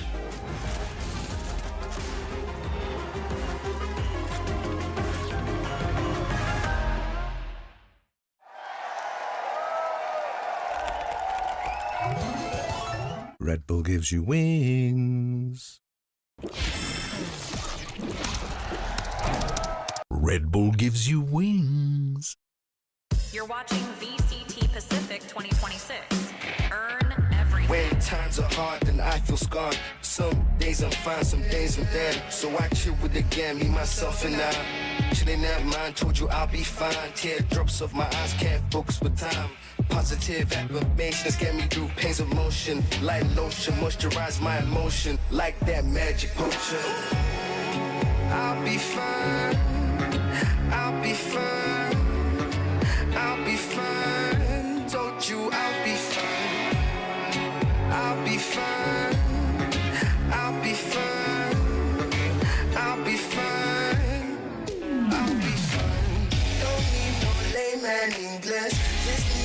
time to shine. Don't want no handouts today. I know that I'll be fine. Don't need no layman English. Just need my time to shine. Don't want no handouts today. I know that I'll be fine. I'll be fine. I'll be fine. I'll be fine. Told you I'll be fine. I check the mic. Back to back the fight. Right or wrong, I know that I'll be right. Cause I'm right with the Lord and I know He my soul like. I'll be fine. I'll be fine. I'll be fine. Don't you, I'll be fine. I'll be fine. I'll be fine. I'll be fine. Don't you, I'll be fine. Don't need no layman English. Just need my time to shine. Don't want no handouts today. I know that I'll be fine. Don't need no layman English. Just need my time to shine. Don't want no handouts today. I know that I'll be fine. I'll be fine. I'll be fine. I'll be fine. Don't you, I'll be fine. Euro divergencies like emergencies. Getting tired of hypocrisy. I know my flaws when I see me and I see you. Hanging on cause I'm close to shore. Gas, paper, air, so my head's clear. Takes a while, but I'll get there. With the stress, yeah, I'm a G-stress. With a green press, I'm a A-press. All the these checks gonna be pressed. I'm my inability was ability cause my... Welcome back to VCT Pacific Kickoff. We are on the very final match of Kickoff, and we just completed map 3. We still don't know who is taking that ticket to Santiago. I'm Victoria, joined by Ewok and Pilski. We've been sticking around, having a lot of fun watching these games so far. But before anything else, guys, stick around till the end of the show because we're going to find out what's happening in Stage 1. Jen and I will be doing the draw show. May or may not be rigged. It's not rigged. We have a Riot person there to make it official, but She asked to say that, by the way. yeah, I know. I was gonna keep the She's joke, forced. but then like someone's gonna clip it, but Yeah. like I knew it was rigged. But it's not rigged. Yeah. Anyway, watch the draw show and buy a bundle. Like if you don't Buy a have bundle. enough skins already, like you need the 2026 one because the VCT season capsule for this year is out. You could choose a color. Wait, any color, or which buy color are we doing again? I'm choosing blue. Nice. Yay! Yay! Blue is Pacific. Yes. And if you want to watch someone handle blue balls later in the draw show, that's what It is. Victoria does. There are so many blue balls, and they get picked out, and you can get a matching bundle to go with it. Yes. Now, if we're ready to move on from that, Breeze just happened, Breeze. and It did. it was a little bit of a change here from RRQ and Yeah. PRX keep their comp and look a lot better on it this time around. Yeah, for sure. I mean, look, RRQ was a bit of a fake comeback on the defense, honestly. They changed up a couple of things on attack. It didn't necessarily help them get a ton of rounds, but their defense was looking really good. If they didn't get ecoed so much, they probably could have won this map. Yeah, the ecos really hurt them there. RRQ did win one eco themselves as well, but getting ecoed twice when their defense side was looking so good. They weren't losing gun rounds, really. They lost 2 ecos, right? Yeah. Alex would take a timeout. He had 2, right? So that's good for 2 eco wins. And let's just get over the line from there, right? Because of that first half was just not good enough from RRQ. Yes. The second half looks good, but it's too late, unfortunately, if you're going to give up 2 rounds to 2 ecos. Yeah, exactly. Yeah, no back-to-back timeouts this time around, but PRX off to a really good start. Yeah, I mean, they won the pistol, and then this is the bonus. This was actually such a cool bonus. You see Forsaken as well as Something. Something is kind of just sitting here to see if anybody's going to speed up into the Outlaw. Forsaken takes a shot. Oh, it's actually a Marshall, and then he TPs away, shows RRQ that he has TP'd, and Something sits here for the rest of the round until RRQ finally execute A. Yeah, he's just gonna sit there. Everyone forgot that there could be someone there, and it's your time to shine. The judge comes, and they win a flawless bonus round. In fact, it looked really good. The duo of Something and Forsaken was on fire on the defense side, and it was a big reason why RRQ really did struggle on their attack side. Yeah, I mean, this Forsaken ace was fantastic, was anti-eco, but the ecos were pretty deadly. Following this, RRQ take a timeout, and then we get this. 10 people on the B side of the map. You know, PRX fake smokes into A main to fake some pressure over there, and both teams decide, all right, it's time to fisticuffs. Let's fight at B. Yeah. And I can't even remember who won this round. I think it was, They're it was Crazy Guy. game. Yeah, they're playing the new game mode of the one side. Oh, true, yeah. Some All one practice. side. Nice promo there, real quick. I appreciate it in the grand final. Yeah, so this is a really good start for PRX, like you guys are saying, and this timeout, you know, didn't really work out in the end for these guys. Yeah, not for RRQ, unfortunately. Are we seeing it twice? Oh, yeah. So good. This is Forsaken highlights. This is the Forsaken Ah, highlights. He was yes. great on the Yoru. I mean, seeing him come back on the Yoru has been fantastic. You know, obviously it's been something the majority of the time on the Yoru. They've had to shuffle around the roles a little bit, but that's what's great about having Forsaken being such a flexible player that can kind of slot into that role. Plus, he used to play a fair bit of Yoru in the past anyway. Oh, this round was so sick. I Oh, felt like yeah. there was a chance for an insane ace. He was really snappy with it. And he and Kushi did win the round there for them. Yeah. And then it's time for the eco show, right? Timeouts into ecos after that, and that's the way it rolled for PRX to try and close out this map. It's, in the end, it's the sheriffs that shine the most bright when they really needed it. Yeah, especially when it comes to these two squads. But I have to say, there was a moment from something. There was a flick he did with the op that was so sick at B. I think both, like, we were looking, we're like, holy crap, Yeah, that was amazing. it was What's his nice. sense? I know it's super high. But there's another guy who did really well. He's known for being crazy. It's Crazy Guy. Yeah, he's a pretty crazy guy, and he was Yeah. playing the Astro. Is not something that he's played too much in the past, and he's been a little bit underperforming on the Astro, to be honest. The last 2 days he was a little bit underwhelming, but he did look much improved, especially on the fragging side of things. He was really important for them. He actually hit, which we'll hopefully see very soon, he hit 2 Marshall shots that were absolutely pivotal in them winning rounds. It was round-winning shots. I think if RRQ were to win this map, it would have all been off the back of his Marshall shots. Oh, here's the first one, and then this is the second one. Oh, beast Absolutely from the dirty east. from the beast from the east. Beast from the east, yeah. Wow. Just type it into YouTube. Trust me, you won't regret it. He was standing up. He was getting active. You love to see it. He was part of the fake comeback that was getting RRQ nice and pumped up. Another player we wanted to highlight, or maybe low light in this case, although he actually did start to pick it up after the first map, was Monyet. And the reason being is they've really simplified his roles. He doesn't have to play Viper on Haven. He doesn't have to play Jet on Breeze. But I'm not necessarily sure it's helping him perform better in this well, I want to say grand final, qualification game, I guess that's far. Yeah, for now, of course, we were talking about the quick turnaround, and of course from the coaching staff and potentially the team, depends on the discussion there. Of course, they're making these changes to try and give him something a little bit more comfort, and they were hoping for a little bit more impact from his comfort agent in the Neon, right? But of course, to give him some benefit of the doubt, the turnaround is really fast, and then for him to get used to all of a sudden, you were playing the Viper all of a sudden, and now you're playing the Neon. So there's a little bit of adjustment there on the map. He needs to kick off some rust for the Neon on that map as well. So we saw 1 good one and 2 poor ones so far. So map 4 and 5, if it gets to 5, is going to be very important for him to step it up. It's going to be hugely important. Yeah, to your point, I think it's so hard for RRQ to turn around like this. You know, 3 best of 5s in a row. That's insane. But Yeah. Pearl is going to be the next map, and I think this is going to be interesting considering PRX did change their comp for Pearl, and it looks a lot like RRQ. Yeah, I mean, the bottom left is actually the comp that they played against RRQ, and they got schlapped by RRQ like 13-6, and then they thought, well, that comp looks pretty good, actually. We're gonna play that. Yeah. So this may be a mirror, but honestly, it also might be a change-up. I'm not sure. I thought PRX's attack on this map when they played the same comp as RRQ looked good, but their defense was also a little bit shaky, to be I was honest. not a fan of the defense. To be honest, to put it slightly harshly, I think PRX, they stole a comp and did not completely understand how to play it. The attack side, as Pilsky said, was fine, right? But the defense side... That was like coach's words there. No, it's fine, it's fine. Where's Alex? Man needs to defend himself. The defense side has to improve. If you're going to play a double drone, you need to understand how to play it and be a little bit more intentional in terms of how you use it. I'm a little bit critical, to be honest, of RQ yesterday on the Pearl as well. They could have done a little bit better with their own double drones, because that's your way to win if you're playing this comp.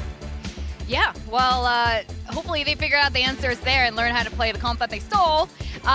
It's entirely possible that they have figured things out since, though, and have a completely new comp. I don't know the answer to that, but I can imagine they would, maybe because Taeho is not their usual suspect. That's what I said. Like, even when they played the comp, I'm like, this is not very PRX. You know, I don't want PRX to be the team that's like, oh, we need some information, guys. Let me use my ability. Let me drone out. Okay, I've cleared A main. Let's rotate this way. Let's really think about what we're doing. It's like, no, I want something dry walking into A main and getting that info and taking some duels. Like, that's why I like PRX to play the duelists, because it allows them to play intuitively. It gives the individual freedom for their players to shine and find success. They solve problems by having the players be active on the map and frag. They don't solve problems by gathering information and then having the brains trust and the IGL, you know, inform exactly what's happened. They need to play with intuition.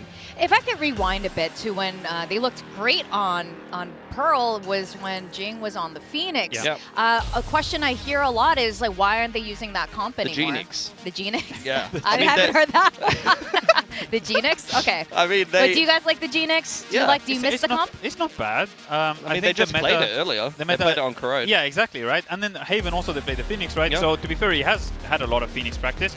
I don't think the composition's bad. I think maybe they're a little bit swayed by some other good options, like the Taeho is good on the map, right? So I think maybe they go back to comfort in the Phoenix, as you said, and having something on something where he can, no intention there was saying something, but on an agent where he can take a lot of space aggressively on timings. This is something where I would recommend anyone that plays Yoru or Waylay, or even sometimes Jet when you activate the dash. Something is one of the best in the world of mid-round activating his dash or having a gate crash ready and walking, re-clearing mains. Yeah. Like making these plays where at times it feels like it's absolute psycho. But if you walk out through a smoke and try to re-clear that space, that main by yourself, sometimes it looks stupid, right? He's gonna walk out of a smoke and there's gonna be 4 guys there. But other times he's just going to walk out of the smoke, no drone needed, no nothing needed. He's gonna do it silently, so even if you're near, you don't even know that he has that space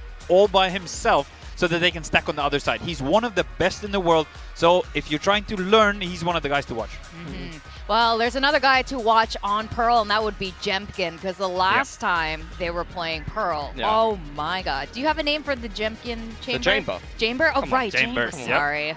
Not on the ball with that. Chamber, he's another guy to be watching on this map. Yeah, I think their attack looked really good. They were punishing PRX's aggression every single time when they played them last time. I like the way, again, with the double drone, it really simplifies your splits and things like that. Reminds me of like the old, like Sky Sova, like Fnatic bind comp, where you just drone both the lanes and then you attack. You know, it really simplifies your pushes a lot of the time. So that's an option that RRQ has that they can work with as well. But they seemed like they were in complete control the last time they were playing an attack side against PRX. But I agree, the T1 game definitely didn't look as clean. Yeah. There was another thing last time, Vic, I remember we were talking about it from Coach Vic perspective. Yeah. All right. What was Jemkin doing last time that felt so easy? We spoke about this on the slopes, if you remember.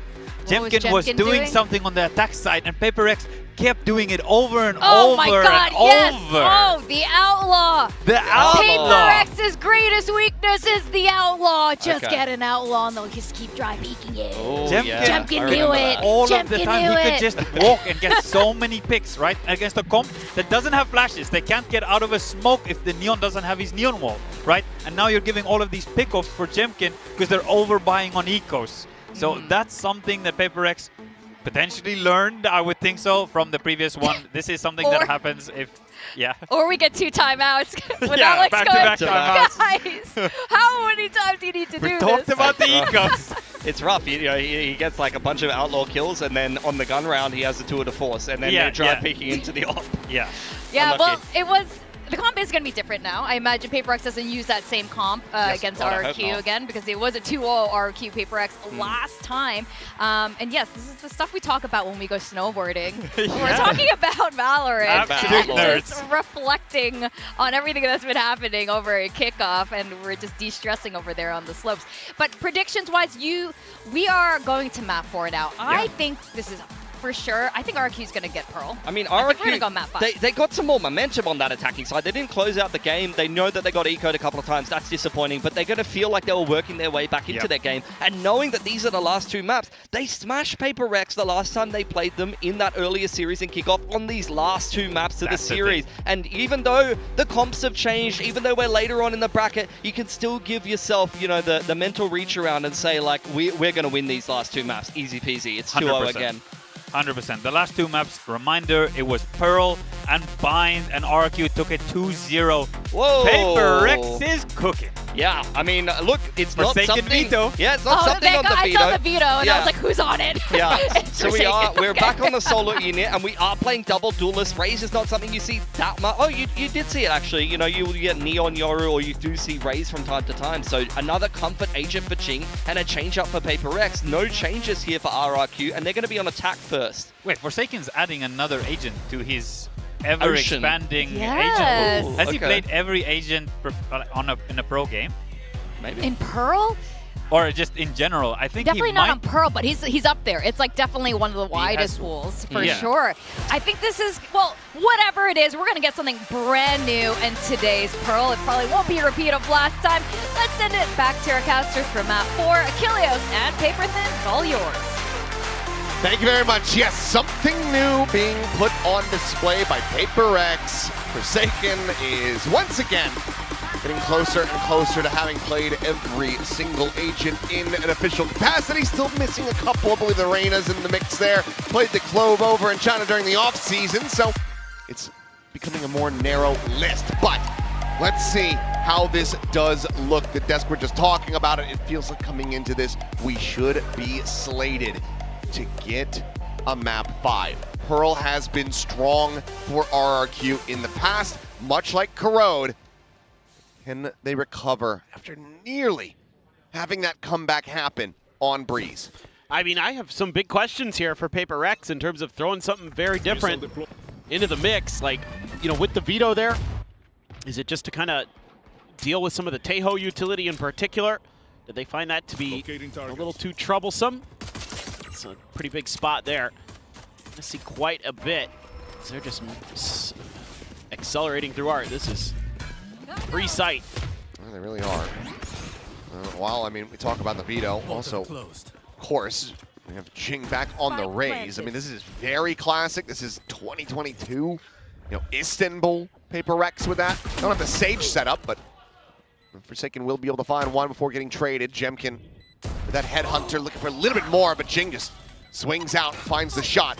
Paint Shells now forcing Cushy a little bit deeper away.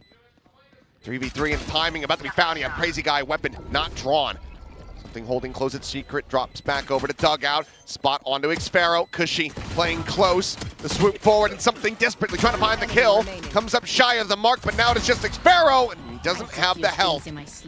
The fuse had already been held up to half. The pistol goes the way of PRX, now 4-3 in the series. Yeah, the fact that they're able to win some of those battles on the extremities really open up things for PRX despite giving up that art space. Able to come from main with the bulk of their forces. Getting that first kill there, really, really impactful. Finding Jemkin.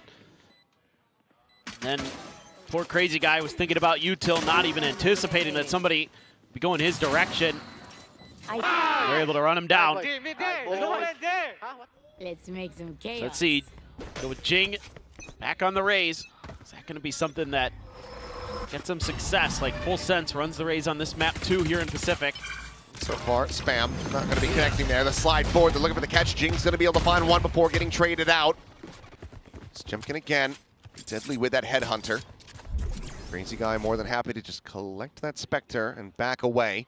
Make sure that there's no fast flank coming in.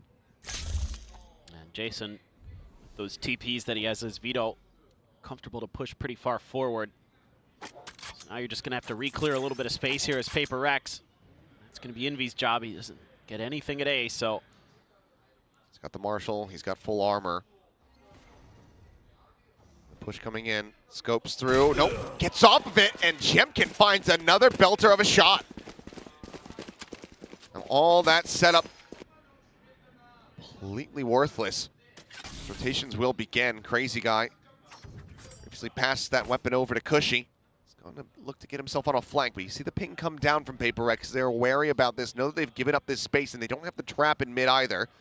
So do have to be worried about a potential push over towards water. 30 seconds left. They're going to know pretty quick here. There's a drone. Yep, just sniping that out of the sky. Push forward, looking for the timing, and Xpero puts the martial to use. Divine now dead. Something tagged up. And oh goodness, RRQ, they are doing it again. How many thrifties here today? Still yet make a go of this, perhaps with Envy. Full HP, full armor with that Bulldog, but time is actively working against them. Something is not playing alongside him. That trademark getting the slow out. That will be the call to save. What a start for RRQ. Just crazy stuff. I mean, again, a PRX player isn't scoped in when they need to be, and it costs them big time. You don't have that bailout for Forsaken there. They're noting even where he's setting up some of the TPs for future rounds. This is concerning to say the least for PRX. He thought, okay, you get a pistol win, good start. This is your chosen side of the map as well. You're already kind of fumbling a little bit. Oh, Jemkin is just, can't give him any chances. You cannot. Jeez. So damn aware. Now, Outlaw carried over the Bulldog for Envy. Jing just going to be scooping up a Bucky. He is one away from having a showstopper, and that could be a tide changer for them. For now, given the shotgun, it's going to be posted up at the double doors. Being really patient. Stealth drone wanting to check around the box, make sure that no one's gotten an early scale forward. Quick little dissipate on that Nebula as Monyet ready to hit the go button. Has that Spectre, so basically just run at them, but Jemkin continues to take heads. There's the spot, the clear, and the A site broken open. Jeez. When he's on chamber, it just feels different. Spike planted. Trying to fast track him to a tour de force too. Just one charge away from it. Doesn't have an exit strategy, but doesn't necessarily need one either. Can just be the one to play forward, try to hold the line. Swing in the corner, something finds the shot. Weapon now going to be scooped up for Forsaken. They look to try to hold this up to half. Swing coming through. Multi-face into a collat from something. And it will just be Jing swinging to his demise. So some damage dealt, but Monyet, congratulations on your kill achievement. RRQ, congratulations on the 2-1 scoreline to start this map. Yeah, now you can immediately rip a tour de force out here. It's just, oh my god. Oh. Pinged as well. Yep. In the gravity well. Yeah. He's had that first shot not whiffed. He had been able to find Crazy Guy as well, and that makes this a much more winnable position. But Monyet achieving 2,000 kills here in Pacific, as we'll go right into the round and hear from RRQ. One taking off. Fade Ollie, fade Ollie. One B side, spamming. Here we go, fight art. Spacing. One, two. Hey, actually, can you guys come with me? Come after me. Let us side. Ooh. Pulling him back into the spot out onto something. Portal closed. Cutting through. Jing once again holding at the doors, this time with a judge, but RRQ straying away from this and something's going exploring. And Crazy Guy is just holding a line. He's got the crosshair set up, and that is something dead. I wanted to go exploring for info and found it. So now PRX starting to bring a couple extra players over here to A, but they still have to maintain a lot of space that they have to control. So let's see. Jing does have that showstopper and a judge. I'm looking at that tour de force in mid. Prevent him from even getting there, maybe, but nope, he's going the other way. Does have a safe path to try to rotate, but Art is being held. Boombot's not going to check for this, and there goes the showstopper! He manages to get it out. Live munition. Doesn't even take that much damage, surprisingly, so a kill going to be found, but still an uphill battle to be fought as Jemkin now arriving on that flank. Not going to find the timing to get the punish right away. Then again, Forsaken shows just enough to get clipped. Shell out towards main, the blast pack in! The second Headhunter bullet connects, and Jemkin continues to tear them limb from limb. Divide the peek over to Art, starts that up. For the defuse right here on the corner. Cushy on the push, will be able to find him. 2 players surviving. RRQ now up 3-1. Economy broken down once again. PRX. Looks like Alex not going to intervene quite yet. Might just be waiting for the next buy. Yeah, I mean, it's just, jeez. Reactions from Jing on the raise, but, oh, the spam through the corner there. Gets Envy. Oh, man. There's not a lot you can do in that position, even if you can try to defuse behind that angle. PRX just going to be scratching their head for answers to try to deal with A main, I think. There's just so much ability to layer info, even with the Veto there to try to shut things down. Look at where this interceptor is behind Forsaken. Anti-relay bolt.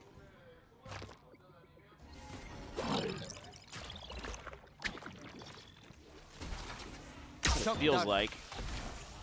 Shock forward. Clear out anything they can. As of now, actually start making their way forward onto the site. Jemkin, they're at default. Gives it a check. Nothing spotted quite yet. Bucky in hand. Forsaken going to be good for the 1, but it's not going to be able to escape. Up and over the top goes Jing. Eventually steadies it. Draw to the Phantom. Comes away with 3. The 1v1, but Jemkin gets the classic. Finds the 4K. As Jing doing his damnedest. His damnedest just isn't enough, not in this round. Good lord. Jing is just something different on raise, that's for sure, but Jemkin even better on chamber. And he went for the TP, and there was an extra layer there he wasn't ready for. Meanwhile, Jemkin's just scaling into sight, claiming lives. This is madness. Switches the gun. Oh my god. Near sight out. Yeah, from Envy. Go get him. Well, Boombot means he cannot claim that. Will just be a quick little back away. Something with an operator now in hand. Quick dissipate. He's playing such a narrow angle. Jemkin around the corner. I don't think he's going to be giving him this sight line for free. Crazy guy, however. Might be a different story. Jump peek unpunished. Quick little exit set up with the gate crash. Ping's now coming down. RQ continuing the lean into this side of the map. Gotta go. You are divided. Divide now called in, got the spot, but has to retreat. Swing to the corner, Moniette caught in the trap, ends up getting taken down by Jing. There's Hunter's Fury from Cushy. Trying to see if he can find any tags, but ends up going wide. Spike, however, planted for RRQ. Counter wall available for Divide. Evolution now being popped as well, just trying to mitigate those shock darts if they do come flying, but Crazy Guy playing forward, maybe playing an unexpected angle, but Forsaken will flush him out. Jemkin able to still find a kill. Shock darts now being lobbed in. The push, and it's going to be Divide actually behind Envy, using him as a body shield. As the defuse comes in, PRX, they will be able to find a second round win.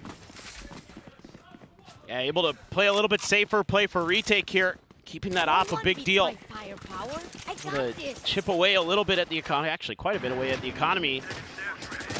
Oh, the little grab. The Veto trip. Oh, getting tethered there. One enemy remains. Just like that. Yeah. See if they can keep it going. Show them. RRQ has been so in control of that A space. You know, PRX wants them to go B, but they're just not biting, and so fast there. Takes a tick of damage from the salvo, but the end of the world here at all, because you're going to get the Armageddon available off that orb. Let's see if this is just kind of a quick hit. No, he thought about it, but taking some time to talk things through first. Jemkin not going to get noted by the boombot. Able to hide away from that. Going to watch for those mid crosses. So far, PRX has mostly avoided that. Stealth drone eventually found. Got the spot on the Veto. Jing is pulling back a little bit deeper from the door, but no, now it's just scaling, and Jemkin, he wins that 10 times out of 10. Armageddon rolls across. Monyet planted forward, but not far enough to find Forsaken. Such a crazy guy on the entry is going to be only able to find the one, but Monyet's presence now known. The smoke's falling, looking for the spam, clips him. Forsaken down to 36. And oh, what a distraction. Gorgeously done. Right as that dart goes through, Monyet strikes. Forsaken found shock dart there at his feet. As the off play. Spot on a 1. Technically has a dimensional trip, but on 1v2, it just seems far too risky. Flash the clone, attempted the fake. Cheats around the side. Doesn't read that Cushy is there. RRQ not allowing for PRX to get anything back-to-back. I was thinking eventually we'd see a little bit more of something from PRX in terms of challenging that A main space, but they don't. And a lot of these rounds is just RRQ just kind of slowly working their way through. Off the rip of the Armageddon, they're so ready for Jing to swing out of those doors. That was the go signal, and Jemkin just waiting there with open arms. Yeah. Need to talk about this one a little bit because you're trying a lot of different stuff here in the wrong sides of the map. Yeah. That's the problem. Like, what you're doing at A main is just giving up so much free space, giving them a free orb, giving them the ability to just sort of cycle ults and keep applying that pressure. I just love that Wendler just looks like he's like the husband and Alex is the Karen who's like going at the manager, and he just sat back just like, oh man, my wife's just embarrassing me. I'm so sorry, I can't control it. I love that by default my brain replaces the name Karen with Karon. Yeah, I know. I have that problem sometimes too, actually. Let's see what the calls end up looking like. We're going to have a listen with PRX going into this round. See if they can put these adjustments into place. I don't ever. Oh, they're gonna take a look. I'm gonna race it. You want to play? Let's play. So, here's where we take it. I'm gonna go back towards our boys. Yeah, just leave the score. I think you can play. I'm not pushing stuff. It's okay. Well, they're at least able to have a show of force there to take a little bit of control. Looking to set up this showstopper if possible. Have something in Forsaken over, pushed pretty far up at B, but once again, isn't even being thought about by RRQ right now. Dimensional drift from something is going to confirm this, so they can lean quicker into this A side. Clearing out quite a bit. Jing starting to back away. I'm out of here. That angle is going to rotate around through water, toss the flowers. It's the plant trying to be committed to, but Cushy just going to be catching a stray. Showstopper goes up and over, and Crazy Guy gets blasted. Monyet just stuck into the cubby. Audioless there for the moment. Flash to Sparrow, watching at the half wall, finds one. Monyet on the peak, able to find something to slide across. Tries to hit the transfer, he cannot, but Sparrow here at stairs trying to make his own mind freak moment, but will not manage to get it started.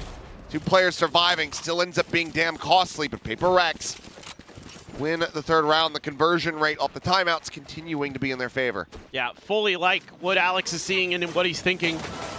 Trying to get his players to kind of recognize how important that space is and how it's giving them time getting to these positions. Yes, you have a couple of big ults that you're able to employ in that round to really make this a much more solid affair, but post-plant got a little shaky at the end, but 2 survive. Anytime I see an Astra at stairs, feeling like it's going to be possible, but quick peek and a shot, something able to find Jemkin. Envy at the same time, just going to be backpedaling away. I think he heard the neon. You have to suspect that on this lower buy, Monyet is going to have a Bucky or a Judge. spot out, but shot's not connecting. Relay bolt dodged by Envy. Oh man. Able to avoid taking damage as well. I thought Monyet was gonna give it a go. Well, something eventually fished out as Forsaken backpedaling, only those 2 bullets remaining. Monyet has to give up the space as well. Nice Nova Pulse. Slowed that up.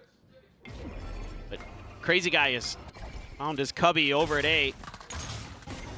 He seems to be just waiting to see if there's any sound cues or anything to try to make a call, but PRX has kept it quiet this time. Triple peek into mid. They are giving up the site. 2 players on PRX, vulnerable to this outlaw. Have to be very cautious about this. Just now starting to dip back over as Envy goes on this flank.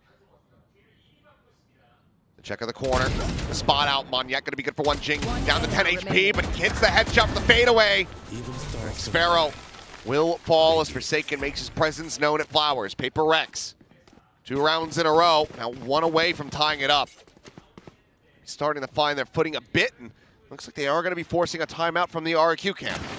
Able to avoid a thrifty this time, our PRX.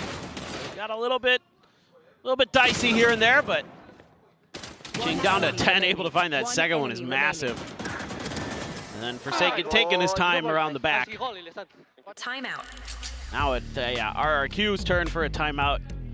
I mean, I think you got to start talking about how you can start actually using that tendency of PRX to want to lean B against them a little bit. Start creating some pressure over there. I don't know how close the tour de force is there for Jemkin. He's relatively close. You could start thinking about using that to put some pressure over there. At least make PRX consider it, because that, to me, looked like their tendency. It looked like they were willing to give you a lot of breathing room over at A. I think you got to at least try to pull those rotations a little bit more, because now PRX is reacting really, really quickly to these A hits. They're getting into position much better. They're getting info a lot quicker. And they're not overcommitting bodies and losing players to do so.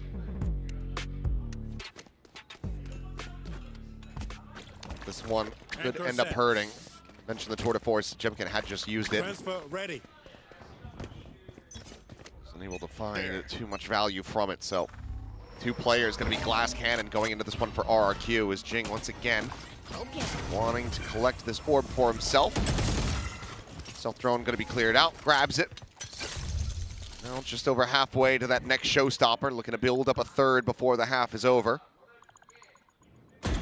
As Forsaken, I'm not going to overstay his welcome, spots out 1. Will quickly dip back. I mean, you can see already PRX was like, oh, we better be careful just in case it is a quick B hit.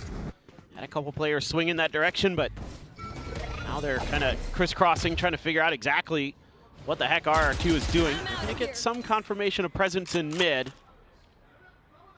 but with nobody pressuring long B, you still feel comfortable that the eventual landing site. Trying to sell a bit of a fake here. Using the drone to try to make PRX consider it. It will pull Envy at the very least. She got an extra player out of that. He's starting to shift back, though, very quickly. Yeah. A lot of this is going to be on something shoulders. Doesn't have an exit set up. 30 seconds left. Gate crash is available. RRQ. They're really running the clock down from here.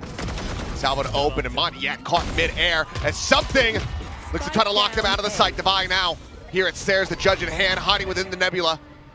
Spike scooped up by Cushy, but the time is getting away from them. Cosmic Divide gonna be called in as Cushy is able to find the 1 shot.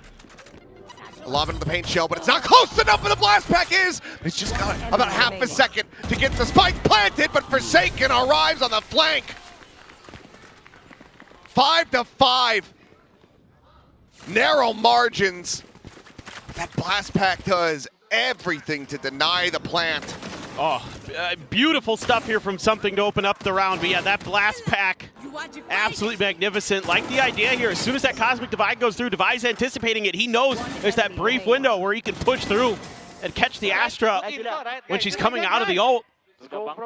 I mean, just gives time for Jason to start lurking, and the little extra layer of trickery from RRQ doesn't work with the drone over at B.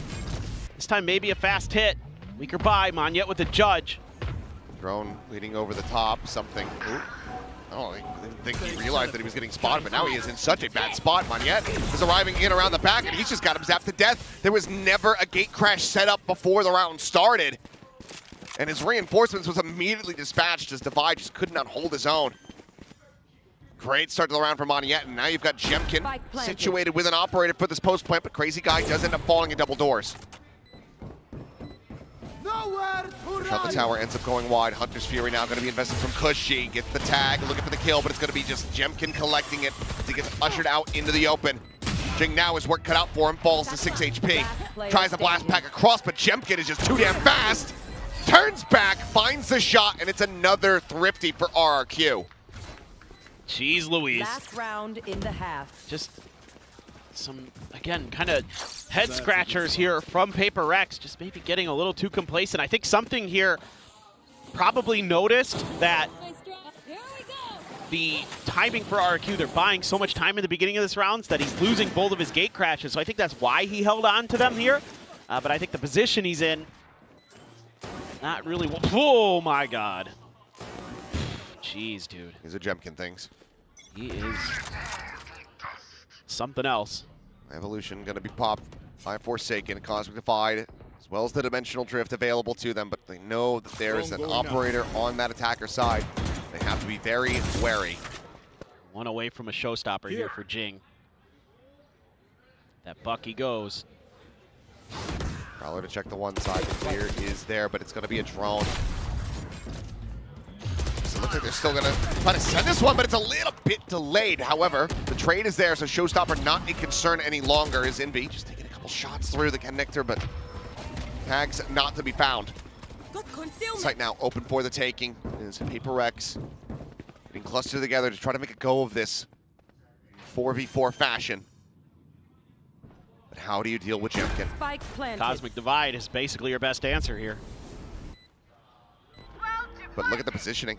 Jemkin's going to be locked out of this, but you still have 3 players playing inside of this one, but one of them now gone. Crazy Guy taken down. Both identified over at Halls. This is a bloodbath, and Jemkin just pushes the wall. Divide, the slow creep around the back. They play Ring Around the Rosie. If he scoops up a weapon, they would hear it, but now they hear the footsteps. Sets up the Nebula, and he's got no idea that Cushy is just here shoulder to shoulder. He'll backpedal into him, and Cushy will get the 3K to put RRQ up 7-5 at the half. It took a little while, but they're able to finally work that B site, get some success. Great ideas there. Again, having those double drones allows you to not fall for those traps. If you have to body push that, you know, there's a world where it's just 2 of you and Jing gets one, switches to the showstopper, and basically wins you the round perhaps. They're able to hold on just barely on the other side of that Cosmic Divide. They're not able to clear the back alley. Yeah, a little bit frustrating, but honestly, 5-7 there for that half, I don't think it's too bad. Considering how it started. Yeah. 4-1 into a 4-2. And also the composition that PRX is running, I don't think it's the end of the world here at all. I mean, the chamber is going to be a problem no matter what. Jemkin is just feeling it.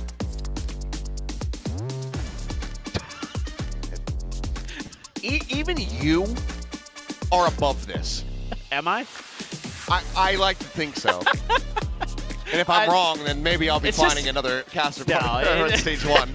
It's not quite clever enough. Oh boy. This is a better question, because this one is still teetering on the edge. Absolutely it is. If RRQ can come out here, find that pistol, I think we are pretty much all but guaranteed a map 5. Jeez. 370 ACS. And any offness that Jemkin was having on Breeze, that's been taken care of. Gone. He's a nasty chamber. 18-8. Jing having a really nice performance on the Raze, though. We do have to give that some credit. Trademark there right outside of double doors on the defender's side of things.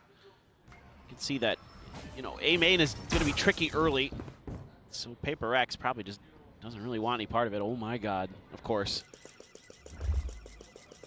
There's a smoke there, maybe worried about a trap, so why not just go somewhere where they're not going to expect you, potentially. DAY setting up a star. They've slowed down their scaling for now, but starting to check around as Crazy Guy about to get jumped on, but same for DAY. Sights over towards B. Ends up getting caught. PRX make their way forward here onto the side. Salvo to interrupt. Backside plant attempt Forsaken with covering fire, but the spike is still not planted. Moniette able to find one, something striking from stairs. Finds two, Forsaken with the bandit. Takes out Cushy, and now it's just Xpharaoh.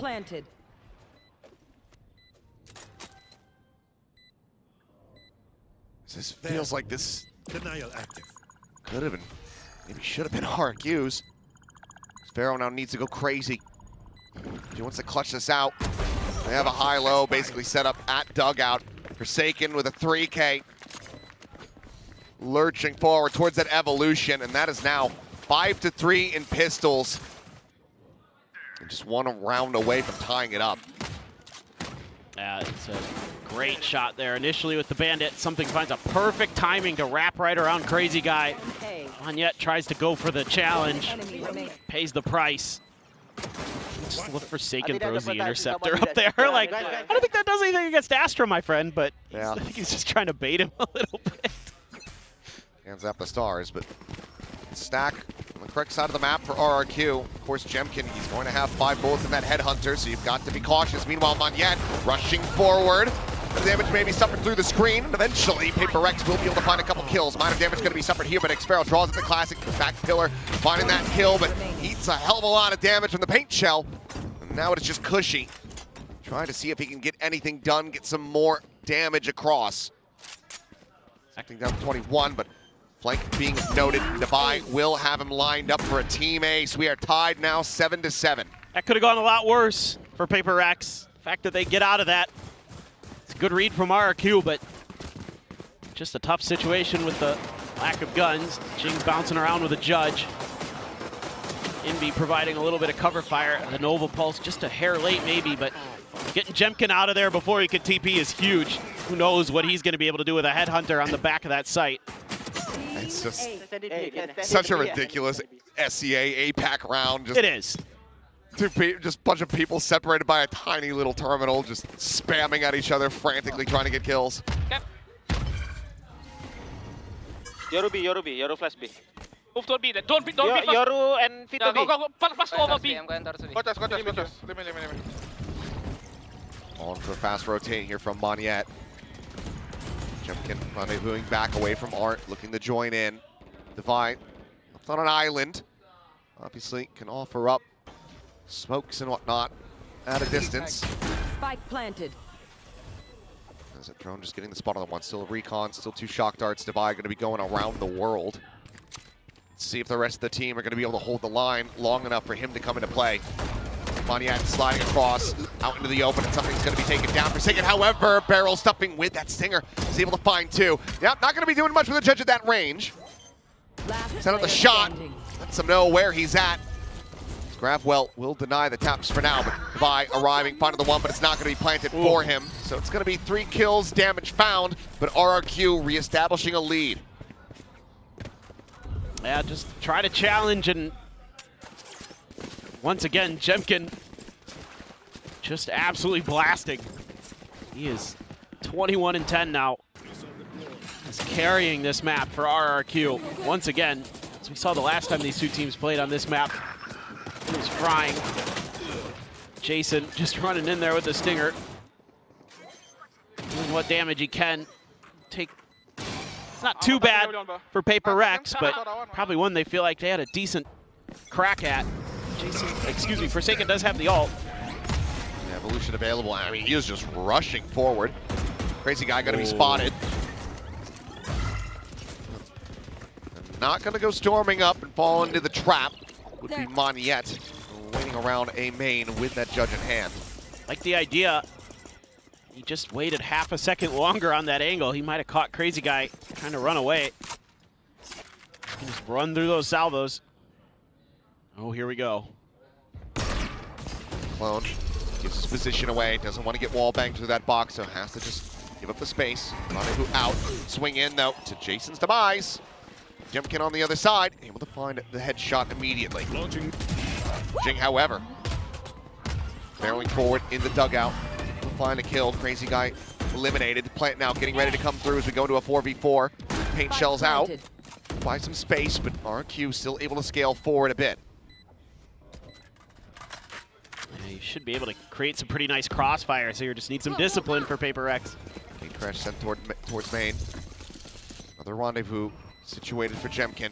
Going to be the tip of the spear as the relay bolt connects into the corner. I think opting to hold his own, but ends up getting taken down by the judge, but Jing is there to peel it back. Kill found, Envy. Jemkin peeking into him, able to find the kill. Grab well as again, Jing the judge! It doesn't work at that range! But Kushi, down to 1 HP, will eventually be spammed. PRX will win the round. They'll tie it up at 8-8. Charlie, no worries. And he immediately buys another judge. You're that far away. It's like using a potato gun versus a tank. Oh my god. I mean, great entry though. That blast packing is slick. Smooth, good trade, good. We cut out the judge part from the highlight package. Remember that Nightfall there with the gravity well. Makes a real meal of things at the end of the round, and look at this stack from RRQ. A lot of classics, couple sheriffs, obviously the headhunter. Oh, the sack is good and something, trying to plant his feet, ends up getting caught. Jing drawn in by the grab well, and it's 2 kills collected. Weapons not to be recovered, at least not yet, but Moniette does have that overdrive. Devi gets tagged to 22. That is such significant damage. TP out, the headshot, lock on. RRQ, how do they keep doing this? Covering it, taking that back. Just a good setup. You got the gravity well to cut off. You got a seize in there. That's an attempt, or not a seize, but some other util being thrown at the feet of PRX. Teo util too. I mean, you can set up these trap plays at chokes.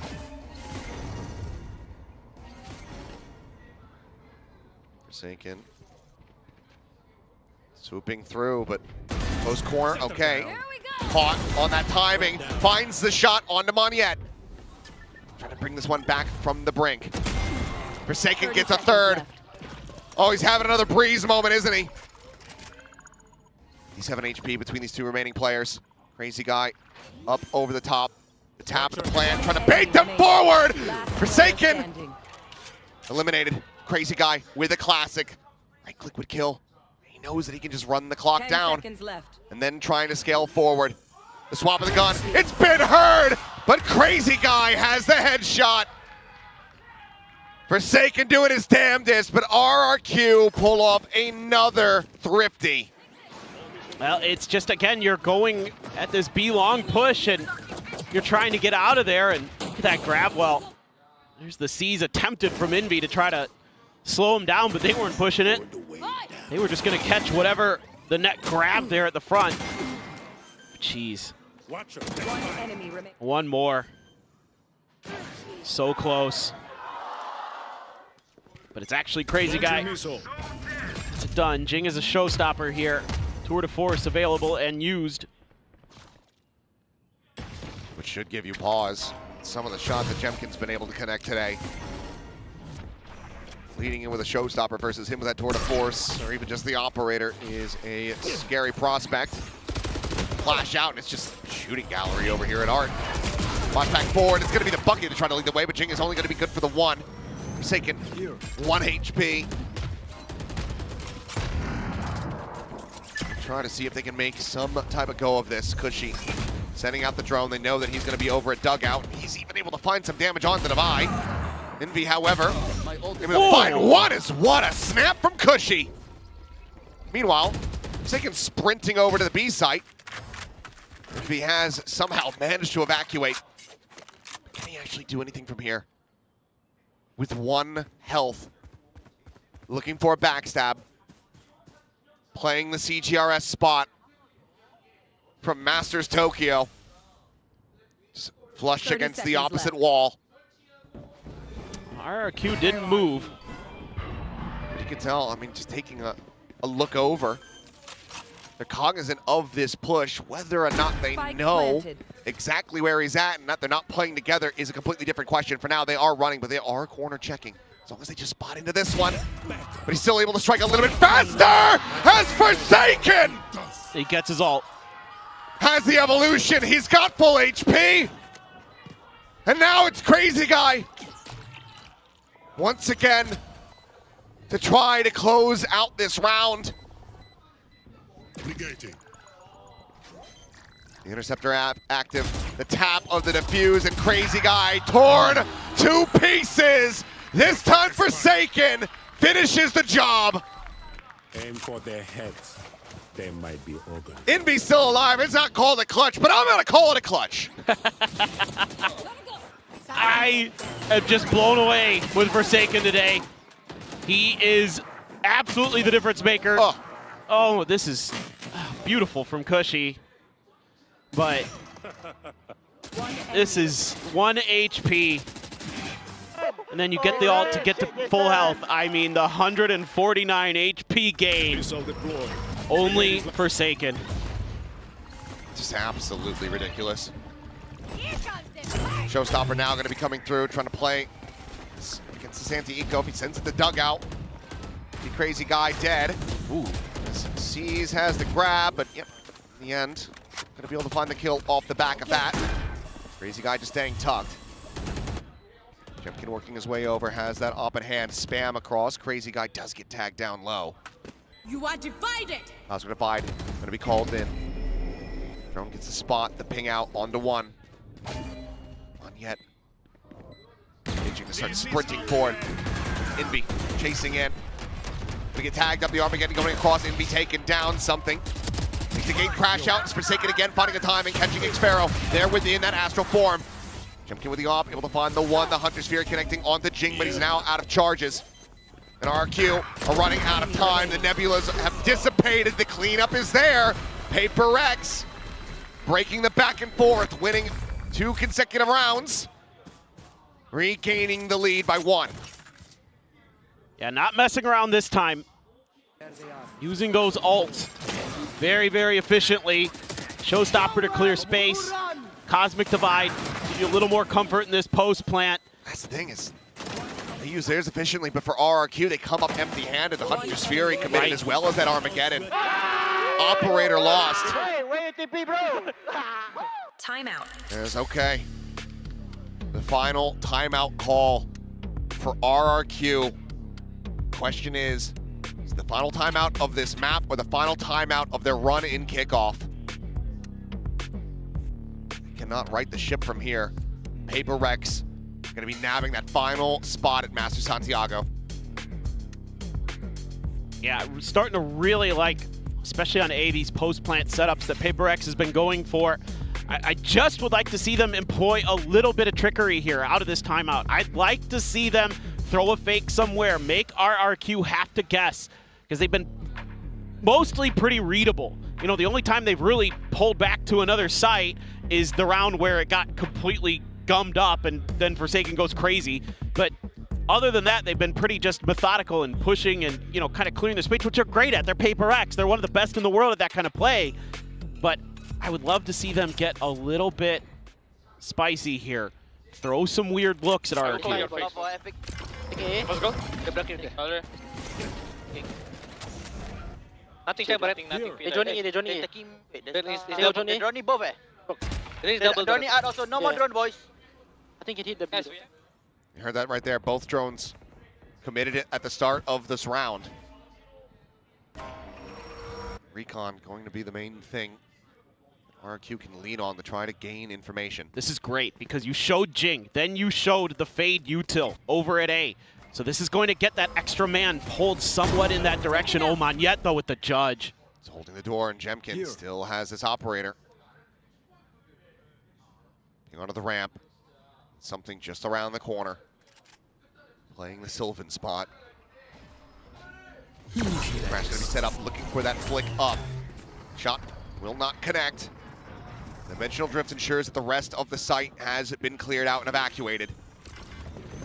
Low on time, makes his exit back behind the pillar. Let's be careful though. That Nebula could be used as a bit of a one-way, but Jemkin spotted the gun barrel and Ching's gonna be taken down.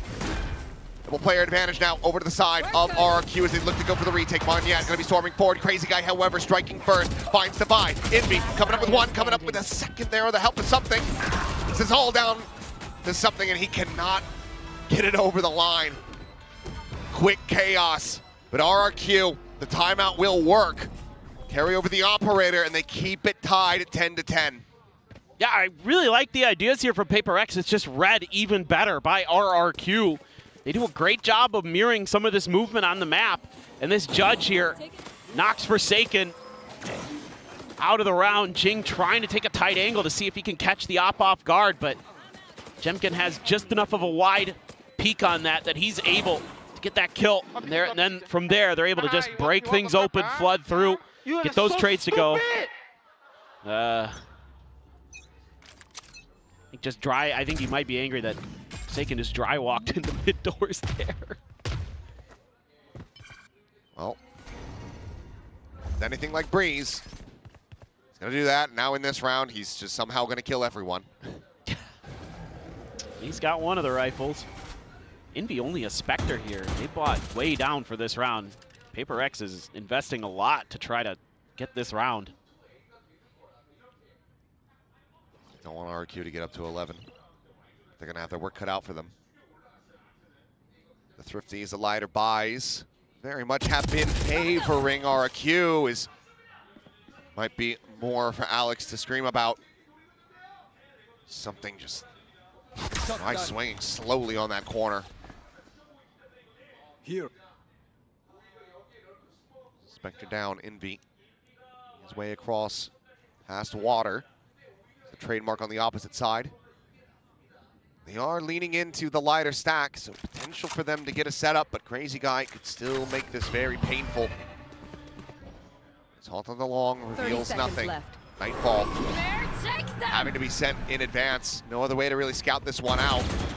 And RRQ, very confident that there is no faking going on with this. Finish on the reload, the salvo to be held for the post plant. Double stack, Forsaken and Jing. Both atop of screens. Spot out, looking for the shots, but it's going to be Cushy in reply, able to find the one. Forsaken at 6 HP, finds himself a second. By the spot out, but no weapon retrievable. Just a bit too far out of his grasp.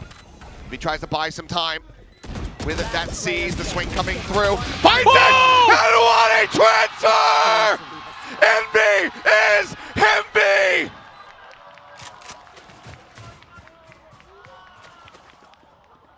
Unbelievable! It should have been impossible, but Envy makes it happen. It just is who's up to bat next for PRX. My word. Takes that angle, and they're not ready for him to be swinging the pillar that far, and Crazy Guy just can't quite get it done. His team has more heroes than the goddamn Justice League.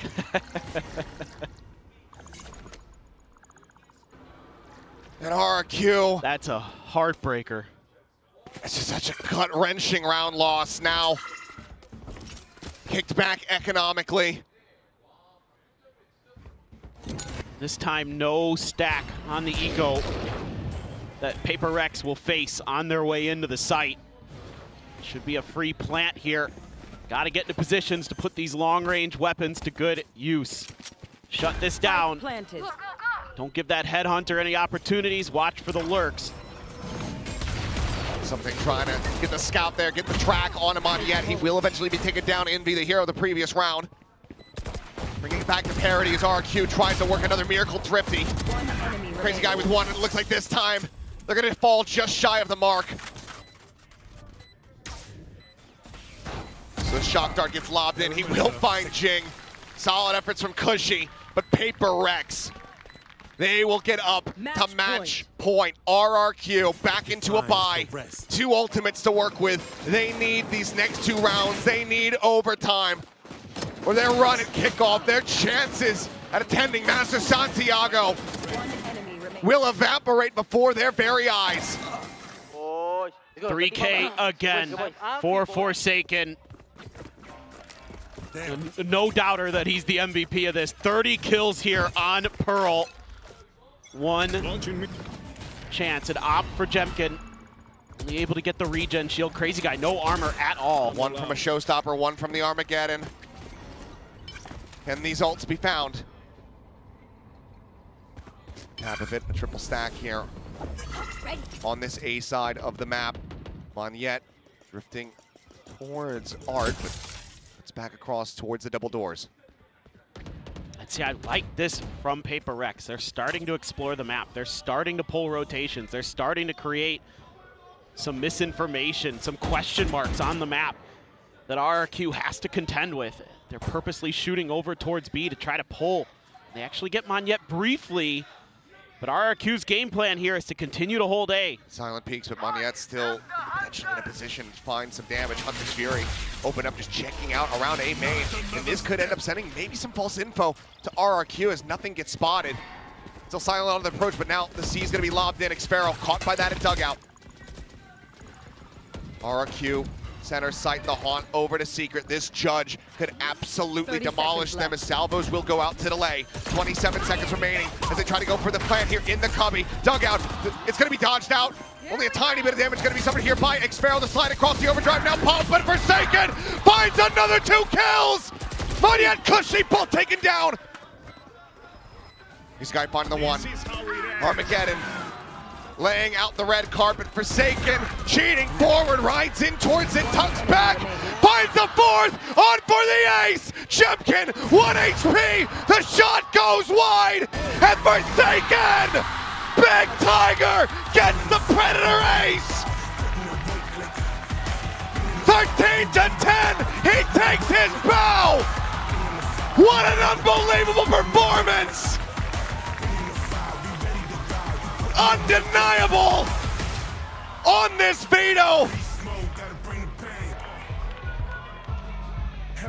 The best we may have ever seen from one of the best to ever play the game. Showing another brand new agent in his abyss of an agent pool. And he drops 35, an ace to close it. There is no one else like him. No, there is not. He is truly one of a kind. PRX are your 3rd VCT Pacific team heading to Masters Santiago. 2 of our trophy lifters, both of them from last year, will be in attendance, but unfortunately for RRQ, we'll be back to the drawing board. Time to prep before stage 1, but a kick to the gut. So many moments, so many rounds that they were on the verge of converting, of getting the wins that could have gotten them the lead, gotten them the map victories, both on Breeze and here on Pearl. But then Jason Susanto happened to be there. Yeah, I mean, honestly, they played really well today compared to yesterday. A lot of things were improved. A lot of the trading, a lot of the protocols looked a lot better. The map reads looked pretty solid, but what are you going to do against what you just saw? That sometimes it just is like that. Sometimes a player has a life game. What can you do but tip your cap? Brutal one for RRQ. Looking forward to seeing them back, though, in stage 1, but I'm looking forward to all 3 of our representatives that are going over to Masters Santiago. Nongshim Red Force now joined alongside with PRX and T1. See if Pacific can bring home yet another trophy and continue to dominate the Masters events. But let's go ahead and send it down to the stage and hear from our winners.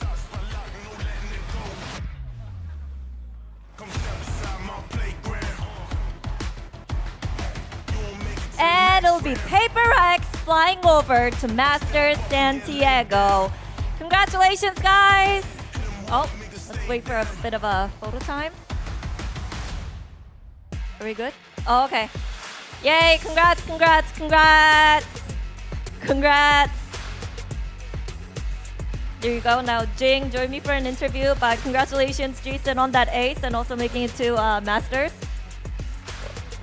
over here. Yeah. 좀 어수선하게는 했는데. You guys can stay. You guys can stay. Okay. 네, 오늘 승리를 거두면서 마스터스 진출을 확정지은 페이퍼렉스의 찡 선수 만나보도록 하겠습니다. 승리 축하드립니다. 가장 먼저 오늘 혈투 끝에 산티아고로 행하는 마지막 퍼시픽 팀이 됐는데요. 소감부터 들어보도록 하겠습니다. Congratulations, guys, and congratulations, Jing, on being the last Pacific team to clinch Master Santiago. Tell us about how the game was today. What were the mindsets? I mean, honestly, I think like we played and we didn't really feel that much pressure because I mean we've been here before. This was the same run as Toronto, and I mean we started out the tournament like quite bad and we improved a lot. So I think no matter what, I think we should be happy. So yeah, I think we didn't have much pressure, and that definitely helped us a lot in this game. 일단 마스터스 토론토에 이어서 마스터스 산티아고에 진출할 수 있어서 너무 기쁘고요. 사실 시작은 조금 힘들기는 했지만 그래도 이렇게 많은 경기를 치르면서 자신감도 얻을 수 있어서 오늘 경기 부담감이 많지는 않았다고 합니다. 그리고 사실 페이퍼렉스 작년에는 팬맨 선수가 합류한 이후에 마스터스 토론토에 바로 진출을 한 이후에 우승을 했거든요. 올해도 인비 선수가 합류하자마자 마스터스 산티아고로 가게 됐습니다. 이렇게 새로운 선수들과 함께 꾸준히 성적을 낼 수 있는 비결은 무엇인지 궁금하네요. Now, last year, when Patman just joined, you guys went to Masters Toronto, won that tournament, right? And you have Envy, who's just fresh to the roster, and now you guys have made it to Masters Santiago. So how do you explain this level of consistency? I mean, I think all of us individually are really good. So I think even like if our teamwork isn't the best, there's like a certain like how bad we can be. So yeah, I mean throughout the tournament we just practiced a lot because I think at the start our chemistry wasn't really there, and slowly as the tournament went on we just improved, and yeah, I think that showed today, and we are only gonna get better from here. 이렇게 서로 팀워크가 워낙 좋고 팀 합이 좋다 보니까 큰 걱정 없이 계속해서 연습을 하고 경기를 치르면서 경기력이 좋아졌기 때문에 이렇게 꾸준한 경기력을 보여줄 수 있었고, 그리고 더 나아가서 앞으로 더 좋은 모습을 보여줄 수 있을 것 같다고 얘기를 하는데요. 그리고 가장 고생하신 분은 아마 알렉스 감독님이 아닐까 싶은데, 그리고 웬들러 코치님, 판다 코치님도 좀 한마디씩 해줘야 될 것 같습니다. I think Alex deserves a shout out. Coach Wendler and also Coach Panda too. So you guys please don't go. The production's going to kill me. Yeah. So anything you would like to tell them? Wait, tell my team? Yeah, Alex, the coaching staff. I mean, yeah, of course, thank you for watching so many VODs and like working so hard and helping us improve. I think it really helps us a lot, and without them, I think we're probably not gonna win a single game. So thank you to our coaching staff, and yeah. 열심히 영상 봐주면서 분석해주고 전략을 만들어줘서 참 감사하다고 얘기를 하면서 이 감코진이 아니었으면 좀 졌을 것 같다고, 덕분에 승리를 했다고 이렇게 얘기를 해줬습니다. 자, 그러면 마지막으로 마스터스 산티아고 가장 기대되는 부분은 무엇인지 물어보도록 할게요. And what are you personally looking forward to the most? Maybe that MVP bracelet or? I mean, honestly, I just kind of miss traveling, I guess. We haven't traveled in quite a while, and we have been in like the same place for, I think we have been in Korea since like January. So yeah, sometimes it's nice to have like a change of like place that we play in or something. So yeah, I'm kind of excited to go to Santiago. 비행기 탄 지 너무 오래돼서 1월부터 계속 한국에 있었기 때문에 좀 여행하고 비행을 하는 게 굉장히 그리웠다고 합니다. 그렇기 때문에 산티아고 비행기를 타고 또 새로운 나라로 여행을 가서 경기를 치르는 게 가장 기대가 된다고 하네요. 이렇게 해서 오늘 승리를 거둔, 그리고 마스터즈 진출을 확정한 페이퍼렉스의 찡 선수 만나봤습니다. Thank you, Jing, and I'll let you join the team.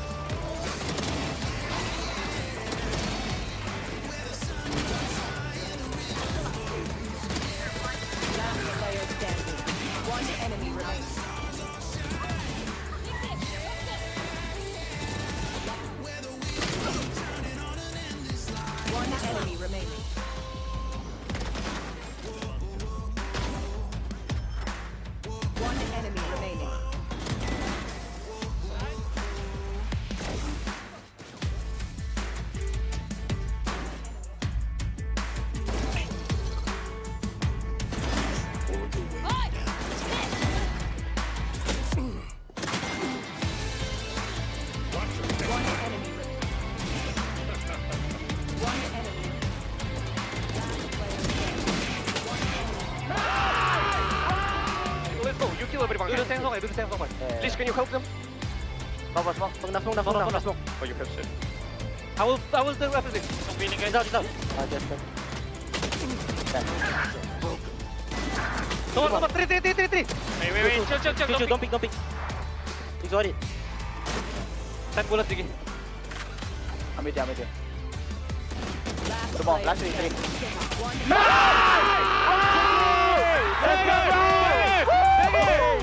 Let's go, bro. Hey, Jiggy, holy shit, nice. No money, boys. No money. Give me that.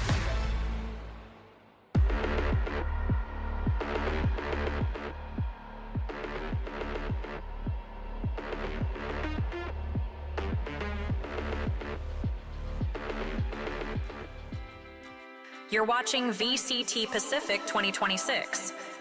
Earn everything. Heaven seems so far in a falling sky. Wanna shape the dark into paradise. I've been so caught up in the cages, gotta make my escape. Closer, I can taste it, but I ain't got no time to waste away.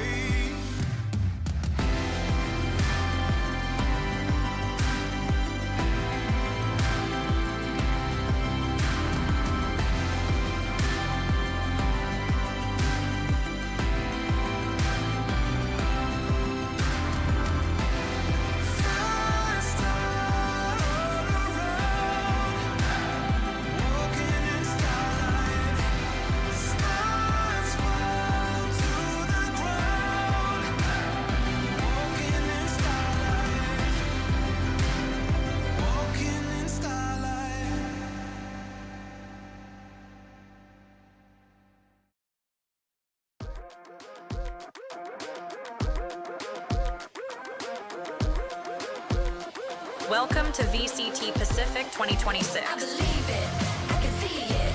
If it's in my sights, I achieve it. Ain't no leaving, no defeating. Show up, complete, and repeat it. Every day, rule that game. I always go 100%. Start to end, to the end, out or in. No between, you gotta go 100%. Play to win every single moment. Caught up in the motion, got no use for caution. Hope you're ready for a fight. I believe it, I can see it. If it's in my sights, I achieve it. Ain't no leaving, no defeating. Show up, complete, and repeat it. I believe it, I can see it. If it's in my sights, I achieve it. Ain't no leaving, no defeating. Show up, complete, and repeat it. Every day, prove that game. I always go 100%. Start to end. Every single moment, caught up in the motion, got no use for caution. Are you ready? Are you ready? Are you ready? Are you ready? VCT Pacific 2026. Earn everything. I believe it, I can see it. If it's in my sights, I achieve it. Ain't no leaving, no defeating. Show up, complete, and repeat it.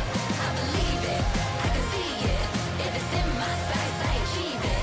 Ain't no leaving, no defeating. Show up, complete, and repeat it. Every day, prove that game. I always go 100%. Start to end.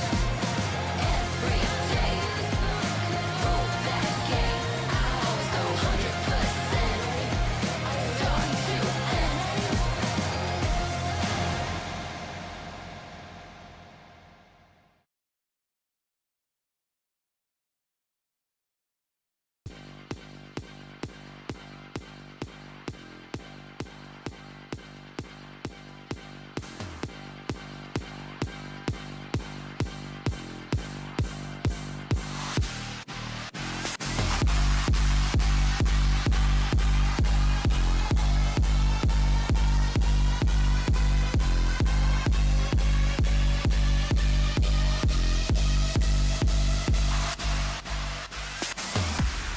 This is the sound of VCT Pacific 2026.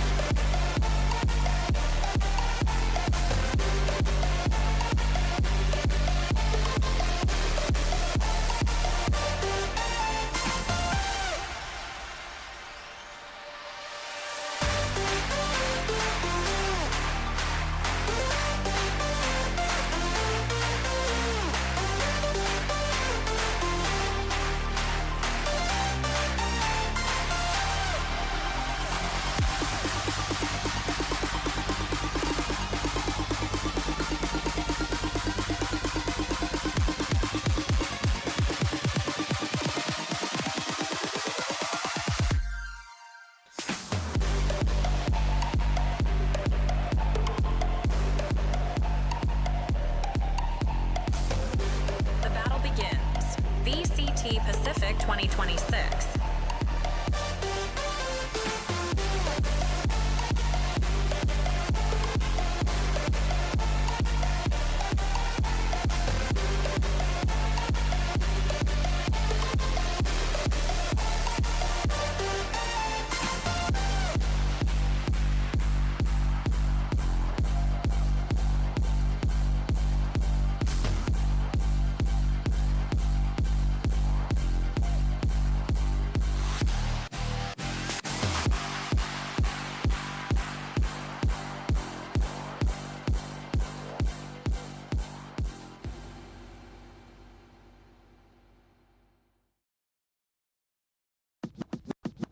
Ooh, baby, baby, yeah, you got me, I'm yours. If you want it, come on and get it, get it.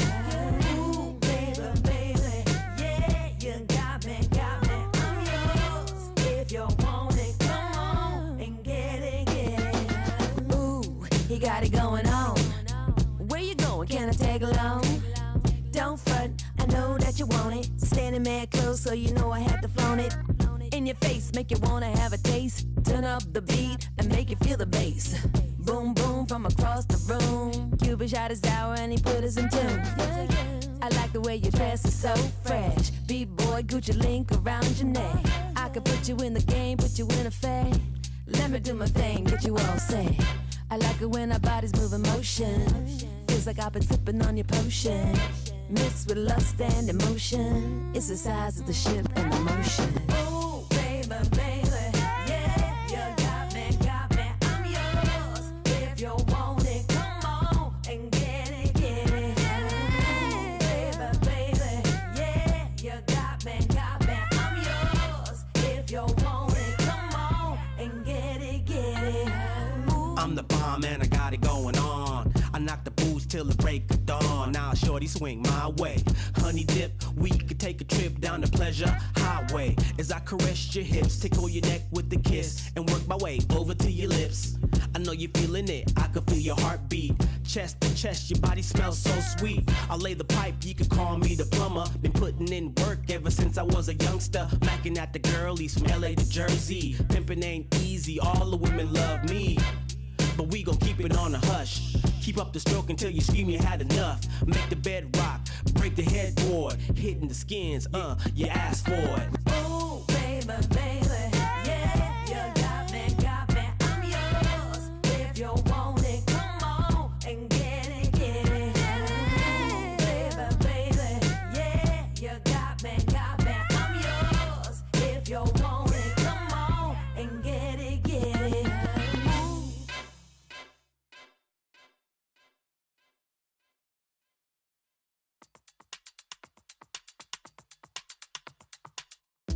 wish I had a little more to give. But life's better when I'm living it. When I'm living it, I've got flowers in my mind, they're blooming all the time. But life's better when I'm kicking it. When we're kicking it like, let me take it faster. I don't wanna wait so long. I just want the sunshine every single day to shine on.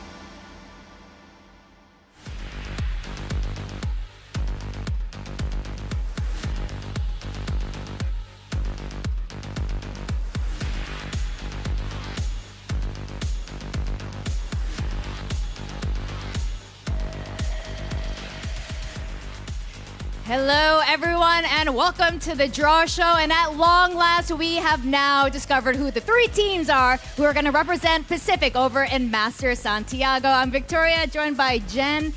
Jen, this weekend has been absolutely incredible, hasn't it? Yeah, it was a lot of VALORANT, late nights, overtimes. But that is few of those too. Beauty of triple elimination for you. Yeah, exactly. Keep this format right, please.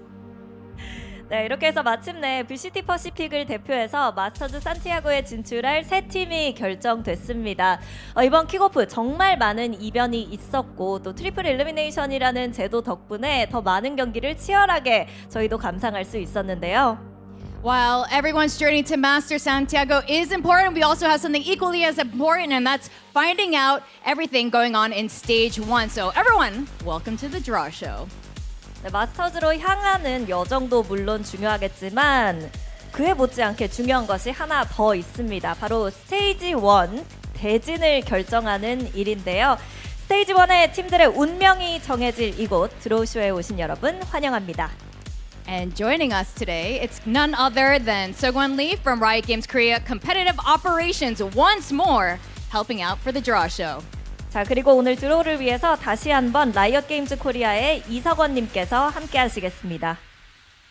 All right, this is how it works. The 12 VCT Pacific teams are divided into 6 pools based on their performance in this kickoff. All right, starting with Pool 1, it's going to be Team Secret and Veral. Pool 2 is Zeta Division and Gen G. Pool 3 is Full Sense and GE. Pool 4 is DFM and DRX. Pool 5 is PRX and RRQ. And Pool 6 is Nongshim and T1.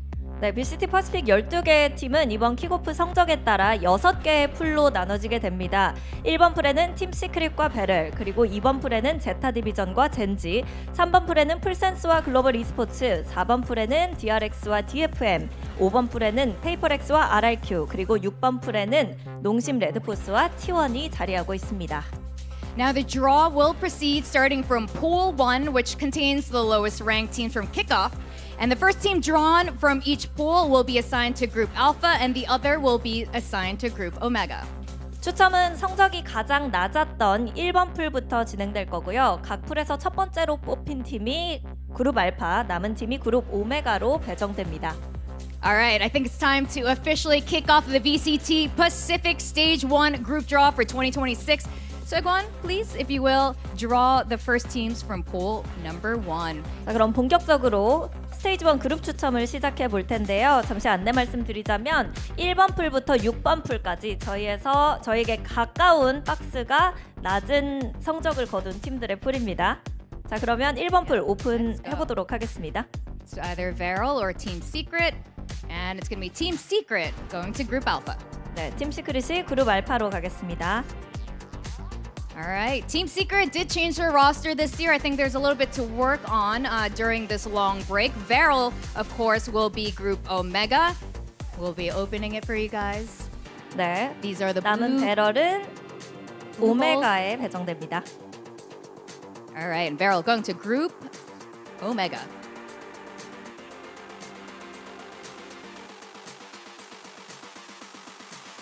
All right, next up, let's go to pool number 2, which contains Zeta Division and Gen G. 네, 이어서 2번 풀 추첨 진행하도록 하겠습니다. 제타와 젠지가 2번 풀에 있는데요. All right, Gen G going into Group Alpha. 젠지가 그룹 알파에 위치하게 됐습니다. 다행히도 바렐과 젠지는 내전을 피할 수 있게 됐습니다.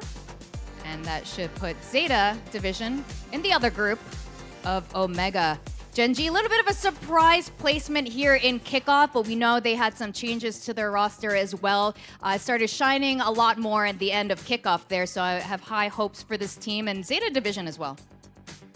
네, 제타는 오메가 그룹에 들어가게 됐습니다. Now, pool number 3. We're ready for this. Contains Full Sense from Thailand and Global Esports. 3번 풀 추첨 시작합니다. 풀센스와 글로벌 e스포츠가 있는데요. And that's Global Esports joining Group Alpha. 글로벌 e스포츠가 그룹 알파에 들어가게 됐습니다. Both of these teams had fantastic showings here in Kickoff. Global Esports really fighting through the lower bracket there. I can't wait to see their performance going into stage 1. In Full Sense as well, you know, ex-teammates of the head coach from Global Esports. Also, really good showing there halfway through Kickoff. I hope they come back a lot stronger. 네, 풀센스가 오메가 그룹에 위치하게 됐습니다. 3 more pools to go. All right, we got DFM and DRX in the next pool. Let's find out who's going to be joining Group Alpha. 네, 4번 풀에는 DRX와 DFM이 있는데요. DRX가 그룹 알파에 들어가면서 젠지와 만나게 됐습니다. We got people, they're liking this. Group Alphas and Group Omega is really shaping up. Okay, DFM. Must be the other one. I wonder why everyone's so excited about the DRX global matchup. Yeah. I wonder Yeah. why. I wonder why. We've been waiting for it. I'm kind of excited for this to happen. 네, 이렇게 DFM이 그룹 오메가에 들어가게 됐습니다. All right. Second to last pool. We got PRX and RRQ who just played today. The very last match of Kickoff was between these two. RRQ, oh my god, 3 best of 5s in a row. PRX joining. 네, 5번 풀에서는 페이퍼렉스가 알파 그룹에 들어가게 됐습니다. Joining the drama over in Group Alpha. This is going to be fun. And surely that leaves RRQ for Group Omega. 네, 이렇게 3일 내내 다전제를 치른 RRQ 그룹 오메가에 들어가게 됐습니다. RRQ dodged the Gen G match, at least for now. You know it's going to happen at some point, so probably a little bit later in stage 1. Okay, last but not least, we have T1 and Nongshim in the final pool.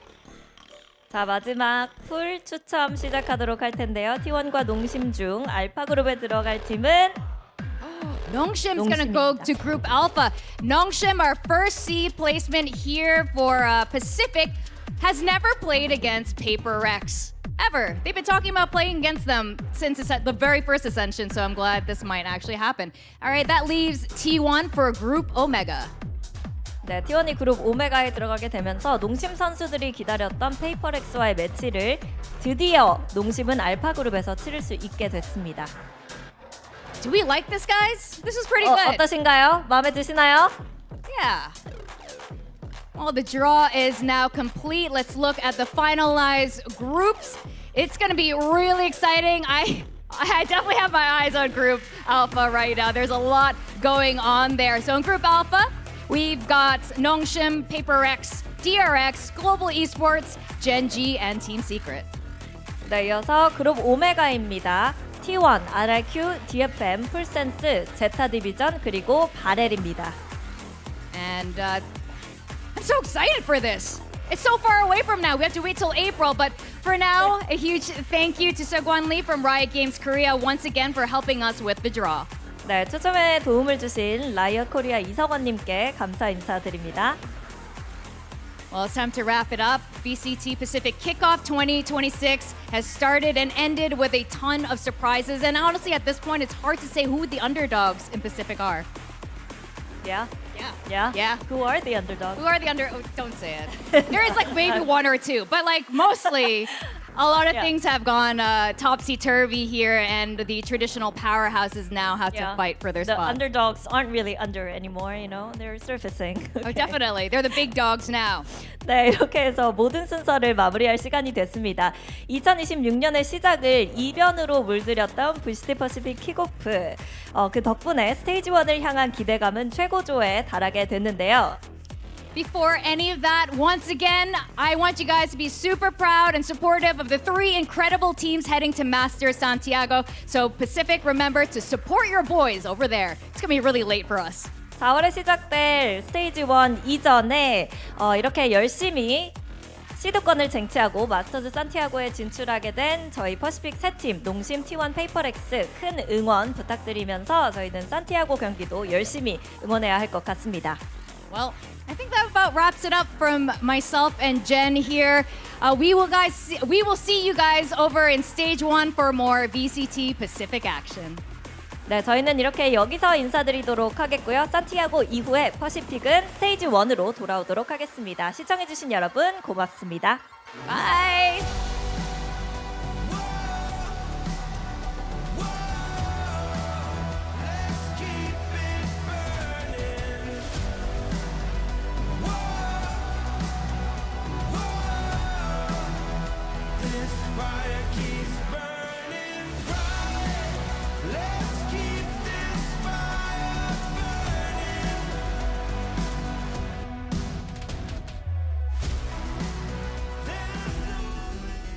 This is VCT Pacific 2026. Earn everything. Aggressive push coming through is Clone to lead the way. The swing coming out. Next barrel immediately shutting that down. Swing in, he finds a second. Goes around the back. Bike just to pull back away. Forsaken closing the distance. They're going to try to kick some off. The first point of contact, the first challenge is going to just play this patiently. Swings, the headshot found. The hold up to half and Envy to get it done. A Red Bull clutch. Forward, the player ball, a bite to the corner. Very wise Quick Sparrow finds him in the end. This starts getting a little bit dicey. The Nightfall to ride forward, something to be overwhelmed. Forsaken. Gonna try to get out. He relocates, but the turnaround from Sparrow, the awareness is there. He's left open. Forsaken still around here. Doesn't exit in, and he is just gonna be able to mow down. Switchboard now knows Pitch's position. He's off of it now. He's gonna try to play him in. Gives his life to it, and there is the ace achieved. Forsaken. As they try to go for the plant here in the cubby. Dugout. It's going to be dodged out. Only a tiny bit of damage going to be suffered here by Xfarrell. The slide across the overdrive now pumps, but Forsaken laying out the red carpet. Forsaken cheating forward, rides in towards it, tucks back, finds the fourth, goes wide, and Forsaken to 10. He takes his bow. What an unbelievable performance.